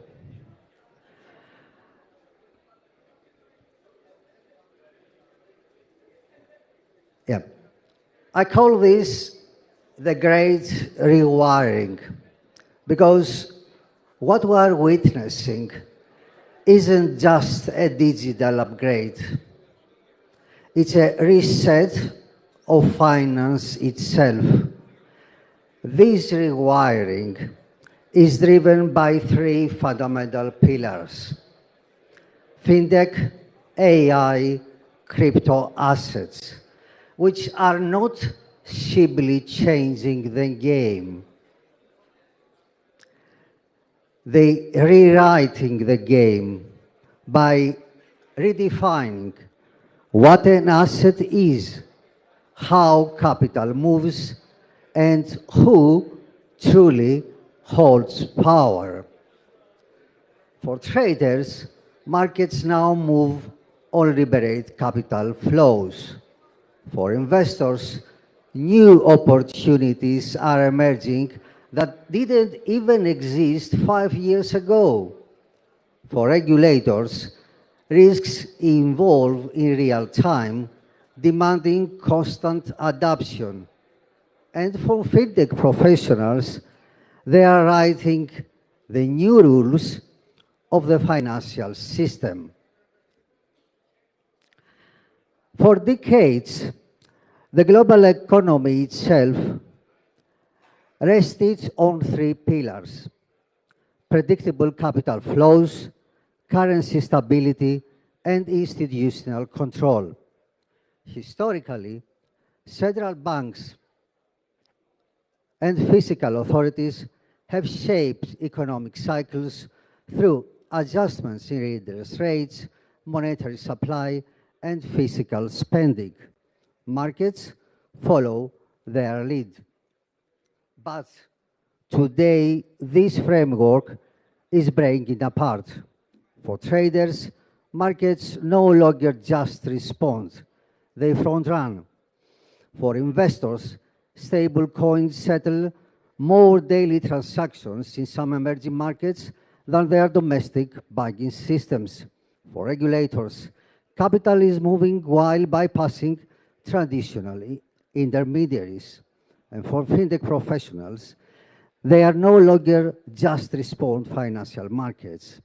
They are rebuilding their foundation. Now, platforms decide how fast capital moves, how risks are absorbed, and how markets adapt in real time. These are not isolated disruptions. They signal a rewiring of the global economic operating system itself, shifting power from institutions to networks, and from predictable cycles to the real-time dynamics. Fintech is tearing down the old walls of finance, as capital is now allocated without going through traditional banks. For traders, this means new sources of liquidity that don't come from exchanges or central banks. For investors, tokenized assets and decentralized platforms open direct access to opportunities once reserved for institutions. And for regulators, the challenge is to redefine supervision for a system that no longer follows national borders. For fintech professionals, they are not just disrupting the system, they are redesigning. So fintech is shifting financial economics itself from centralized capital formation and national banking systems to a global, decentralized, real-time financial ecosystem. Artificial intelligence has transformed economic forecasting into a real-time adaptive process. For traders, markets now move on AI-driven forecasts, not just official forecasts, not just official announcements. For investors, hedge funds run tens of thousands of AI scenarios, adjusting portfolios in real time. For regulators, AI enables institutions to stress test and model extreme scenarios with precision. And for fintech professionals, AI is the engine that translates forecasts, risks, and policy signals into real-time action. So, what is the result? With AI, markets and the economy are no longer simply descriptive. They have become predictive, dynamic, and more adaptable than ever before. Crypto assets, that's the elephant in the room. We call them speculative assets, hedge against inflation, programmable money. However, their impact is undeniable. We're witnessing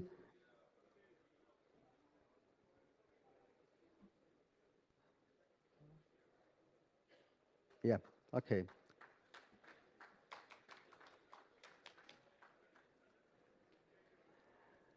We're witnessing the rise of the parallel financial system. For traders, cryptocurrencies act as a decentralized store of value, full of volatility, but also opportunity. For investors, stable coins are no longer just theory. They are used daily as a hedge against currency volatility. For fintech professionals, DeFi protocols are issuing loans, paying yields, and moving capital, all without a single bank branch. For regulators, crypto assets provide what legacy finance often lack: open verification and programmable flexibility. So crypto assets are no longer just another asset class. They represent the blueprint of a new financial architecture.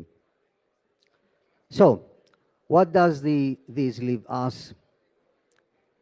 It leaves us at a turning point, not just in technology, but in the very structure of finance. For traders, markets are faster, more predictive, and shaped by algorithms as much as fundamentals. For investors, portfolios now include digital assets, tokenized securities, and AI-driven strategies. And for fintech professionals, they are not building apps, they are building the rails of the new financial order. And finally, for regulators, they face the challenge of governing systems that evolve faster than laws can be written. So, this is no longer about financial innovation at the edge. This is about a fundamental shift at the core of finance.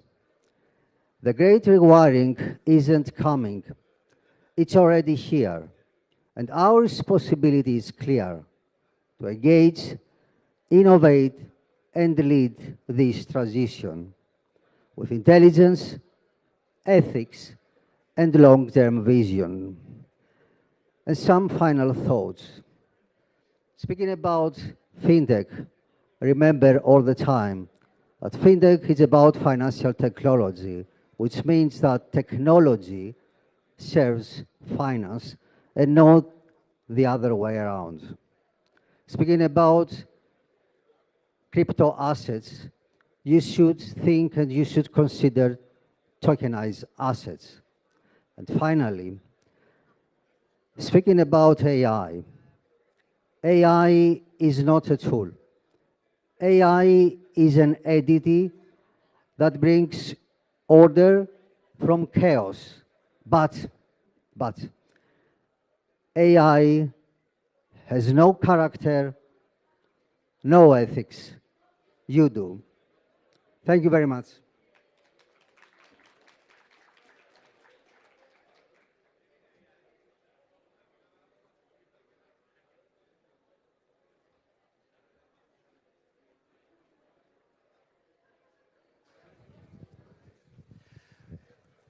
Our next session dives into investing in space, capital, risk, and long-term value. This panel will uncover the financial opportunities, challenges, and future potential of space investments. Leading the discussion is George Troulias, founder and director of Gideon Planetarium and Observatory. He is joined by expert panelists George Danos, president of the Cyprus Space Exploration Organization, Samuela Davidova, representative from Liberland, and Rina Faber, COO of Loonco. Please join me in welcoming them to the stage for our last roundtable.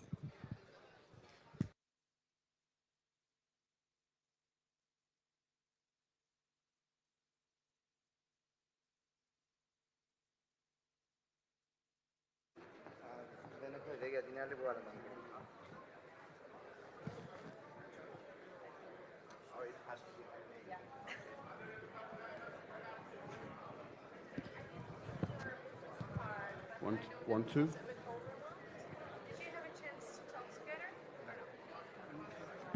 Any of you? Hello, everyone. So investing in space today is like investing in the internet in the early 1990s. High risk, yes.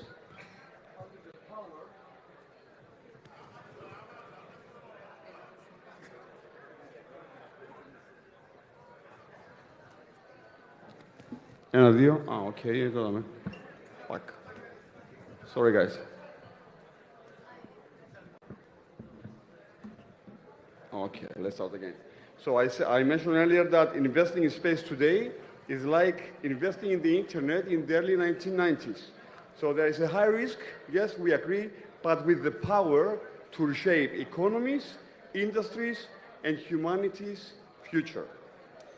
So good evening again from me. My name is George Troulias. I'm the director of the Gideon Planetarium Observatory in Cyprus since 2008. I'm the national coordinator for many international projects related to astronomy, science, and space exploration.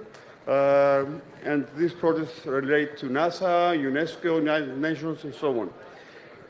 Over the past 18 years, I have led teams into astronomy research, asteroid discoveries, and science outreach. And today I want to talk to you about why space is not just a dream, guys. It's real and compelling investment opportunity.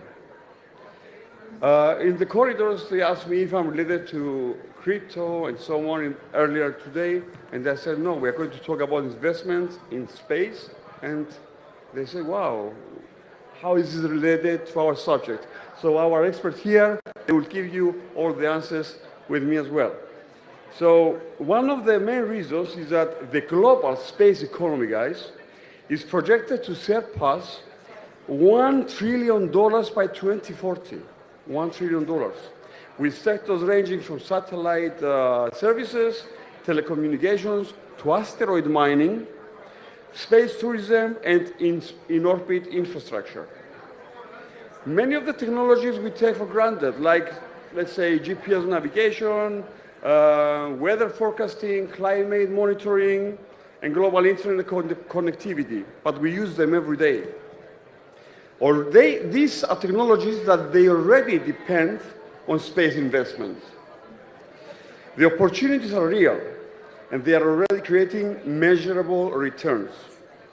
Of course, space is a frontier market, and like any emerging sector, it carries risk. But consider the reusable rockets and falling launch costs. All these, they are transforming the economies of space access.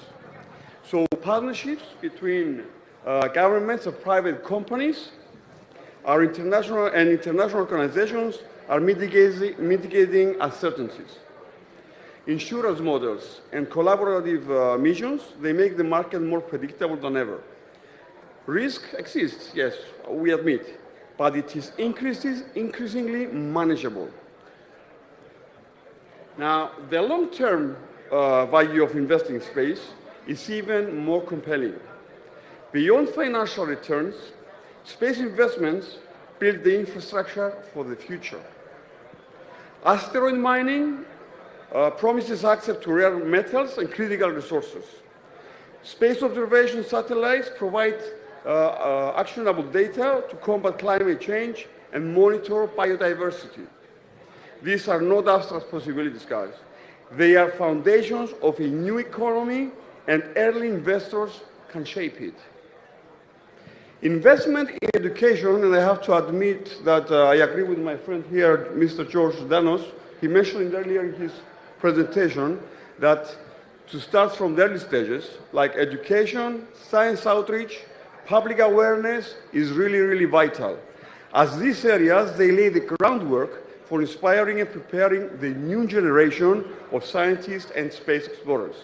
We, at the Gideon Planetarium Observatory, witness this process every day. Children, students, and families walk through our doors, very curious about the universe, or they are driven maybe by their love and passion for science. With guidance and opportunities, and by engaging them in citizen science projects at the Gideon Astronomy Academy, they strengthen their knowledge and develop essential skills. Many of these young people have since advanced to international projects, contributing as astrophysicists, nuclear physicists, engineers, biologists, and other specialists in space-related sciences. Finally, investing in space is about legacy. Those who take the leap today will be remembered as visionaries, who expanded humanity's horizons, who translated curiosity into tangible impact. So the capital, the risks, and the long-term values are all intertwined, but they offer a very, very unique chance to be part of history. So I invite you all to look at space not as a distant dream, but as the next frontier for smart, impactful, and transformative investment. So those who invest wisely today in space won't just see returns. They will help to write the next chapter of human civilization. And hopefully we will be able here with our three panelists, our three people, guests on the panel, Mr. George Danos, President of the Cyprus Space Exploration Organization, our lady Samuela Davidova, representative of Liberland. I want to be a member of Liberland. I already talked with her earlier. I want to get this beautiful passport. And Ms. Rina Faber from Q and Bloomco. So, welcome guys. Thank you for being with us today. So, space is no longer purely exploratory. It is an emerging market with tangible investment opportunities that rival other high-growth sectors. And my first question goes to all of you, because you all come from different backgrounds, and I want to listen to all your opinions. What do you see as the most promising sectors in space for early-stage investors over the next decade, let's say? Shall we start with the ladies? Oh, sorry, no offense, George. Ladies first. Rina? Please. Okay. Stage. Do you want me to repeat the question? All right, thank you. Okay. Hello, everyone. You know, I don't have to be a Liberland representative because people love the idea so much that they represented themselves. Thank you, George, for the introduction. You're welcome. That's very warm. Happy to see you here.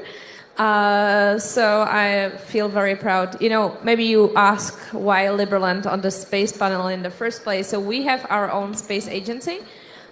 we will be now delivering our flag to the first commercial mission on asteroid, which is quite cool. And I am glad that I am one of the people who initiated the space program, thanks to being entrusted by our president, who delivered you the keynote today, earlier. So yeah, we have a space program. The question related to the upcoming and most promising opportunities in the next decade. Well, I think that first of all, I would provide some context. So our perspective is that the, say, market is currently moving from, before those were just the big governments, big countries having their own space program. And now you can see more super small countries having their own satellites, which is a question of, say, 2 years to actualize such a mission, to have their own satellite pictures of their own territory, to progress the agriculture, and to have ownership of those satellite images. So this is one thing. Smaller governments are moving into the industry. And second, the market as well. Like, as I mentioned, there are the first commercial missions. But this was not a question, say, 10, 15, 20 years ago. So this is what's happening now. I can imagine this only would accelerate. Why Liberland is interested into space? Because we have minimum government and, well, minimum governance on this planet. And it would be great to also provide some regulatory framework related to the space industry, which is outside of this planet. And you can see that it's actually very regulated, which limits people and, new players to enter the market. And I hope that we can contribute to that. So I can imagine that there will be, more private projects. But in the first place, I believe that now, at this stage, it will be serving more smaller governments. And, governments in the first place, because still the budget is required and it's not a cheap thing. Yeah, that's my perspective. Rina? Thank you. Rina? Tap. Change microphone, maybe? Yes. That one is for singing. Yeah. Oh, maybe I should just... yeah, thanks. There you go. I want to support Samuela in her opinion on that, and I want to start with personal perspective that for years I've been wondering how I ever use my combined knowledge on astrophysics, remote sensing, planetary science, and space medicines combined, and it occurred to me yesterday when I was preparing for this panel. That's exactly the moment. That's when you solving that mystery where it can be applied. So I want to say that the rise of space agencies, new national space agencies in the last decade, for now it's like more than 80 agencies in the world, and for last decade it was like plus 17 agencies, and this global demand for space services is accelerating and making access to space not only just it's make more available, but it's also more attractive for investment. And answering the question, I just want to have some story that's some analogy that's space economy transformation that's we are witnessing today. I think we passed a bifurcation point when it was government-demanded field, and to right now it's commercial-led. And this represents one of the most significant inflection point in modern history. And for analogy for this is U.S. railroad in the past century, when it was the completion was in 1869. And it's opened American frontier for massive economic development, like SpaceX Starship doing this today. And that was, at the moment, last spike moment that breaks through, that creates really new industries. As you know, American Express or Wells Fargo or General Mills, they were from central line grain processing or freight businesses, and they are the leaders right now, still have more than the century later. And the point is, the main thing that I want to say, that the most valuable investment may not be in the rockets themselves, not the railroads that are already built, but in the picks and shovels, the traffic management, the new platforms that are accelerating the whole industry. Thank you. George?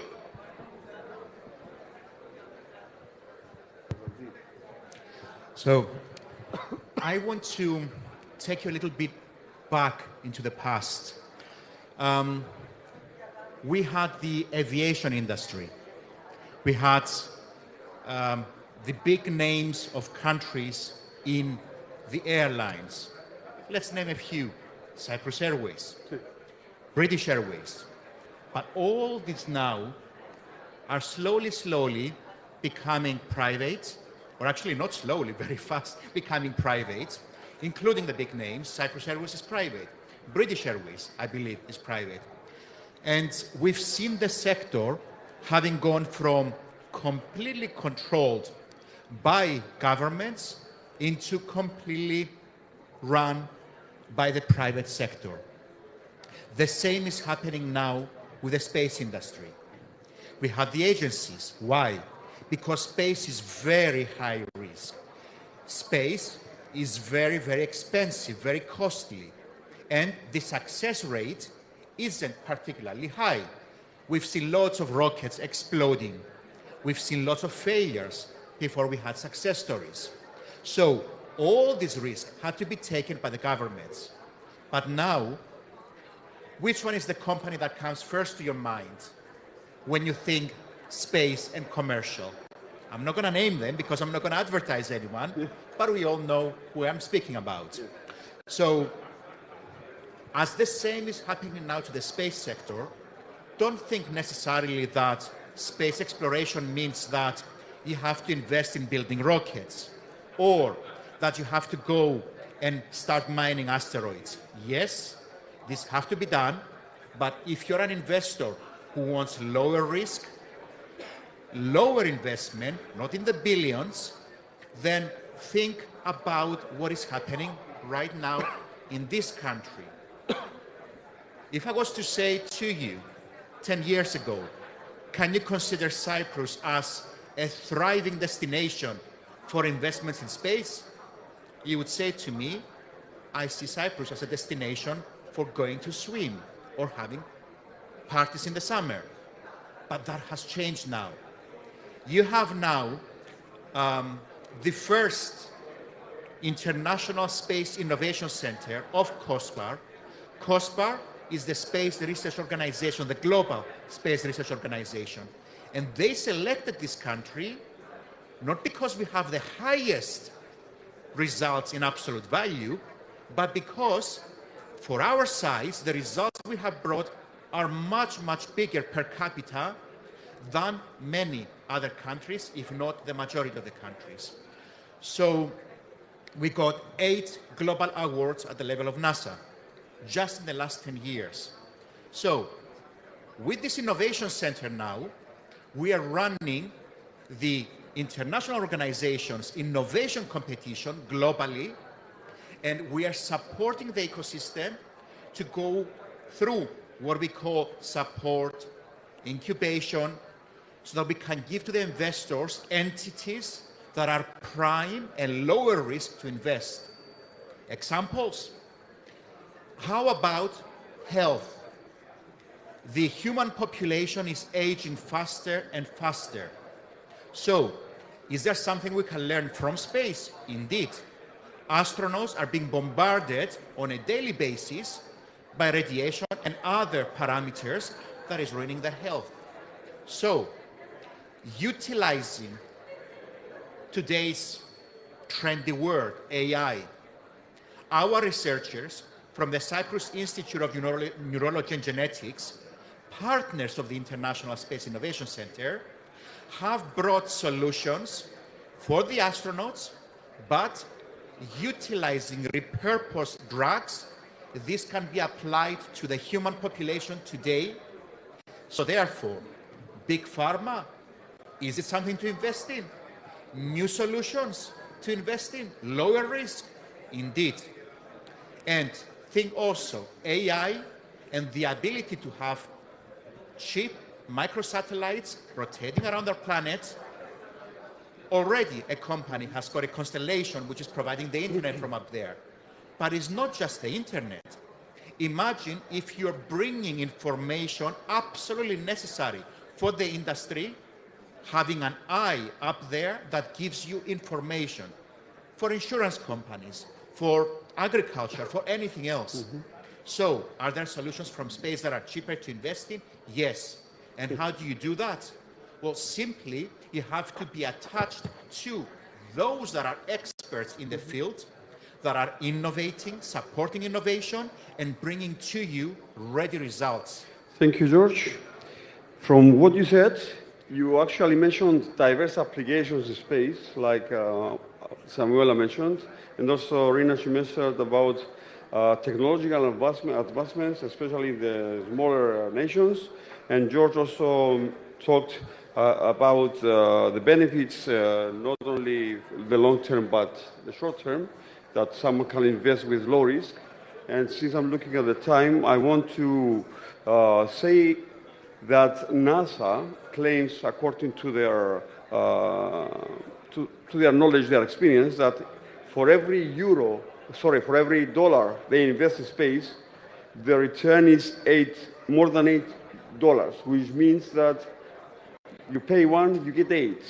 The European Space Agency also claims something similar, and they say that the opportunity for opening new works multiplies by a factor of 2.1 and increases by 1.6 the GDP. And okay, maybe someone says that investing in, let's say, in space needs a long-term vision, but for sure we get immediate returns for the society. We have societal benefits very early. So you also mentioned the collaboration between the governments and some private companies in your saying. So that makes me jump to my fourth question. Let's say that collaboration between the governments and the private companies and international organizations is critical to mitigating risk and unlocking scalable opportunities. And my question is, how do you see public-private partnerships evolving to create more secure investment pathways in space? We only have 3 minutes, so if you can be brief, please. No, you want me to repeat the question? The question is, how do you see public and private partnerships evolving to create more secure investment pathways in space? George? So, because we are already doing that, it's not a difficult question. We are working very closely with our government, and hand in hand, we recognize the fact that the government is regulating, the government is supporting, the government is incentivizing and providing the necessary fertile ground to do that. And all we have to do as science, entrepreneurs, investors, is simply to come in on this fertile ground and work to bring the solutions. It's impossible to expand further because we have only 1 minute, so I'm going to stay just to this. Thank you, George. Our ladies? Okay. Yeah, it makes sense that these things are already happening, and we already provided some more context into that. I believe that the government, the best way to support my perspective is like to create clear, sort of rules, but not to interfere too much. I believe that any kind of industry, be it space, be it AI, be it blockchain, what will really help is is more creation, thanks to more cash flow, more investments. Yes, there will be falls, but only thanks to that, they will crystallize some great new projects. So initiate more, deliver more. I believe that would help. And if the government will not obstruct by increased regulation, which only limits new people, new companies starting, so that would be great. Okay, and my takeaway will be that by 2030, I think successful space companies will have deep government partnerships that provide stable revenue while building the capabilities that scale the space sector. Because we actually see this shift right now. Like for Artemis mission, now it's more than 55 countries provides regulatory clarity and market access. NASA CLIPS and SBIR initiatives, they are all collaborative. Also, our initiative at Lunar Company, we are building open source collaborative space mission design platform for collaborative space missions design. So that's the place where you can actually make it decentralized for the purpose of accelerating the space industry. And when you invest in these highly risk endeavors, it's with time you can have this perspective on how it will transform the whole industry. Okay, thank you very much. We're running out of time. We prepared 5 questions. We answered only 2. If I may proceed with one last question, we have a very short answer out of respect to our panel because they prepared for that. My last question is, asteroid mining, space-based solar power, and satellite infrastructure are not science fiction. They represent near-future industries with real return on investment potential. For the investors, I want your personal opinion. For the investors new to space, what are the most critical metrics or indicators to evaluate before committing capital? This is my last question, and I want a very short advice from you for the future investors. Yes, please.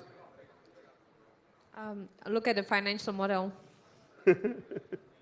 Okay. I think that it's not where to invest. The market will arise and it will be really big. And the thing that you need to look is the ecosystems, the platform that are making space more accessible. Thank you, Rina. And George? Well, I would say if you're an investor who doesn't want risk, you will go for something which is proven, something that has got heritage. But if you want to risk and have a bigger return, then I will sing our own praises. You have to go to a body that has been curating entities and then gives you, yes, higher risk, but higher return and vouch for. That's what I have to say. Thank you very much, guys. To summarize, it seems that it's a good opportunity for everyone to invest in space. If you need further, we can prove it privately, if you need further confirmation. So thank you for being with us. Thank you, panel. Thank you very much.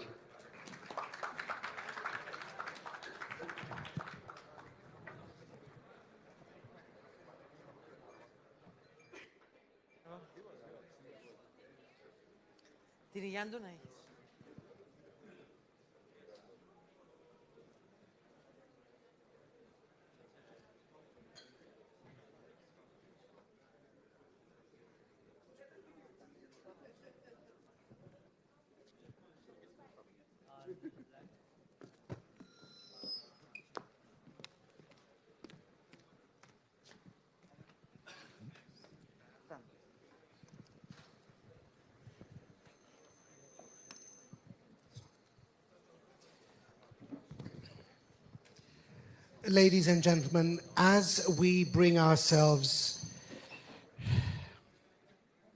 to the end of the speeches and the discussions, we'd like to extend our sincere gratitude to everyone who contributed to this extraordinary day. Thank you to our moderators, panelists, speakers, and of course, all of you, our attendees, for the incredible energy, thoughtful engagement, and a meaningful discussion that made Wikifinance Expo Cyprus 2025 a resounding success. And while the knowledge shared here has been invaluable, we're not done yet, because now it is time to recognize excellence. We are proud to introduce the WikiFX Award Presentation Ceremony, a prestigious event dedicated to celebrating exceptional companies in the financial services, forex, fintech, and digital asset space. We celebrate companies that have stood out in a competitive, ever-evolving landscape. We celebrate leaders who have redefined what it means to lead with ethics, vision, and impact. To present these awards, we are honored to welcome Mr. Chris, the Chief Growth Officer of WikiFX, on stage to be our award presenter. Welcome.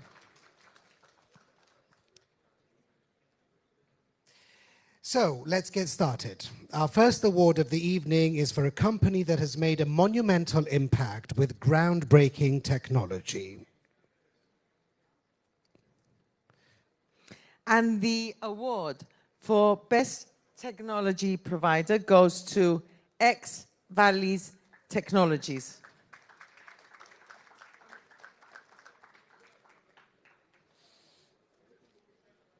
Receiving the award is Mr. Andreas Livadiotis.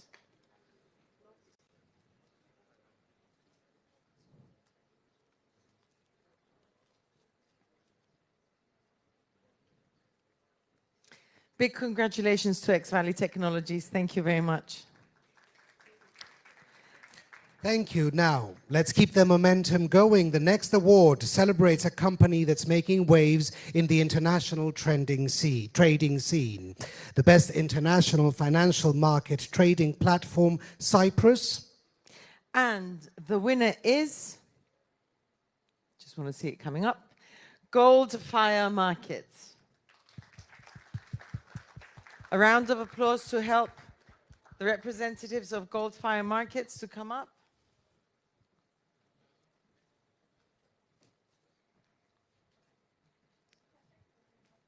Mm-hmm.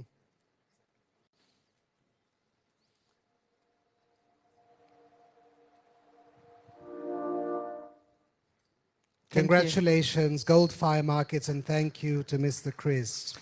Next up, we have an award for a company that's taking the world of digital currency by storm. It's time for the Best Cryptocurrency Exchange Award. And the winner is the platform that has earned the trust of traders everywhere, Insta Exchange. Let's give Insta Exchange a big round of applause. Please come to the stage and accept your award.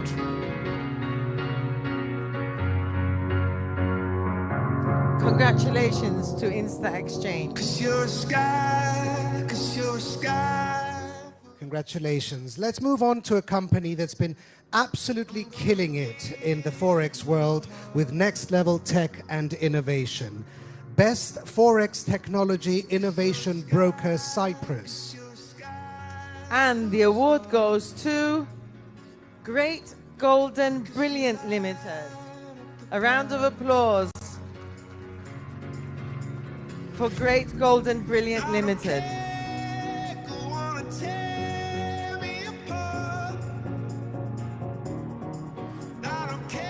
Congratulations. Congratulations.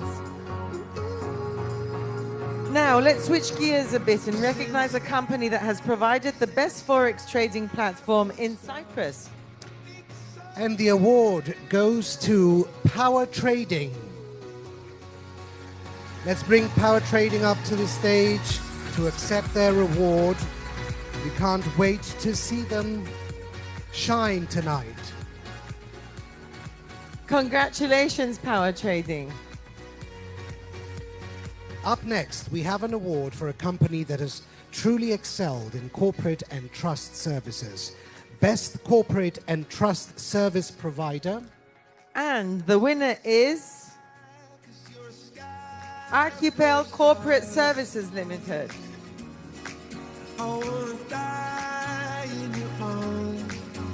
A huge congratulations. Please come forward and accept your award.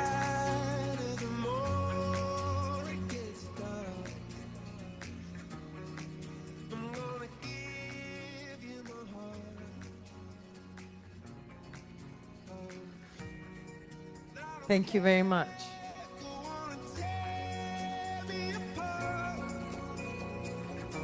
Next up, we have a truly exciting category. We're recognizing the most recommended broker in Europe, the one that stands out for its outstanding reputation. And the winner is the company that has earned the highest level of trust and recommendation from their clients, IEXS. IEXS, come up to the stage and take a bow as you collect your award. Big congratulations to IEXS. Right, we're just getting started. The Best Financial CRM Provider Award is next, recognizing the best in customer relationship management tools that make a real impact on the financial industry. And the winner is Dynamic Works Syntellicore. Congratulations. Let's welcome Dynamic Works Syntellicore to the stage.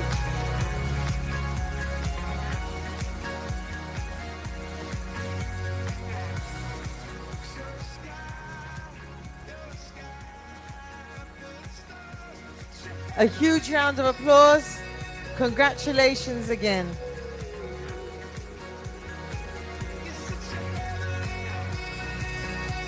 And now it's time for the Best Forex Trading Experience Cyprus Award. This award goes to the company that has provided Forex traders in Cyprus with the most seamless and enjoyable trading experience. The winner of this award is Rio Market. Let's bring up Rio Market to the stage and give them a big round of applause, please. Congratulations. Congratulations.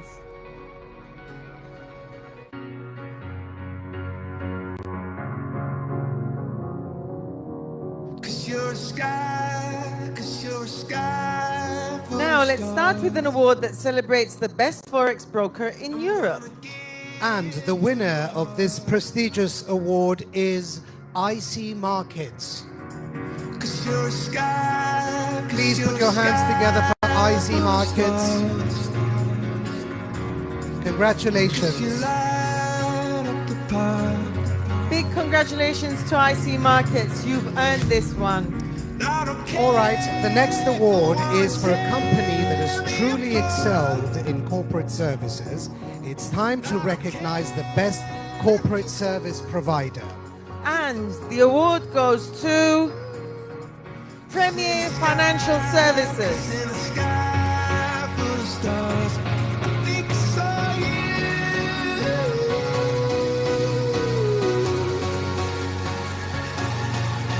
Let's give a big round of applause to Premier Financial Services. Congratulations. Next up, we have an award that recognizes a company excelling in the rapidly evolving world of fintech and the best fintech broker, Cyprus. And the winner is Peliron. Let's make some noise for Peliron. please come to the stage and accept your award. I wanna die in your arms.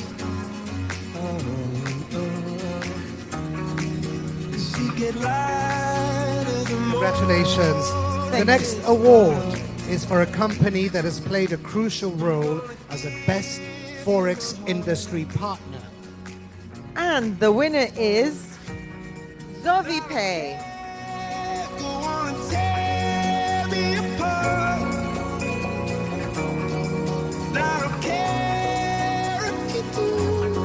Is there a representative of ZoviPay here to receive the award?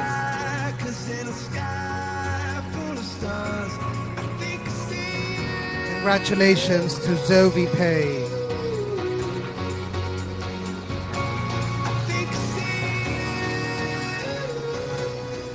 The next award goes to the most trusted Forex broker in Cyprus. This is a huge one.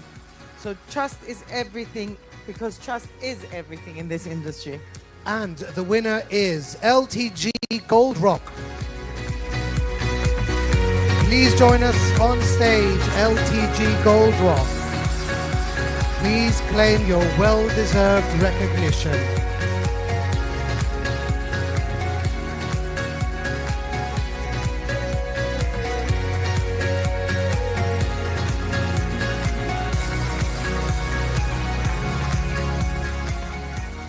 Now, let's talk about a company that's making serious waves in the cross-border payment space. Get ready for the Global Cross-Border Payment Innovation Pioneer Award 2025. And the award, the winner is the Kingdom Bank Corporation.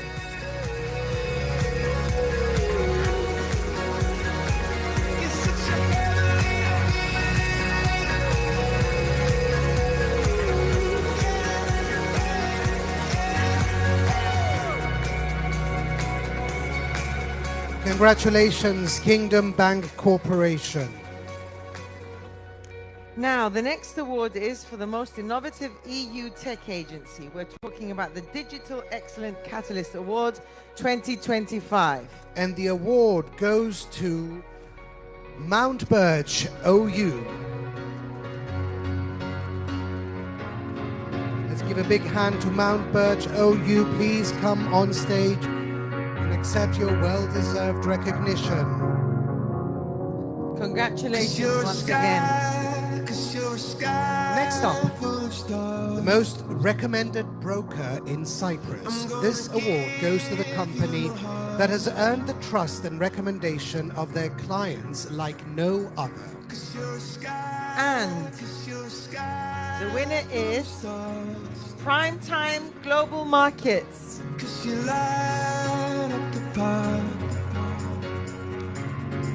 Massive congratulations to PGM.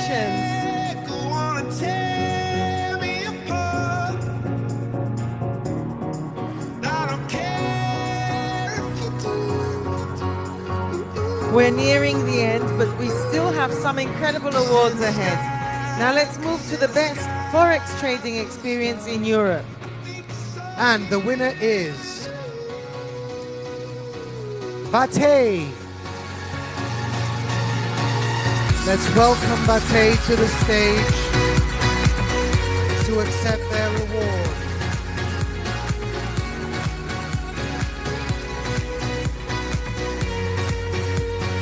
Congratulations to Bate.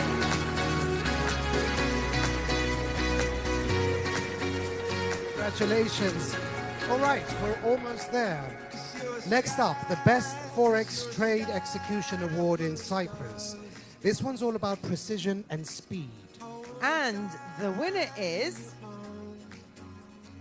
Star Trader. Congratulations, Star Trader.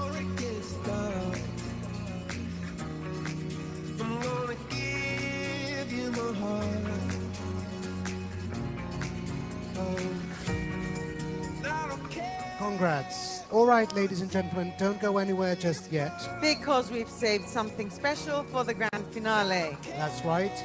The final award of today's incredible celebration goes to a true innovator. A company that's blending tech and finance with style, precision, and impact. The title? Best FinTech and Solutions Provider. And the winner is FT Limited. FT Limited, the spotlight is yours. Come on up and collect your well-deserved award. Congratulations to FT Limited.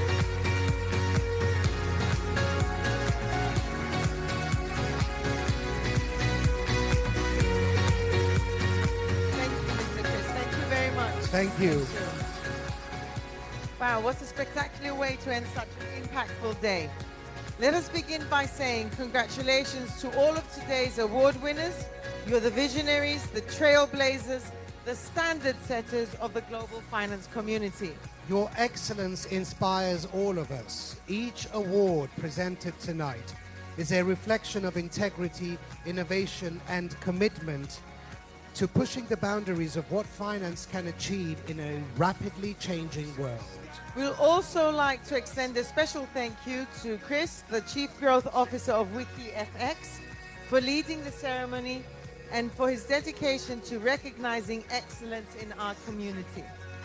To our sponsors, exhibitors, and partners, we are deeply grateful. Without your generous support and commitment, this event would not have been possible.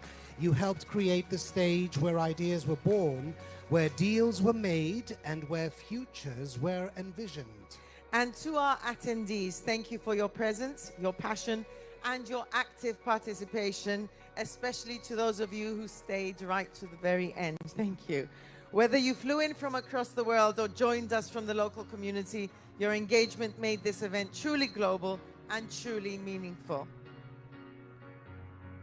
And this is just the beginning. The relationships formed here, the insights gained, will ripple through our industries in the months and years to come. But don't forget, Wiki Expo is just getting started. We are proud to announce the next grand event, Wiki Finance Expo Dubai 2025, taking place on 11th November 2025 at one of the world's most dynamic financial capitals. It will be another unforgettable gathering of leaders, regulators, investors, and innovators. So mark your calendars, pack your visions, and we'll see you under the Dubai skyline. Until then, stay curious, stay bold, and stay connected with WikiFX and Wiki Expo, your trusted platform for global financial.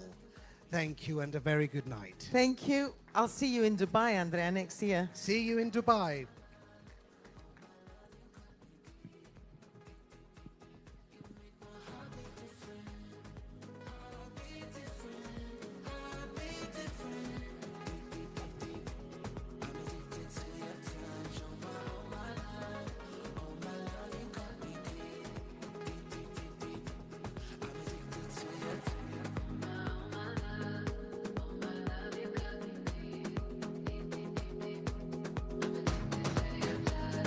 Tell me who you love in these days.